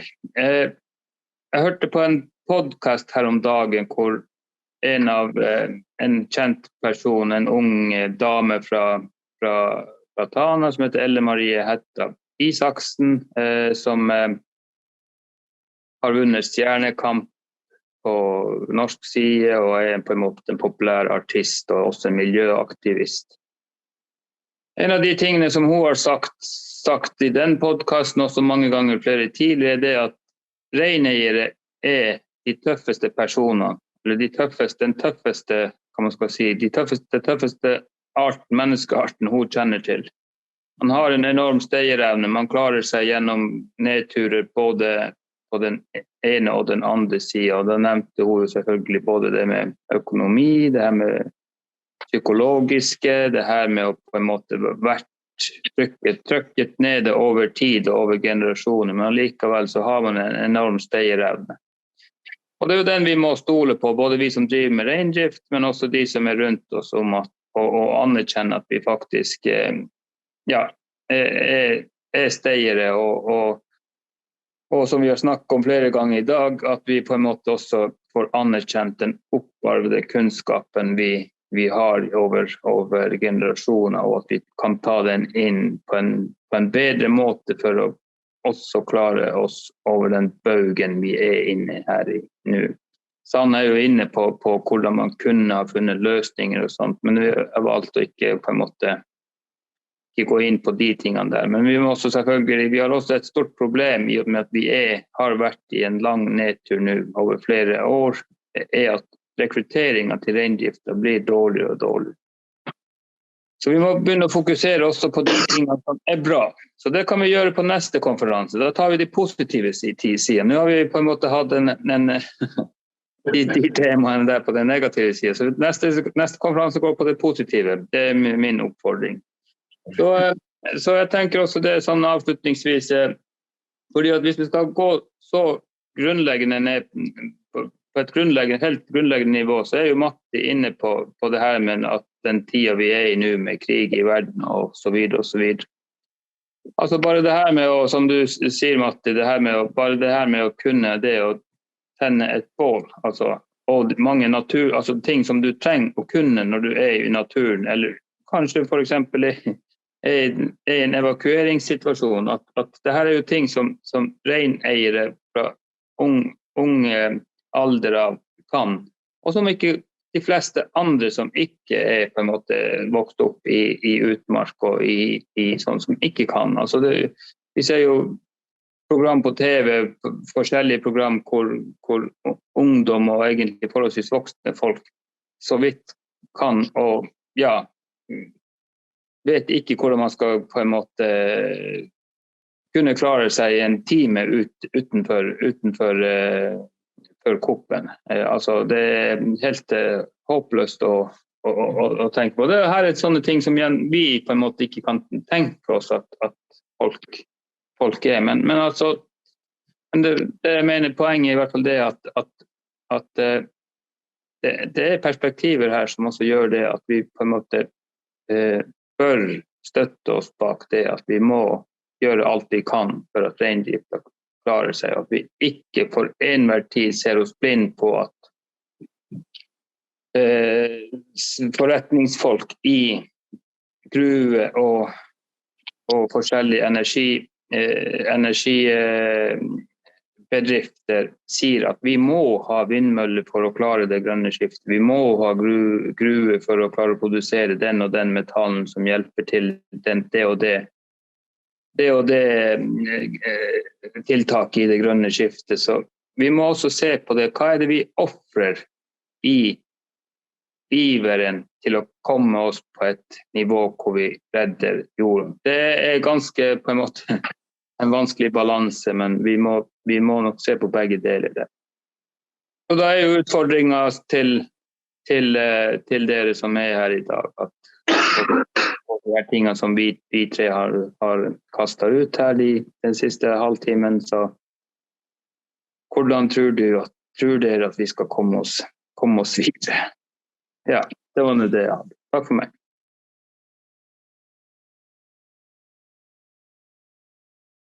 I think we'll just jump into it, continue the last part of this conference dealing with climate change. And first out today is Anna Skarin, professor at the University of Sweden. She's going to talk about reindeer husbandry and climate change. Yeah. Please. Okay, thank you. And thank you for inviting me to come to this meeting and to give a talk on climate change and reindeer husbandry. So reindeer is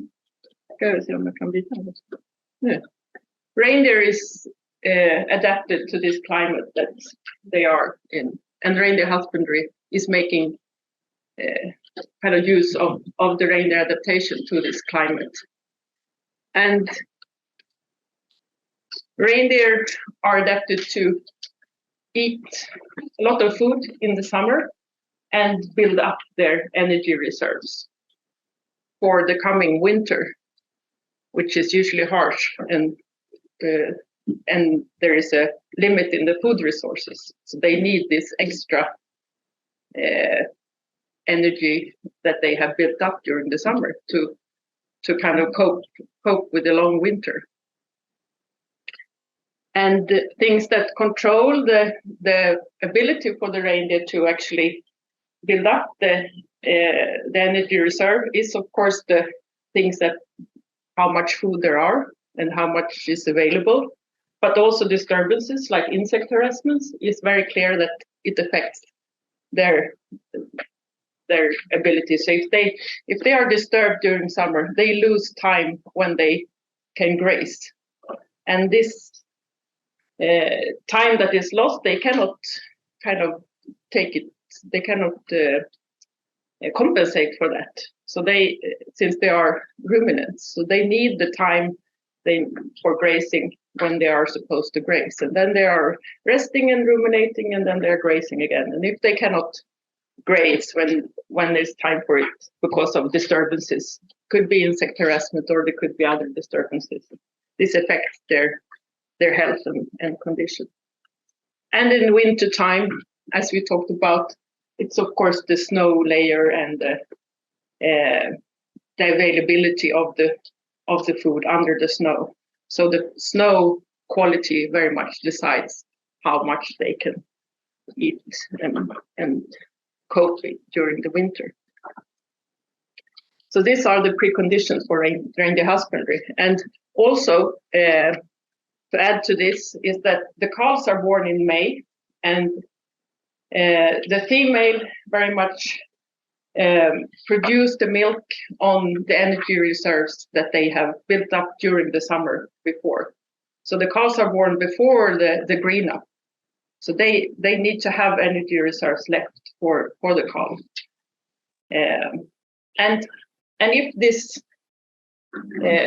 kind of yearly wheel, if this doesn't work for reindeer, it doesn't work for the reindeer husbandry either. So if there is things happening during the year that makes it difficult for the reindeer to actually be in the to get their energy and be healthy, then it's a problem for reindeer husbandry also. And today I would like to give you a glance into 3 different projects that we are working with, which are kind of looking into how reindeer and reindeer husbandry are coping with the landscape and what affects them. And there's one project on wind power that we talked about yesterday. So we have had several projects going on that.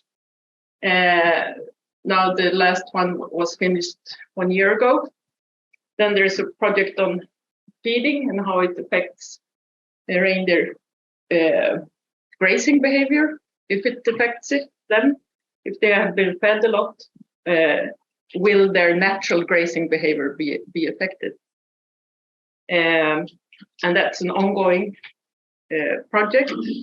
And then the last one is a new project that we are starting up, looking into production and how production in reindeer husbandry is affected by other land use and climate change. So I hope I will have, finish off all these 3. But starting with wind power, reindeer husbandry. So we've worked in various projects since 2009, looking into how wind power affects reindeer and reindeer husbandry.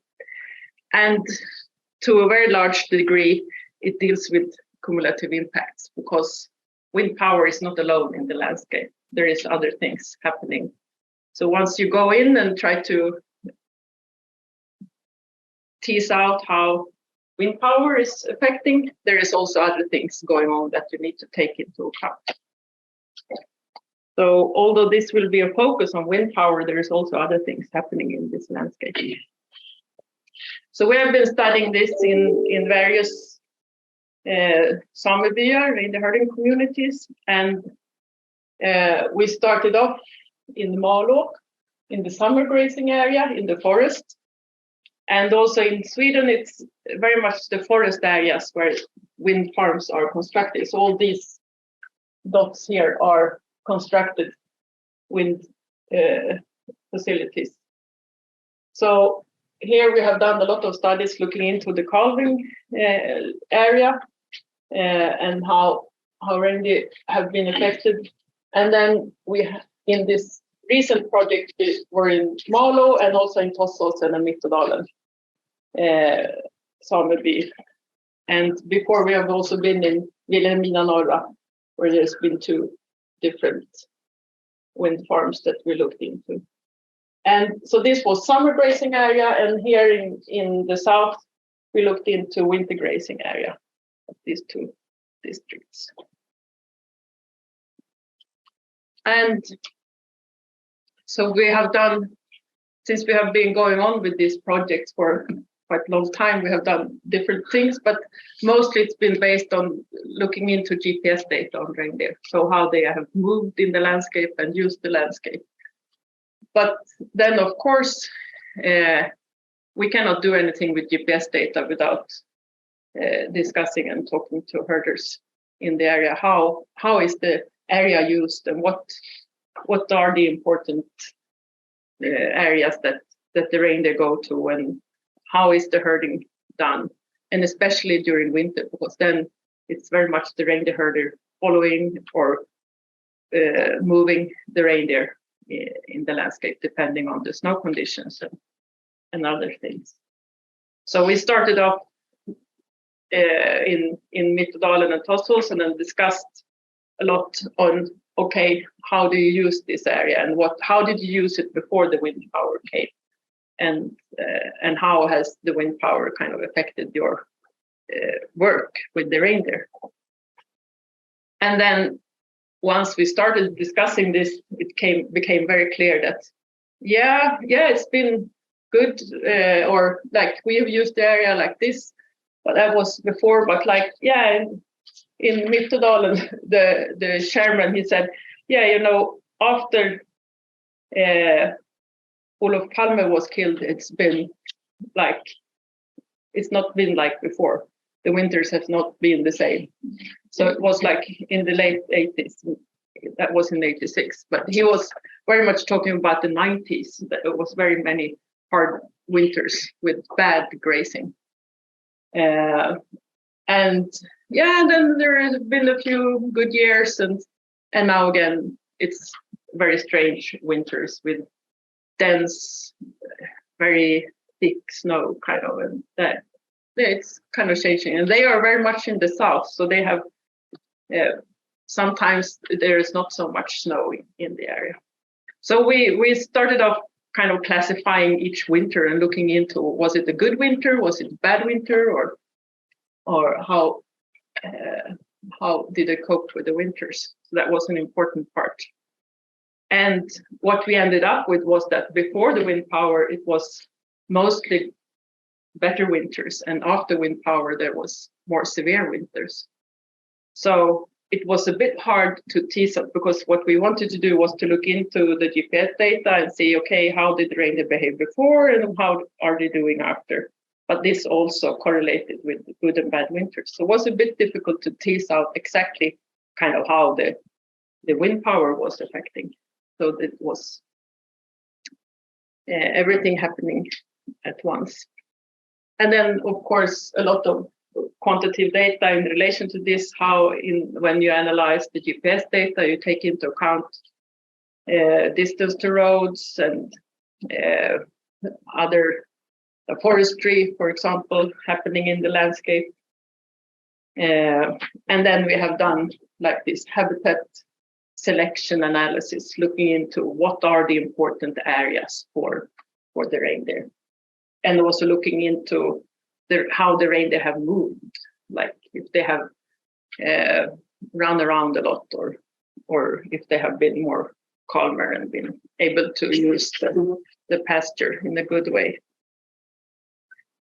And we did our models and looked into the data, and then we came back kind of to the herders and discussed, okay, does this seem like reasonable results? How would you interpret this results? So it was really interesting, because we were thinking, yeah, but this looks a bit, it's very complicated and a lot of things going on, and also predators in the area. And it's like, yeah, but it seems like, yeah, this is what we see also, like the reindeer, how it behaves in relation to all things happening in the landscape.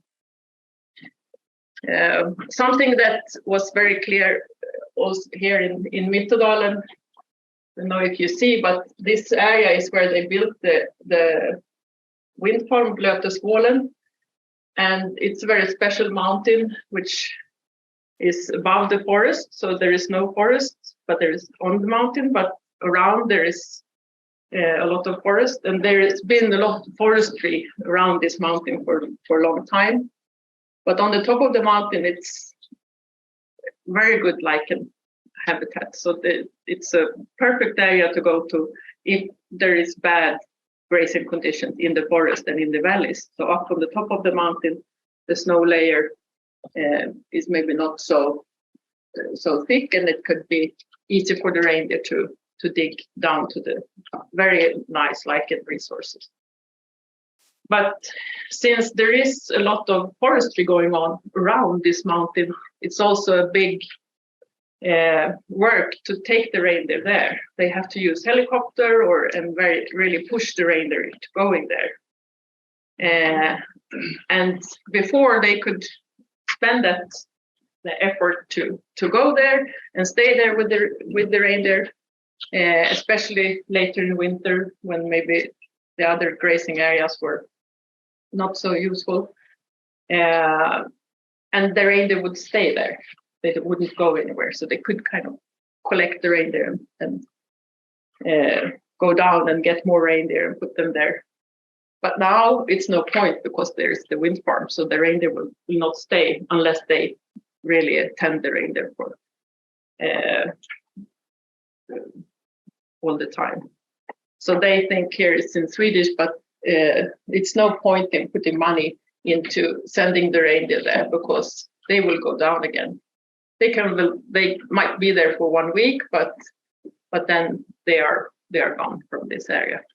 So they don't even bother to go there, even though this is a perfectly good grazing area. And there's about 30 turbines in this area, or 26. Or maybe it's 30, yeah. So since we finished this project, we have kind of been able to look into how wind power affect reindeer during the whole year. Of course, not in the same area, but so for these winter areas in Mittodalen and Tossåsen, we have, or this is not, we have teased out things that affect the reindeer in the relation to the wind power. And of course, it's been what they have said, the herders, is that it has increased the work for the herders, and also that they, like for this Blötesvålen in Mittodalen, that they stopped using the area basically. We also looked into how the reindeer movement was affected by the sound level in relation to the wind farm. So we had someone doing the sound modeling from the wind farms, and we related this to the reindeer movement. So this was done with data only after the wind farm was constructed, and then we saw that, yeah, they actually increased their movement rate with increased sound from the wind turbines, which means that their grazing piece, or betesro that we often talk about, was not the same in relation to the wind turbines. And then this thing with bad winters, that it's very important to have these areas with high up in the landscape where they can go, because that's where the grazing conditions are more stable, because the climate is better, or not fluctuating as much in temperature. So the snow conditions are often good higher up in the terrain compared to down in the valleys where it freezes and thaws more often. So, and these are the places where they often want to construct the wind facilities. And then so this was all in the two southern districts, Mitterdal and Torsåsen, and then for Malå, we have from before looked into the calving period. So here we have found that the reindeer avoid the wind farms during calving, and also we could especially see that the reindeer move away from open areas where they can see the wind turbines. So they instead selected areas behind the mountain. It could be quite close, but like where the topography kind of shaded the wind turbine.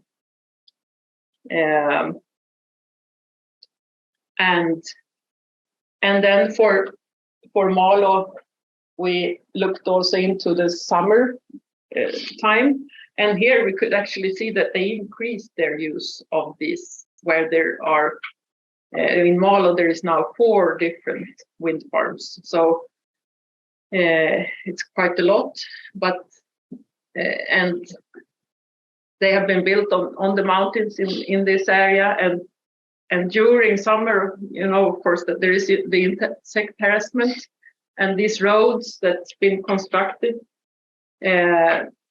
to take the wind farm there is probably a good area for the reindeer to use when there is insect harassment. And this is something that's been observed before, that when there is insect harassment, it's more important for the reindeer to avoid insects than to avoid maybe human activity or infrastructure, which could be like an explanation for why they have actually increased the use of these areas during summer. But at the same time, we could also see that the reindeer increased their movement rate in the area. So they used the area before, and now they used it a little bit more, but they were kind of running around more than earlier. And then in Malå, we also had the reindeer in the area during the autumn, and we could see that they decreased the use close to wind farms in open areas like Myers, but also in the forest. But there was no increase in movement rate in relation to the wind farms during autumn. So maybe not as sensitive to the disturbances as during the calving period, when they really increased movement rate and avoided open areas close to the wind turbines. Yes.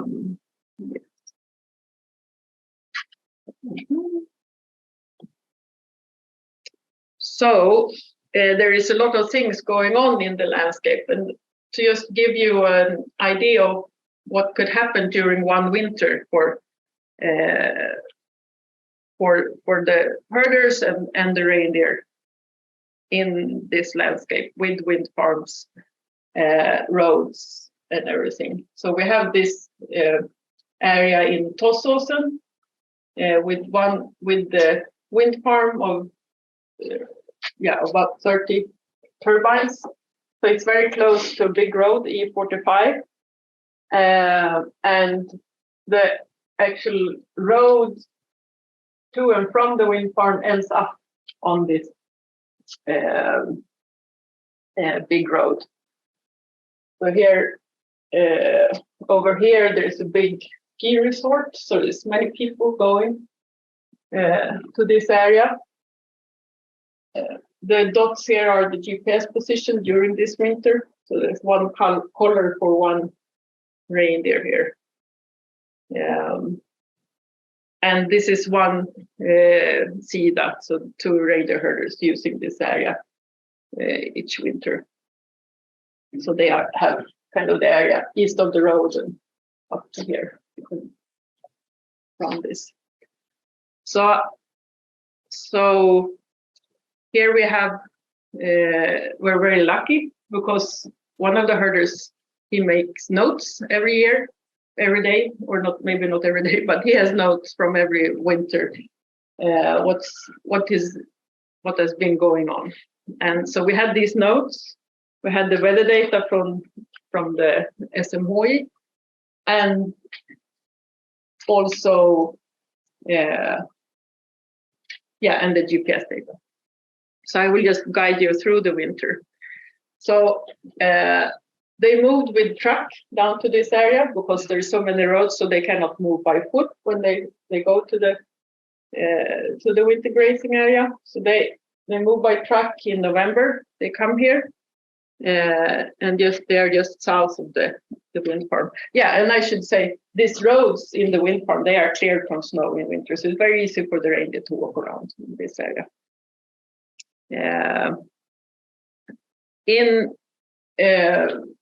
Just around Christmas, reindeer move up towards the wind farm, but like they stay there for a couple of days, but then they move very quickly from this area down towards the E45. And around the same day, there is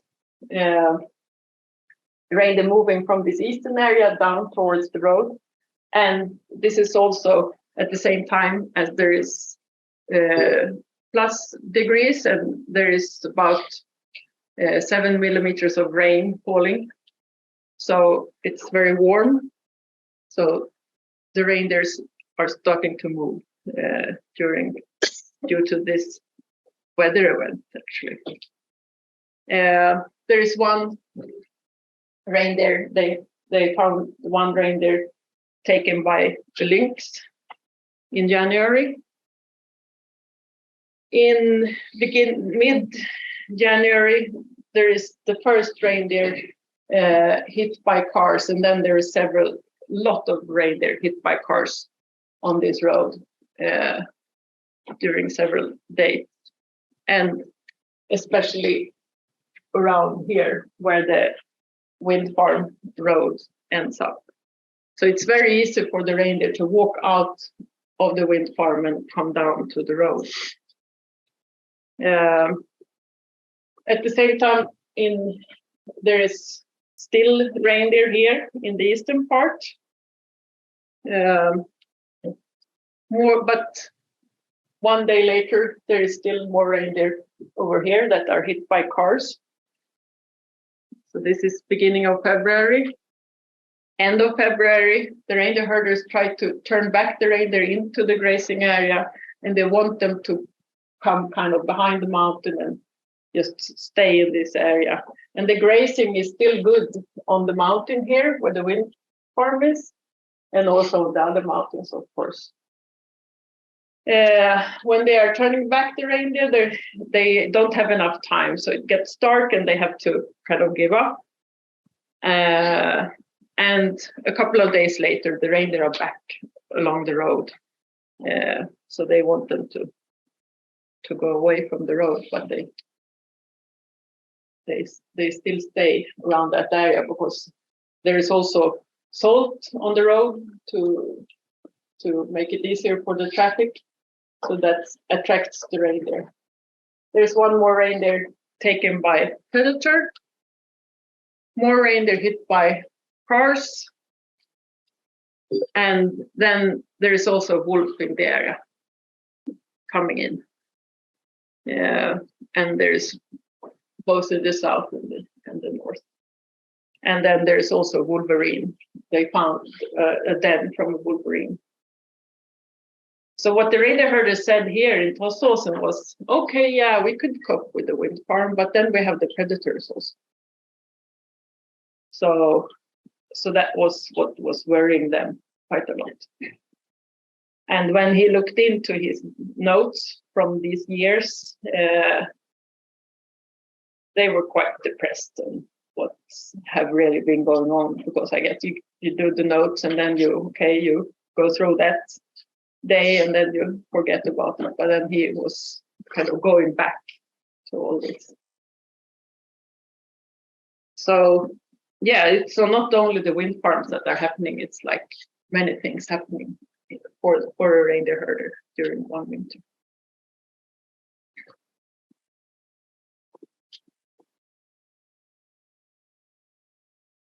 Yes.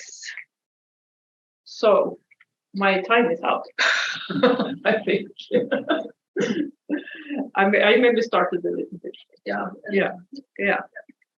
So just quickly, so when we have wind farms and other things, sometimes there is also a compensation from companies, and very often they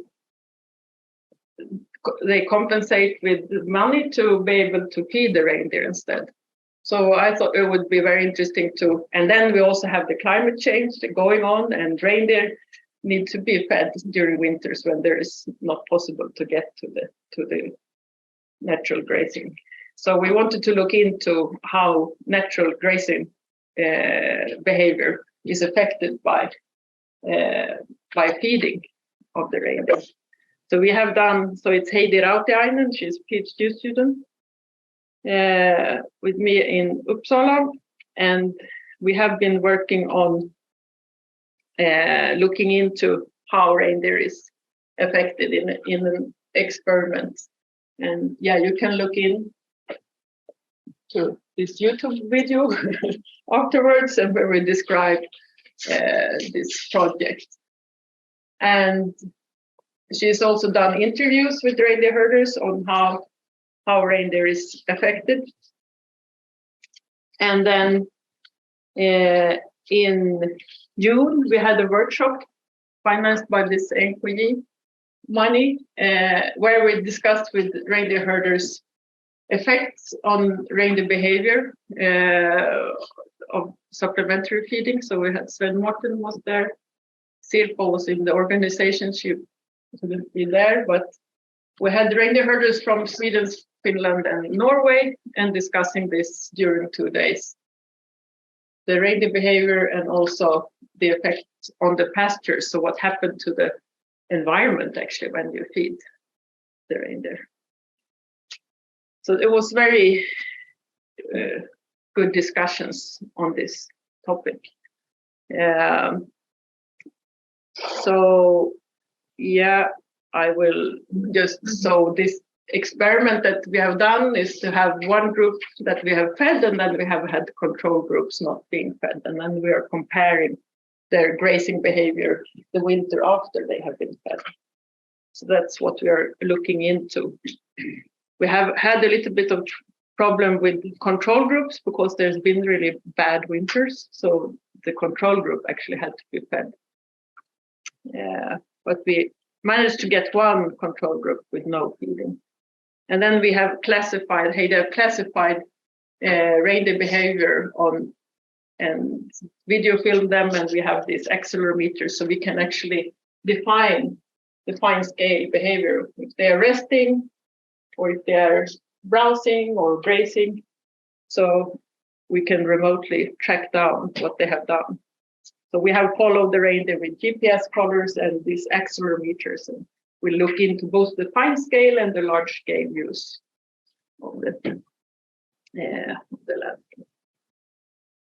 And yeah, we have recorded body condition also. So this, yeah, these are the fed groups. But it's very, it seems like it depends a bit on how much they weigh when they start, when we have started to weigh them. So yeah, there is an effect of feeding, of course, that they get higher in weight. And then this, it's actually the pasture it's the resource in this system. If there is no pasture, we will not cope. That's a citation from one reindeer herder in this feeding project. So this, yeah, so when we have all these cumulative effects, and also predators in the area. How does this affect the production in the reindeer husbandry? So then this is the third project that we're starting up now, where we want to understand the consequence of other land use and climate change on reindeer production. And we have this unique data set from one reindeer herding community in Roften in southern reindeer herding area in Sweden that have been individually marking and weighing reindeer since the 1989. So we have 40 years of data that we can very fine scale look into how this has varied with climate and land use. And then also the slaughter, we will look into the slaughter records from the summer parliament. Yes, so then I will finish there.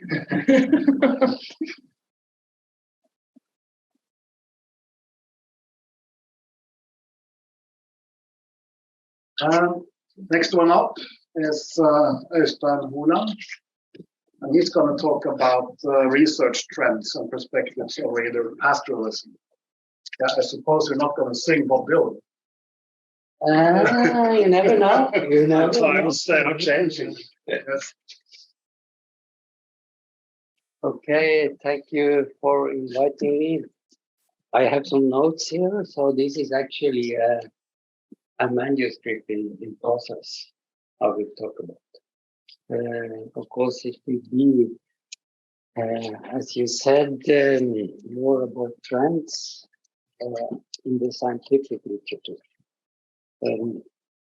I work with my two colleagues in Italy, Barbara and Julio. They are, let's say, the expert on text mining and topic analysis. So actually, this is widely used in exploring scientific literature. Now we are using reindeer pastoralism as the kind of a team.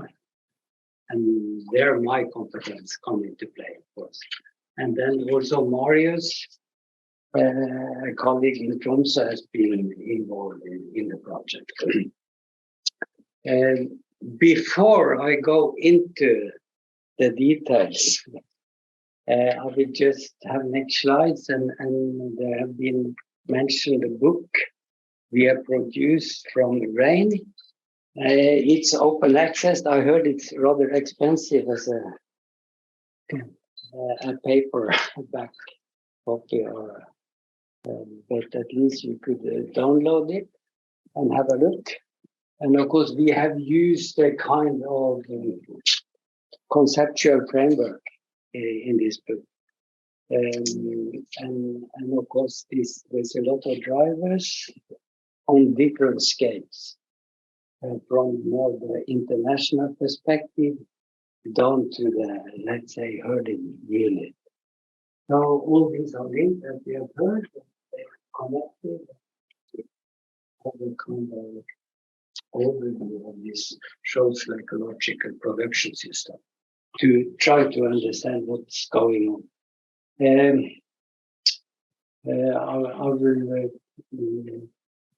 just briefly mention Tim Hoskotter, who has been a secretary for the work and is very, very instrumental in getting it through the process. I just want to mention two short slides. It's a more historical background. So please. Don't be too overwhelmed. I just point out that to understand the situation of Indian pasture today, you need to have an online historical perspective. And of course, we have different factors, external factor, internal factor, moving along and interplaying with each other. I won't go into details, but this is the, let's say, the first more or less 1,000 years, and I will just pay attention to Okay, the colonization of Sapmi or Northern Fennoscandia or whatever you call it started rather early. Okay, let's say, yeah, it's a long story about this, but just remember it started early, and then the next slides, it's actually still going on with the kind of green. We have what we call the green colonialism, the green transition, and the globalization. So this is kind of moving along, and that's an important background. Okay, then back to the talk today. So next slide. When there will be a lot of figures here and numbers, but don't be afraid in a way. I will try to explain it. It's rather simple actually. But yeah, please. For me, I was PAing this rain, and of course I had to read quite a lot of literature and some paper. Some of the literature is more kind of benchmarking paper, and there's one from Øystein, who was a professor at SLU, and he was a rather visionary professor, and he said in 2000 that, okay, then natural science were dominating reindeer pastoralism. It was biology, basically, of different kinds, production-oriented often. And he said that it was important that natural science joined with social science to kind of get on with the challenges the reindeer herding was facing. And then you have also an important paper in 2012 with Pop and Luther, basically saying the same thing. There is a long way to go here to integrate between social and natural science for a kind of holistic view of the reindeer pastoralism. So what I try to do here, or we try to do, is kind of, okay, 20 years after Danell, Øye, where are we standing? And now we are talking basically about the scientific literature. So please keep that in mind. Okay, next. So now we are discussing, I won't go into detail with the methods. I just want to say that text mining and this topic modeling it's basically sorting out and order a large set of documents and try to figure out something out of it. Okay, so it has to be, this research has to be scrutinized and of course put into a context.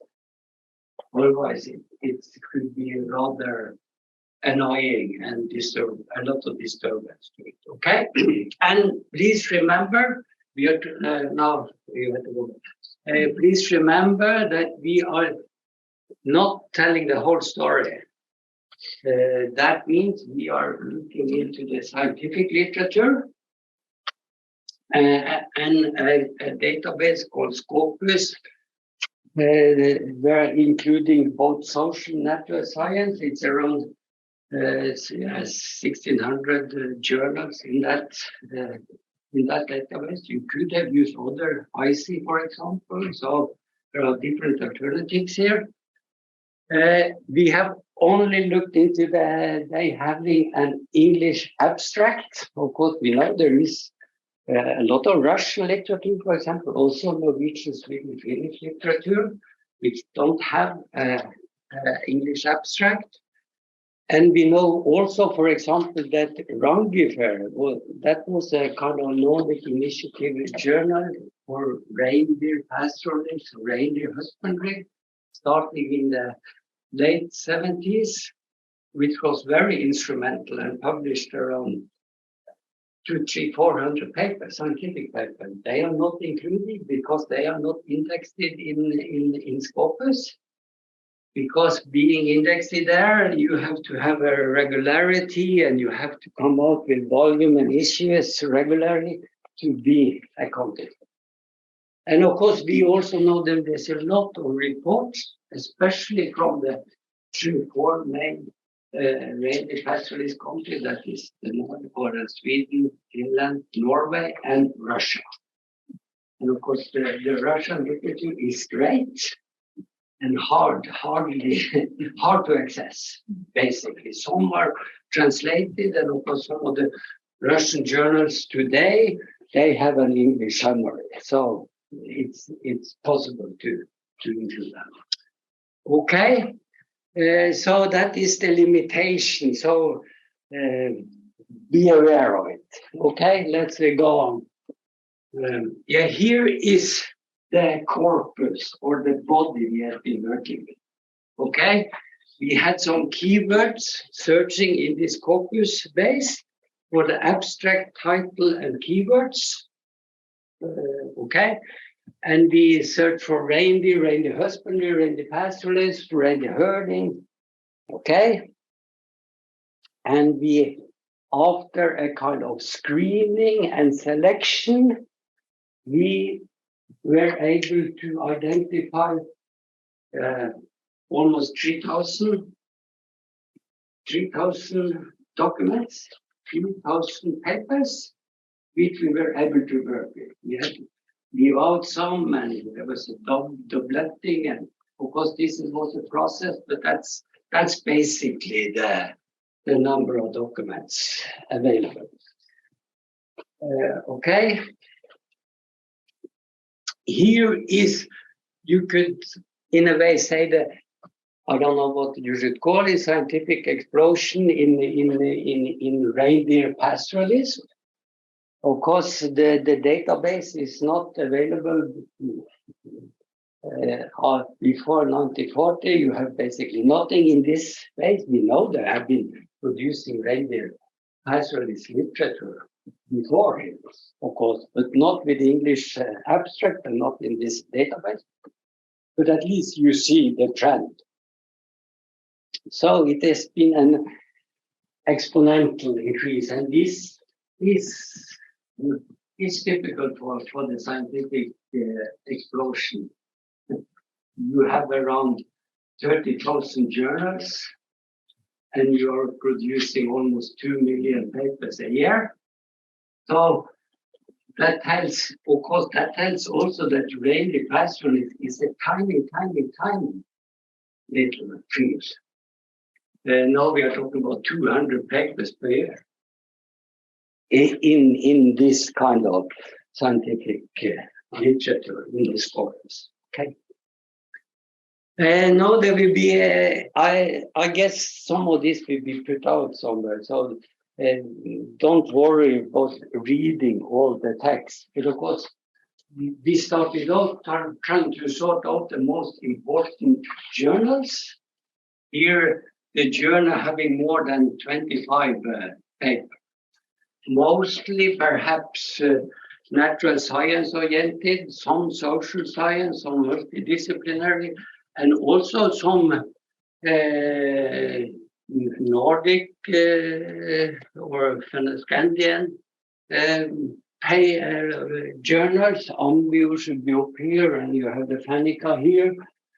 And there is a mix here. Also, actually, a French journal is coming out here, more to the archaeological part. So it's a mix, okay? Next. And then I want to see the top 3, of course, and I'm very happy Norway come out first, of course. 600 publication documents in this base. The 3, I will focus on these 3 countries for the promotion. So, and they are about, they comprise around 50% of the total. More or less, a little bit less, but that's basically the total corpus. And of course, why Norway is ranked top. I think the most reliable explanation is that it includes also quite a lot of wild reindeer literature from Norway. Of course, you have some forest reindeer in Finland, of course, but the wild reindeer in Norway is very central and has a central part in the management and responsibility to the Norwegian kind of red list worldwide, and it also includes quite a lot of data from Svanhovd reindeer. So when you search reindeer, of course, we had a discussion if this should be cut out, and so this is always a discussion how to present this, but they are there for sure. So if that has been cut out, we will probably be down here somewhere for the Norwegian part. Okay.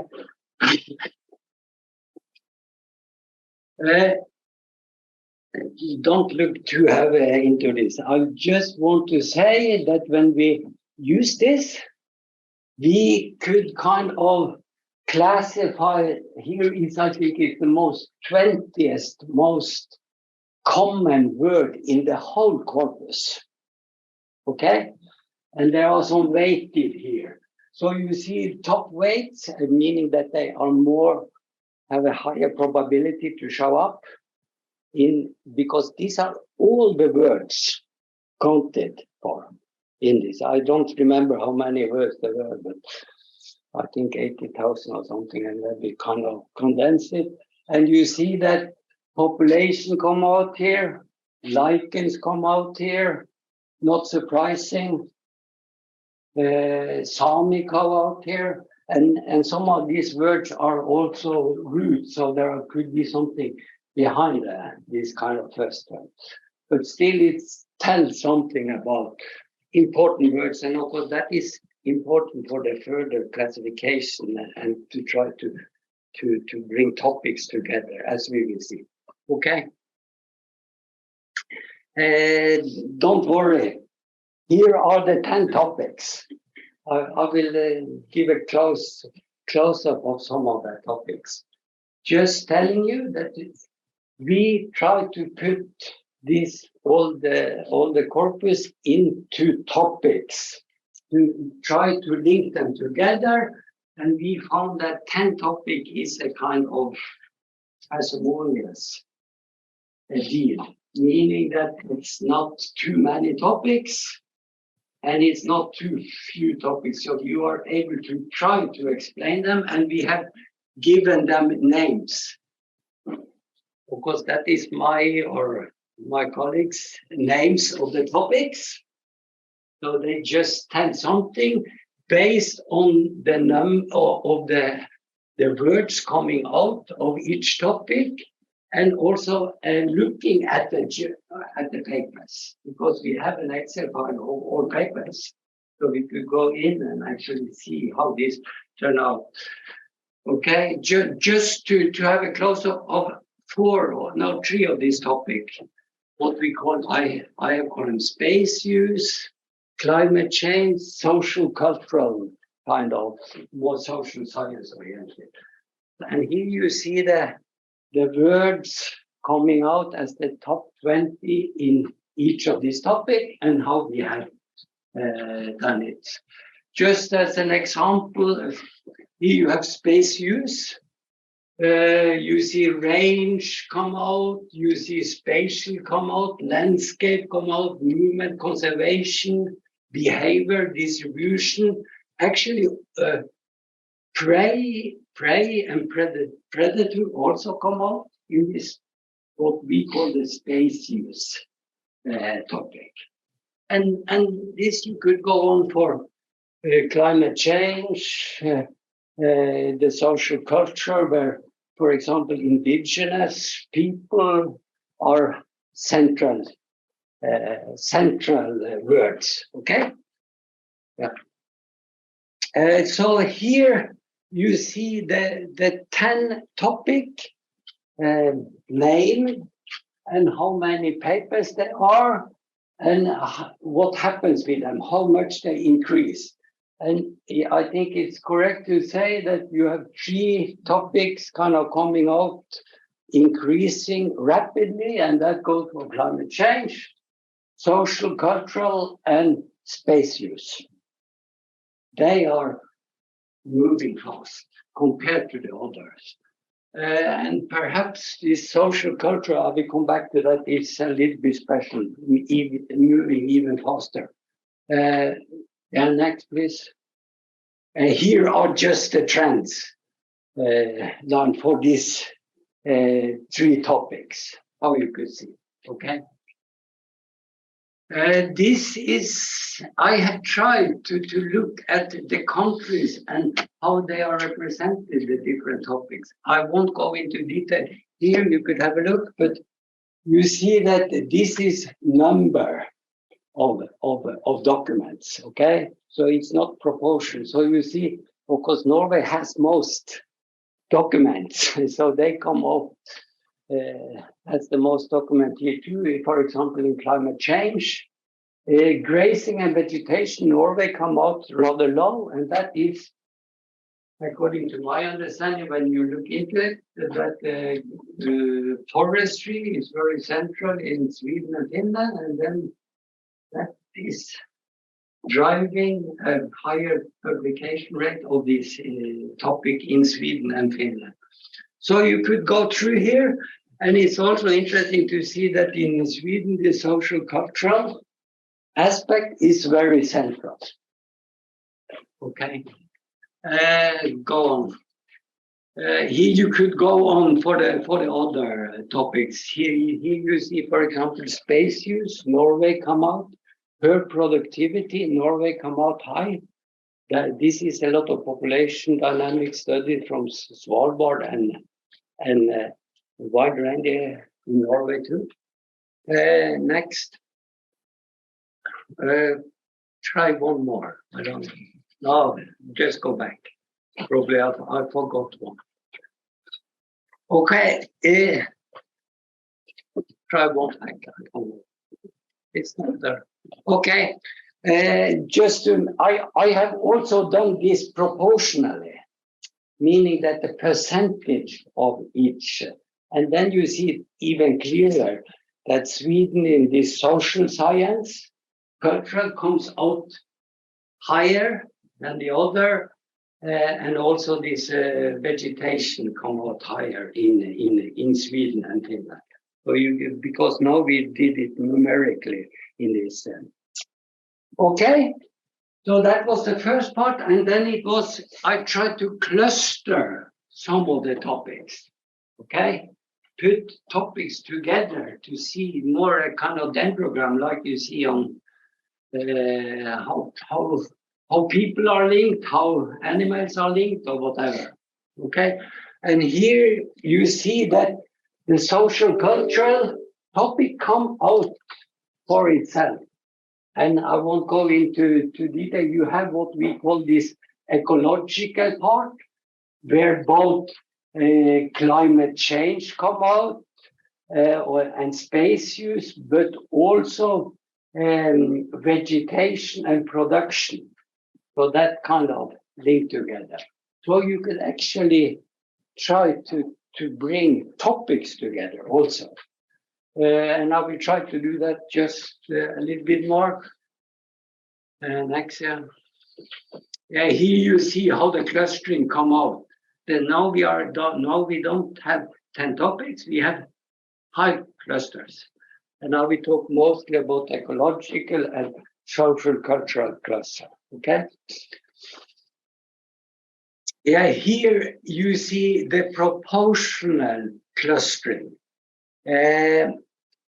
It's I don't know what this brings about, but it seems like this what I call the social cultural cluster, the same as the topic, are little represented in Norway compared to Sweden, especially Sweden, but also Finland.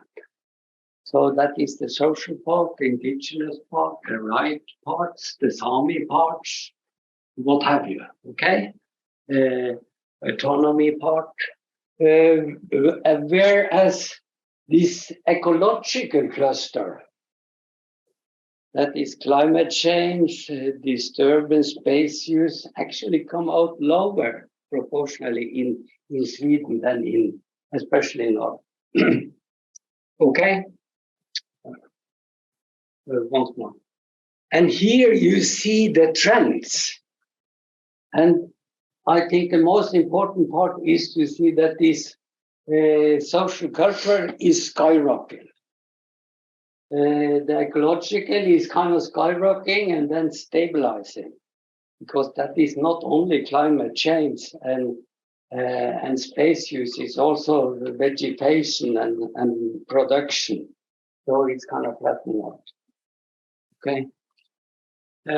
Here is just the cluster one, the social cluster. I have also put in here the Russian Federation, Russia, just for that actually the social cultural part in Russia is very strong in this scope of space, of course. And actually they have over 300 documents in the total database here, the corporate, comparable to Sweden and Finland, actually, almost. Okay. Here you see cluster 3. The ecological and Norway come out. We have seen that before, okay? Here is just a journal, according to the most important journal in each cluster. We can go next. And here, now that was a lot of figures and everything. I was just trying to sum up a little bit. And then I say that, okay, bringing back Donnell and Papa, interdisciplinary, transdisciplinary, whatever you call it, it seems like actually it's coming true in this abstract that much. Only 26 of the abstract have this one of these words. So it seems like we are into more discipline still. We are not really able to bring things together. And just an example here is from the climate in the abstract. Of course, this is climate change. So in the climate change, you would expect that climate is coming out and mentioned in the abstract. And then you see that there are some other topics coming out, the climate change. Of course, the ecological topics are coming out, but also the social, cultural topic 5 is coming out. One surprise what this archaeological topic coming out, but that is basically old stuff from the Cro-Magnon French literature, talking the Ice Age, and then you are 50,000 years back. So that's another story. Okay. Just some kind of, I don't know, just some kind of thoughts about reindeer pastoralism. I like to call it pastoralism. That has been a long discussion in some are calling it husbandry, reindeer herding. Now we're talking about the English terms. I like to call it pastoralism because I think that is more representative, because you have pastoralists in many places in Mongolia, in East Africa. So pastoralism is more. This is the North Eurasia European pastoralism, the reindeer. But that's anyway. But I think it's important to understand that this is a social ecological system. The question is for what and for who? And then, of course, you could discuss, is this a meat production system? Is it a livelihood? Is it a way of life? Or what about other ecological services? At least it's important to think about it, what this is. And I think people have very different conception of where to stand here. Okay, probably it's a mixture. one more. Just one reminder about the start of the timeline going on. What a lot of scholars are calling green colonial today, with mining, windmills, what have you. So that's something going on. Okay, the last. Oh, I see Dylan is with a D. That was a mistake. I think early in the morning. But anyway, I won't sing it. But I think it's so. This is about the important protest song from the 60s, of course, in a totally different setting. But I think it's important to remember that at the end of the first verse, he is saying, "And you better start swinging, or you will sink like a stone. For the times they are a-changin." So this is also a metaphor to see actually that this is not something new. It's something in another setting, another area, and facing different challenges. Okay, that's the end. Thank you.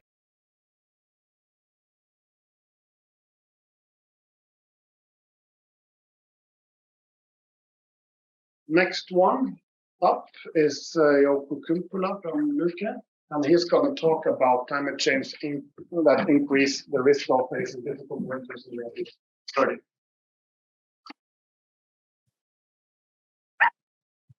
Yes, thank you for inviting me to this conference and the presentation. My presentation handles winter conditions and how these winter conditions for reindeer herding are changing due to climate change I don't. This is Jutta Golter, partly similar subject in winter conditions, but I concentrate 2 winters which has experienced in during past 5 years or 4 years now in the reindeer herding area in Fennoskandia, but only in Finnish cases. And there's a lot of there has been done a lot of research on climate change, how it is changing, but I present raise only 2 recent publications first, and which could explain quite well why these winter conditions are changing, and especially those 2 winters which has been faced in during past 4 years. And then I show some examinations, 2 examinations which we have done.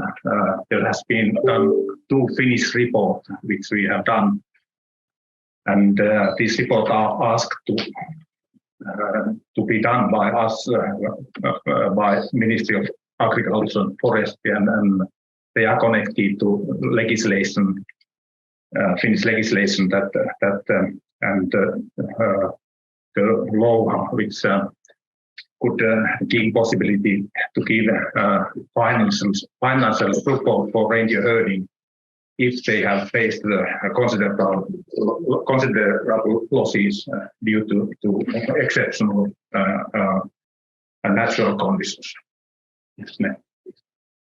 Here is the first publications. It's published in Rantanen et al. This year, and they have looked at the warming of the Arctic areas and the area which is up north from polar circle, and they have found that this area has warmed nearly 4 times faster than the rest of the globe, and of course warming has been not so even, but some areas has been warmed much more, and some. But anyway, this whole area is warming very fast, and it is changing the weather conditions in this area. Next, please. Here is the same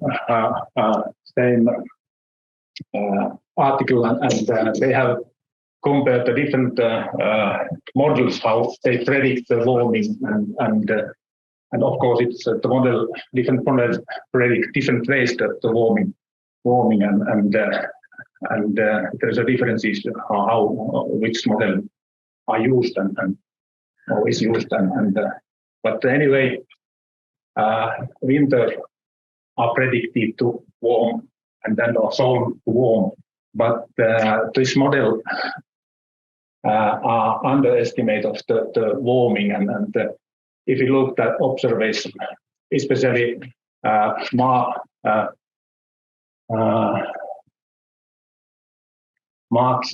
April and October, November, December, early winter and late winter that are warming much higher than we are expecting. Next, please.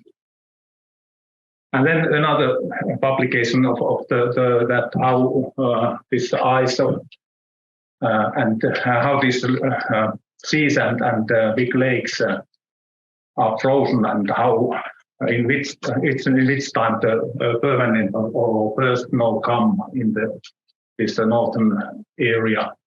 And as you can see that these are sea areas that they stay much longer open and also big lakes open. But in fact, it has been observed that the snow come earlier in the continental areas. Many continental, for example, in Svenska, than during the past decades than earlier. And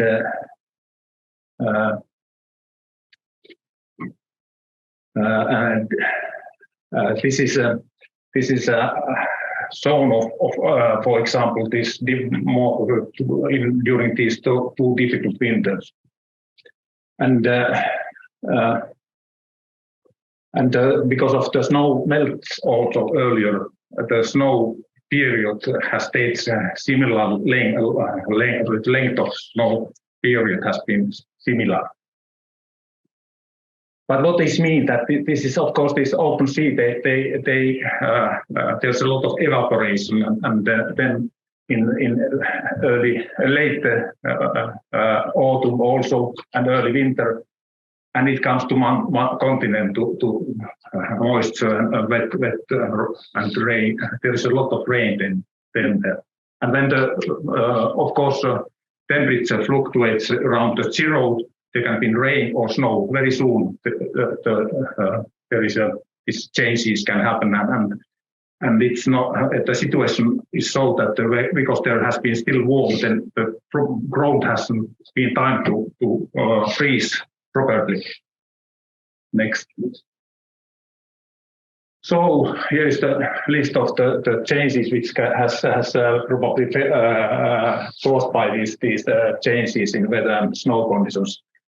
And this is the critical period that this early winter is.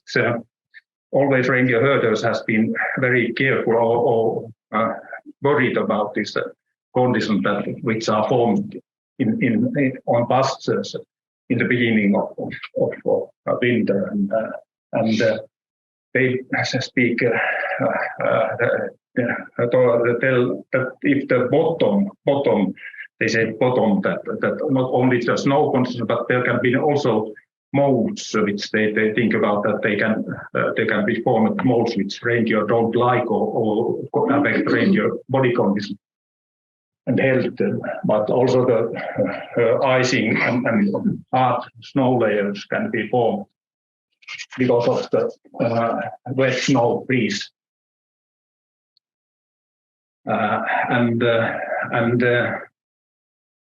Because of the icing of the pastures and the molds, then there can be very many problems for reindeer, not only getting food, but also health of reindeer and body condition of reindeer. And then there can be very deep snow winters also, or even though it's predicted that generally the snow layer will be not so much snow or lesser snow, but as in winter 1920 was shown, there was a very big, thick snow layer. And next, please. This is the report of which we made 2 years ago, and we made a survey to the district, to the herding cooperatives, and asked very many things, and most of the cooperatives answered to us, and we also asked the situation in autumn and body condition of reindeer and food condition, and one observation that there was a very few, or there was not at all mushrooms, or there was very little available in that because of the maybe dry late summer and this kind of condition. And it's known that mushroom affect very much on the body condition of reindeer. And this is we asked the body condition of reindeer, and many ask that it's not normal or that it was worse than normal situation. And also it is important for routing and synchrony of the route for reindeer, this body condition. Next, please. So there's a data for Finnish Meteorological Institute, and we looked at the snow depth of this. This is the snow depth areas during 10 years, average 10-year periods before this bad winter. And here is the most snow, and there's the least snow in these areas. And we looked what was the development of daily snow depth in each of these areas. And as you can see, this is the average 10 years period, and during this winter, the snow come maybe the normal time, but it was very fast accumulated, very much on the past in the whole of the area, and it caused very many problems. And besides this, there was a very hard snow layers and icy snow layers, and probably also mold on busters. But we didn't study this microfungi on reindeer food plants during that. We made it in the last winter, and I will show later this. Next, please. So reindeer herders had to invest more or start to feed reindeer. Of course, in Finland, here in this area, the coral or pen feeding is normal, but anyway, they had to start two months earlier and continue it later. And also in that northern area, which are not so common, this pen feeding, some of them started to gather reindeer pen feeding and also increased the giving feed on pastures and started much more earlier, already in the beginning of November, some of the herding, but it meant that the cost of feeding increased quite much compared to the normal situation. Next, please. Then we observed that there was a lot of problems, health and the conditions of reindeer, and we asked also the reindeer herders how they have observed this, and as you can see, there is a lot of reindeer which have suffered different kind of illnesses or disorders, and it was. Probably because here was pet reindeer, observation was easier, but also in here, farm area and the northern area, there's different kind of disorders and illnesses. For example, there's a different kind of illness, inflammations in mouth, so that there's some of them, there's even holes where made bacterial infection. And then legs or somewhere else body was inflammations and diarrhea was experienced. There are a lot of reindeer had diarrhea or different kind of disorders, or they refused to feed. Or when reindeer herders feed reindeer herders experience that even they give feed and reindeer eat, it doesn't affect the body conditions change by worse and worse. And it was reported that later that over 20,000 reindeer were died. This is not maybe the final, but it was the number of reindeer which were somehow try to get compensation from the state. And also calf production reduced in the following 60 to 150, and in the Sami area where reindeer losses were highest, and also calf production and number of slaughter reindeer decreased most. Next, please. And then we go to the last winter, and it was a little different, but again, ground which was not frozen, very big snowfall came, and there was already 50 centimeters, even more in some areas, snow in the late October. And then there was a cold period, and then it's frozen, this snow frozen in these areas. But later came in the beginning of November, in wet, very warm and rainy weather, and of course no melted, but it was again wet more and more, the snow, and then again this was followed by very cold weather, and there was a total frozen of past or covered by the ice and frozen past in some areas. This was situation in snow depth when it was here, this, and then it was frozen during whole winter. But also here you can see that here is that the snow melted nearly all the way, and it improved the situation quite much in these areas here. Next.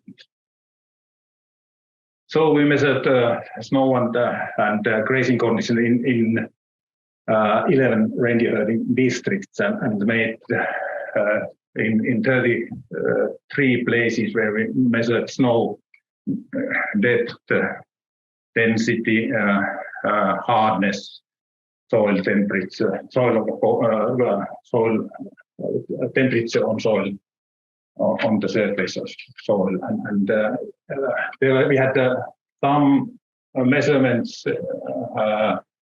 in 2008 in the same time, and compared this is two winters made in March, these measurements, this and this winter, which were very difficult. The average snow density was much, no hardness was much higher than during these winters, than that. This is quite normal, or maybe a little easier winter.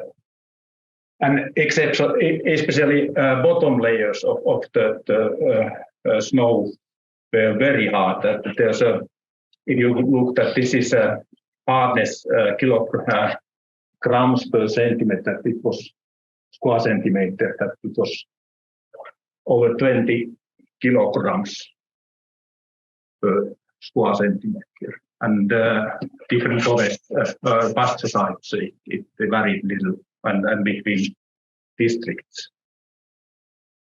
Next, please. Then we collected also plant samples, and in Luke there's a laboratory where has been analyzed mycotoxins and this kind of things on the feed materials of ruminants, and there's a system that in Luke's laboratory can be analyzed this 33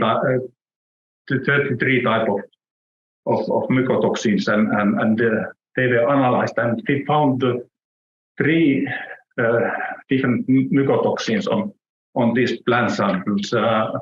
These alternaria mycotoxins were observed in all samples, and this Fusarium mycotoxin was observed in nearly half of the samples, and the content of mycotoxin or the amount of mycotoxin was quite high. I know we know only one Russian research where this mycotoxins has been analyzed in reindeer lizards, and they found also several different types of mycotoxins, and it is published in English in Russian journal, but there has been not explained which kind of conditions and they have collected these samples. They say that they have collected Murmansk and the Karelia area of these samples. But anyway, these mycotoxins, as Reindeer Herders has footballed that earlier, that they have been afraid that there can be some other things, only not hardness of icy conditions or snow depth, but there can be something else which disturb reindeer body condition and affect. And I believe that these mycotoxins could be one explanation and one increase in threat also for reindeer herding because of this kind of winters. And we are going to make 2 scientific publications from this material, but as we have looked at that, at least these alternaria mycotoxins, they have been observed to affect cause esophageal cancer in human being, and then in this kind of experiment, it has irritated mucosa and skin and caused inflammation. And if you image that reindeer eat this kind of food, it can be, if the mucosa inside mouth is irritated, and there can be bacteria can come in and then start to expand this inflammation. It can be very deadly for reindeer in long run. And this cerebralem is also known to disturb reproduction processes, and it's in different, especially in the beginning of development of ovarium and fetus. But anyway, this is the area which should be studied more in the future. Next, please. And according to this information which we gathered, we estimated that the area where was exceptional grazing condition for reindeer, because it's needed for Ministry of Agriculture and Forestry, that they can continue to process if they got some compensation for these losses. But it may be that there's areas which has been also similar kind of condition, but there is a not so good monitoring system developed for observing these conditions here. Yes, the last one, please. So, conclusions. if you look at what shall we do, of course it's easy to say here present here, but what we can do in practice is also another good question. But so this readiness should be developed and adaptability of facing this exceptional pasture condition and what does it mean? Of course, it means emergency feeding methods. For example, developing different type of feed more suitable in this kind of conditions or systems, how to feed, but also reindeer herding methods like grazing or pasture rotation in Finland and grazing system.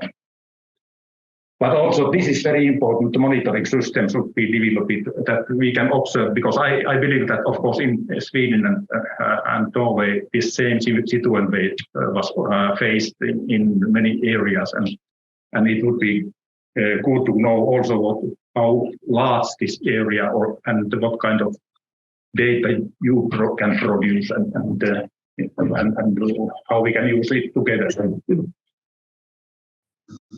And this in Finland, at least here, the compensation system is not flexible and fast. That it takes already till the beginning of March when Ministry of Agriculture and Forestry asked Luke to make this kind of examination, and it was too far this starting this examination. We would have wanted to start in the beginning of winter, but we had to wait and wait and wait.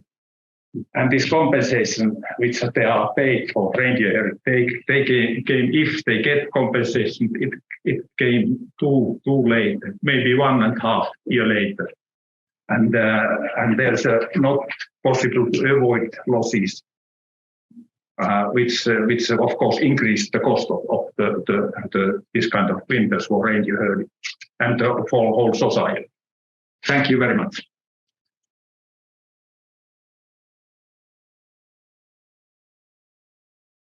Sirpa is going to talk to us about coping strategies. Okay, do you think we are more or less here?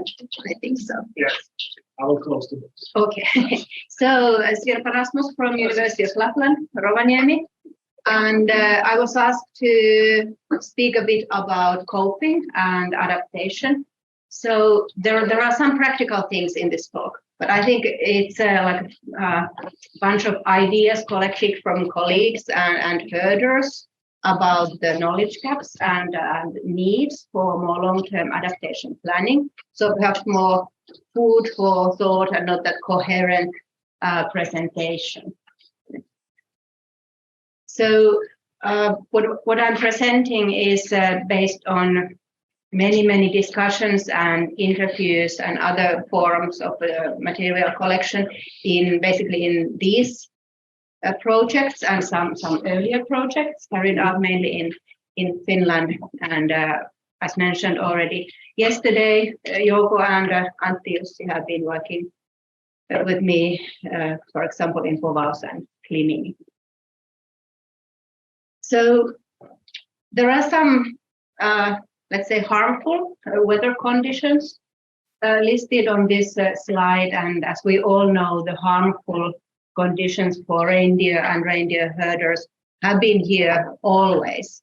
And now when we talk about the changing climate, there are some seasonal events, conditions that are becoming more rare, some are becoming more frequent.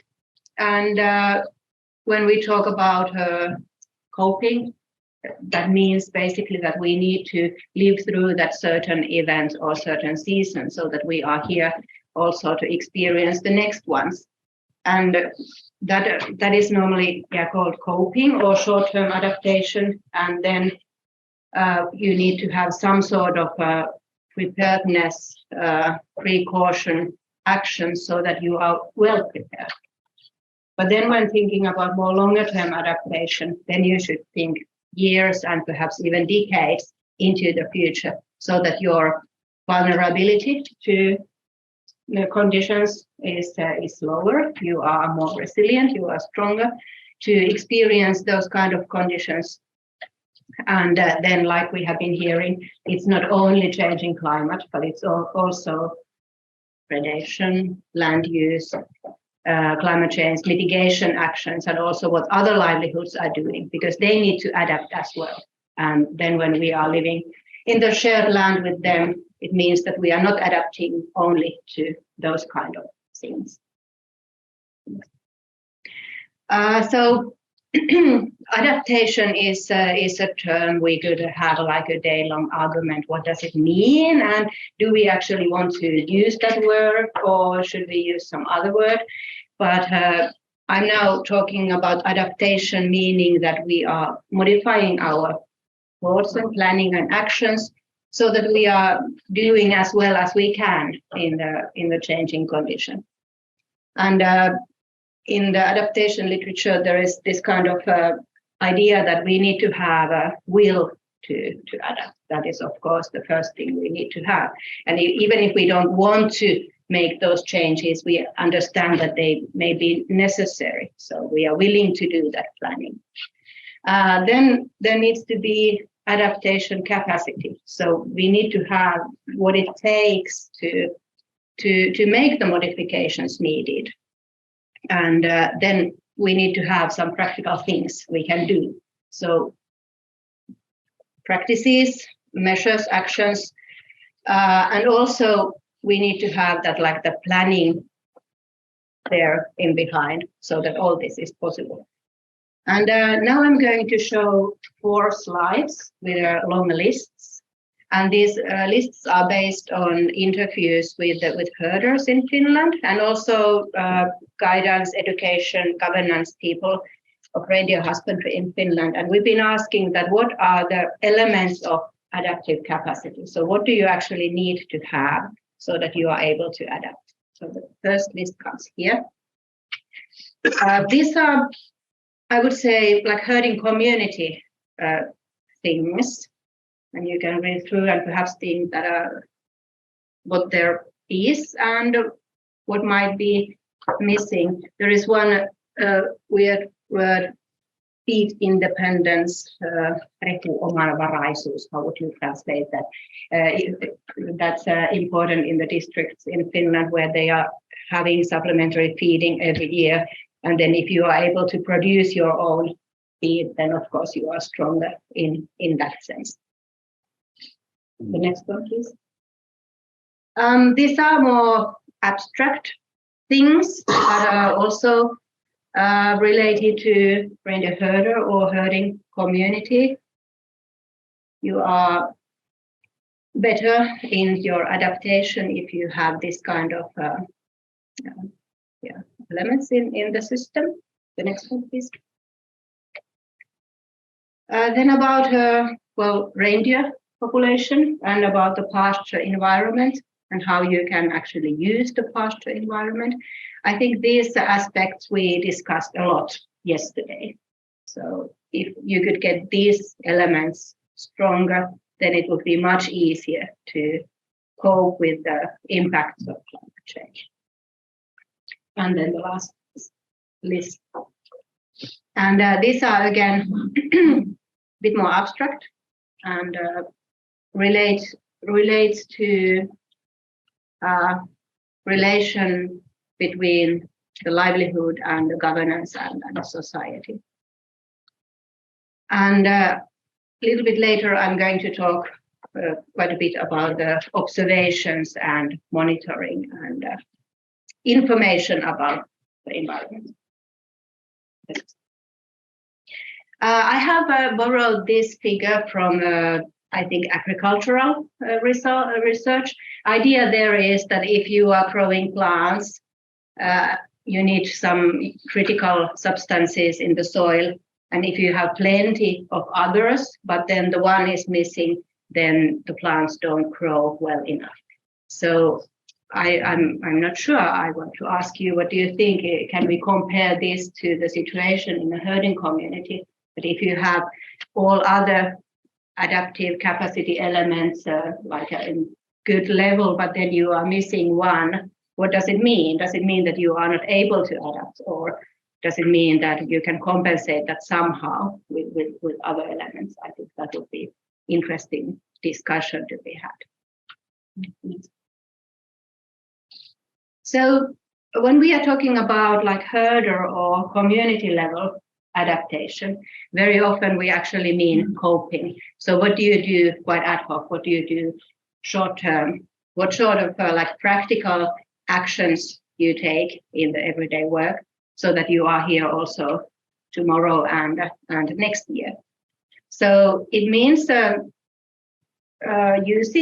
developing many techniques and practices in your working life. And on the next slide again, there is one list that's perhaps like a Finland list that emphasizes the things that are used in Finland, and I'm sure you could add plenty of more, because you see there are many things that are related to supplementary feeding, but also other kind of things like changing the timing of certain herding actions or using pastures you have been able to save during the winters that have been not that difficult.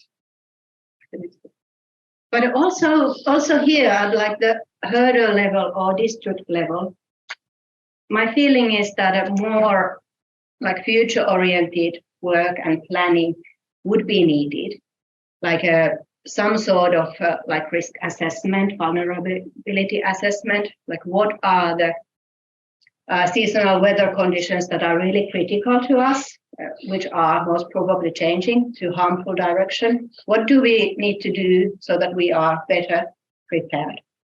And also this cannot be done only at the local level, because you can make all sort of plans, but if like the higher level of that livelihood governance is not supporting those plans, it doesn't help too much. So I think that support from both education and guidance and governance is really critical here, and the planning that is done like higher up levels. And I think that is actually missing, at least in Finland, and the work towards that is just starting.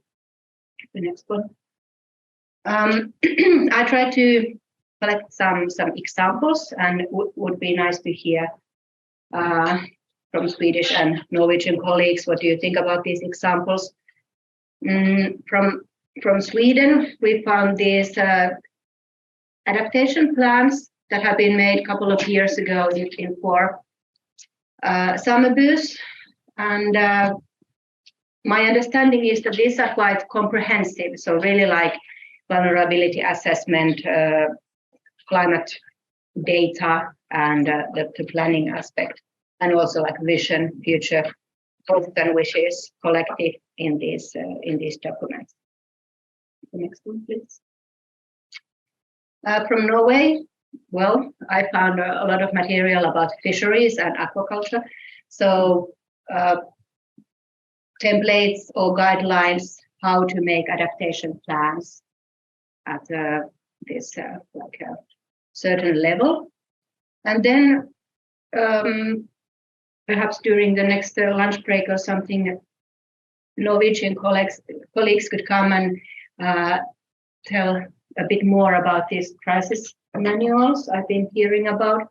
I understood that after the difficult winter 1920, this kind of crisis manual templates were produced for herding districts so that they could sort of fill in. It seems that you know at least. Would you like to use 2 minutes and explain it now, because I'm quite interested? Yeah, it was after negotiation between the Norwegian and department ordered a manual for internal crisis handling in each district. We made this instruction how it could be used. Yeah. It's a little strict so just to which point is to check and all kinds of where to get supplementary food, equipment for feeding, to have neighbors in factors, all kinds of stuff. Okay, so like really practical. Yeah, really practical. Okay, good. The examples from Finland are not at all that practical. They are like climate change roadmaps for agriculture and forest industry. But my feeling is that this planning needs to be done at so many levels. So it would be really good to have some sort of high-level roadmap for climate husbandry, and then all these practical planning tools together. Next one. Okay, so that was the first part of my talk, and now the second part. There will also be a third part, but that is short. So the second part is about knowledge and observations and data.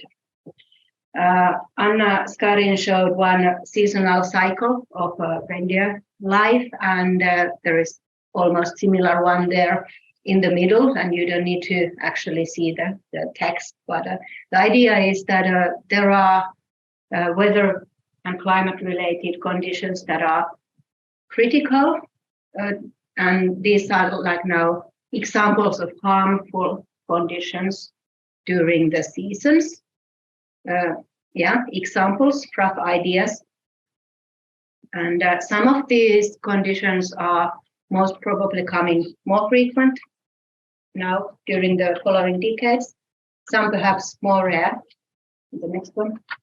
But I think here is one of the problems. So I have marked in yellow the conditions where we don't actually know that much of. So perhaps there is this like local knowledge, but not necessarily anything that has been written regularly or formed as a database, or there is no, if we want to use like official monitoring of a condition. So we could check that, okay, how has the natural mushroom yield been developing during the decades? How thick ice layers there are or can be on winter pastures during like a typical conditions or easy conditions, or these extreme conditions. So we really don't know. And this is problematic because we can't then give any kinds of trends, and we can't compare the time periods, and we can't actually say what is normal, what is extreme, what is rare. And simply the solution is that we need to develop the monitoring system. I think both from the local individual like citizen science perspective, and also from like a more official perspective. And then one idea that has been going around is because when we don't know enough about certain condition, we also can't actually simulate or forecast it at all, or not at least well. So it would be really interesting to develop some sort of climate service for reindeer husbandry when you think about certain critical conditions. But that would be a big work, of course. And here are some examples. That is, it's in Finnish, but it says that preparedness for certain risky conditions in, for example, forestry is being developed by using new kinds of forecasts. And the other example comes from a skiing resort climate service, which is producing a 2-week forecast for snow, what is it called? Artificial snow production conditions. So there are possibilities, but a lot of work in front of us.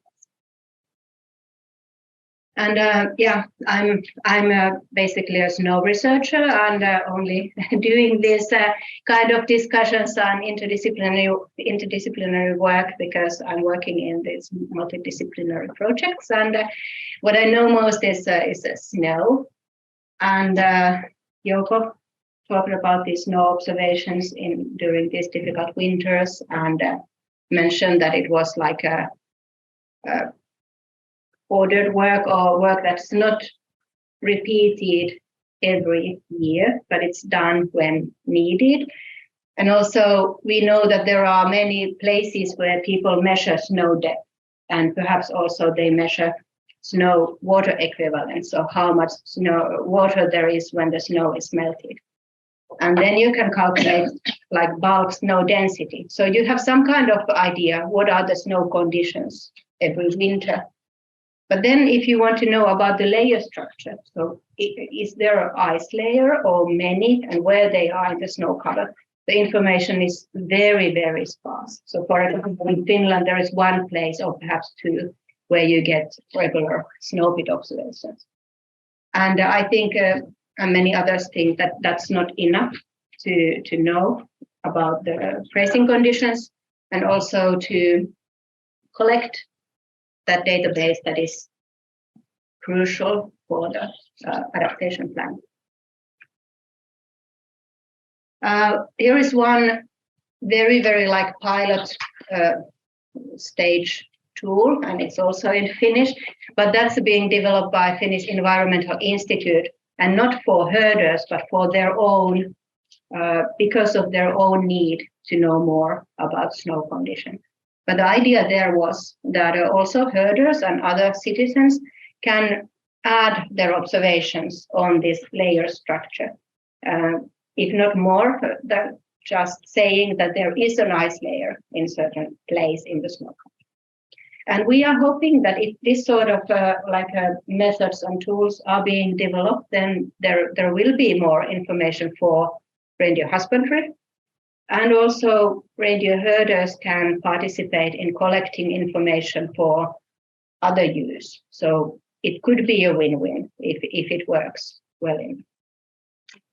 And actually, when we've been talking with herders who have the interest towards climate and snow and that sort of thinking, they are saying if this came from during one interview, this idea without us asking actually it. But yeah, we need to start following the conditions, and we talked here about the snow conditions, because if we now don't do it, then after 10 years, we still don't know what is normal and what has been changing. Okay, so now the last part, couple of slides about the future aspect in adaptation planning. So if we talk about this like a short-term adaptation or coping, still there is some kind of future thinking behind. You need to think beforehand. You need to have some kind of preparedness. And for example, there's the increase in your adaptive capacity or whatever, so that you can cope better.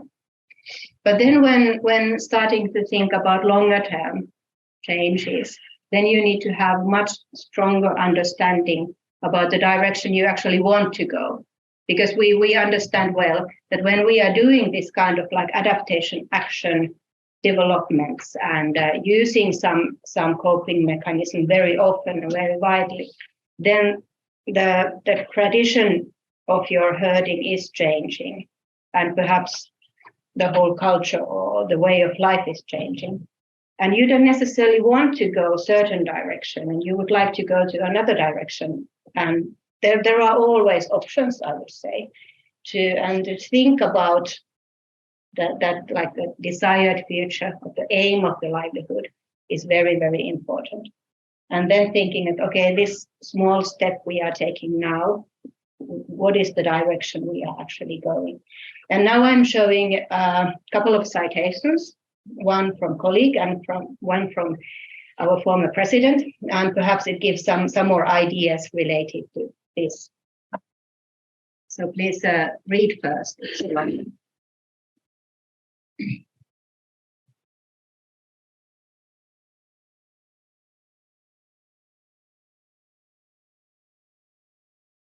So I think we've been talking about this chronic crisis thing yesterday and also today, that there are many, for example, weather-related problems coming one after another. And then we have a pandemic, we have a war situation quite close to us. We have many things that are really worrying, and we need to adapt to this situation. And it means that the adaptation or the idea of adaptation to climate change might be a bit outdated already now, even if we are just starting to do it now probably. And still the situation has already changed, that it's not enough to think about the measures we do so that we do better in the changing climate, but we should do better also in this, like the whole new world. And that's quite a challenge, but shouldn't be forgotten. Then the next one. Okay, so there is Mauno Koivisto, that's a former president of Finland, and we have many good citations from him. So there is one, and that's also the challenge, that we don't actually know when that hard year is coming, but still we need to be prepared. And yeah, like he says, it's always there is a feeling that it's done either too early or in vain, or then it's not done properly. So then there is the other one, giving the last perspective from my talk. So this little bit like even almost contradicts the previous one. This is very famous citation from Mauno Koivisto. I think we agree that it's wise to be prepared. And necessary. It's necessary to prepare for certain kinds of risks and problematic situations. But I guess there is the message there that we shouldn't forget also that there are different kinds of futures. And even though there are these crises and changes that are necessary, that there should be some kind of idea that the future can also be somehow good, so that we can do well enough in this new kind of world, new kind of climate, and that preparation should be targeted also towards that we are working towards the better future. So I wanted to end positively. Okay, thank you.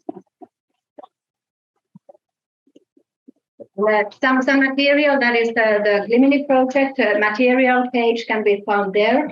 That's Finnish Meteorological Institute climate guide, very, very comprehensive material about climate change impact and adaptation. And then there is also the Sami project page about the Sami climate adaptation.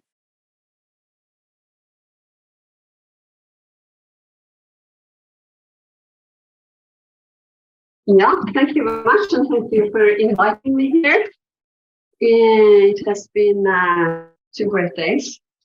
I've learned a lot, and I think this will actually be a nice ending of the meeting. Also, the topic I want to speak about. We can do the next slide. Last year, the Ministry of Food and Agriculture asked NIBIO to do a work of the state of the art and knowledge gaps regarding consequences of climate changes for reindeer husbandry. And that report, it ended up in that report you can see at the left side, kartlegging av forskning på reindriftsområdet, kunskapsgrunnlag og forskningsbehov. And we did also map the state of the art and knowledge gaps regarding land use changes and land encroachments. And so that is also part of that report, but I will not say anything about that today because that was not the topic today. Our methods are literature reviews and interviews with reindeer herders. Next slide, please. So this is just a brief summary of what is said in the report. I have not very many slides, but I think it sums up very much of what has been said already. First of all, Jutta Kopper told us a lot about changes on pastures, and this is what we found is lacking knowledge. So the first point is mapping and monitoring the reindeer pastures, because today's knowledge of total grazing resources in reindeer herding areas is insufficient. And there are great local variations that are not documented, or we do not know enough of it, and their local knowledge is very important. And also long time series is important to do and to get money for, because we have to discover these changes in pasture plants and also stress-related effects on the plants in order to do mitigation measures and put in mitigation measures. Yeah. And so remote sensing and field studies are needed. And we could also add mapping and monitoring of snow conditions, as you just was talking about. And then we need to look more into how different drivers and interactions of these affect quality of reindeer pastures. And first of all, or most of all, we need a that accounts for more than one driver and the interactions of these. This is also to be able to manage the pastures in the best way, in a sustainable way, I will say. And then with climate, a warmer climate will lead to overgrowth of shrubs and trees, as Jutta called it, shrubification. So, which effects will this have on biodiversity? And also, we think that one have to look upon new or alternative grazing areas. And the weather prognosis is that it will be milder winters and less ice and snow in coastal areas.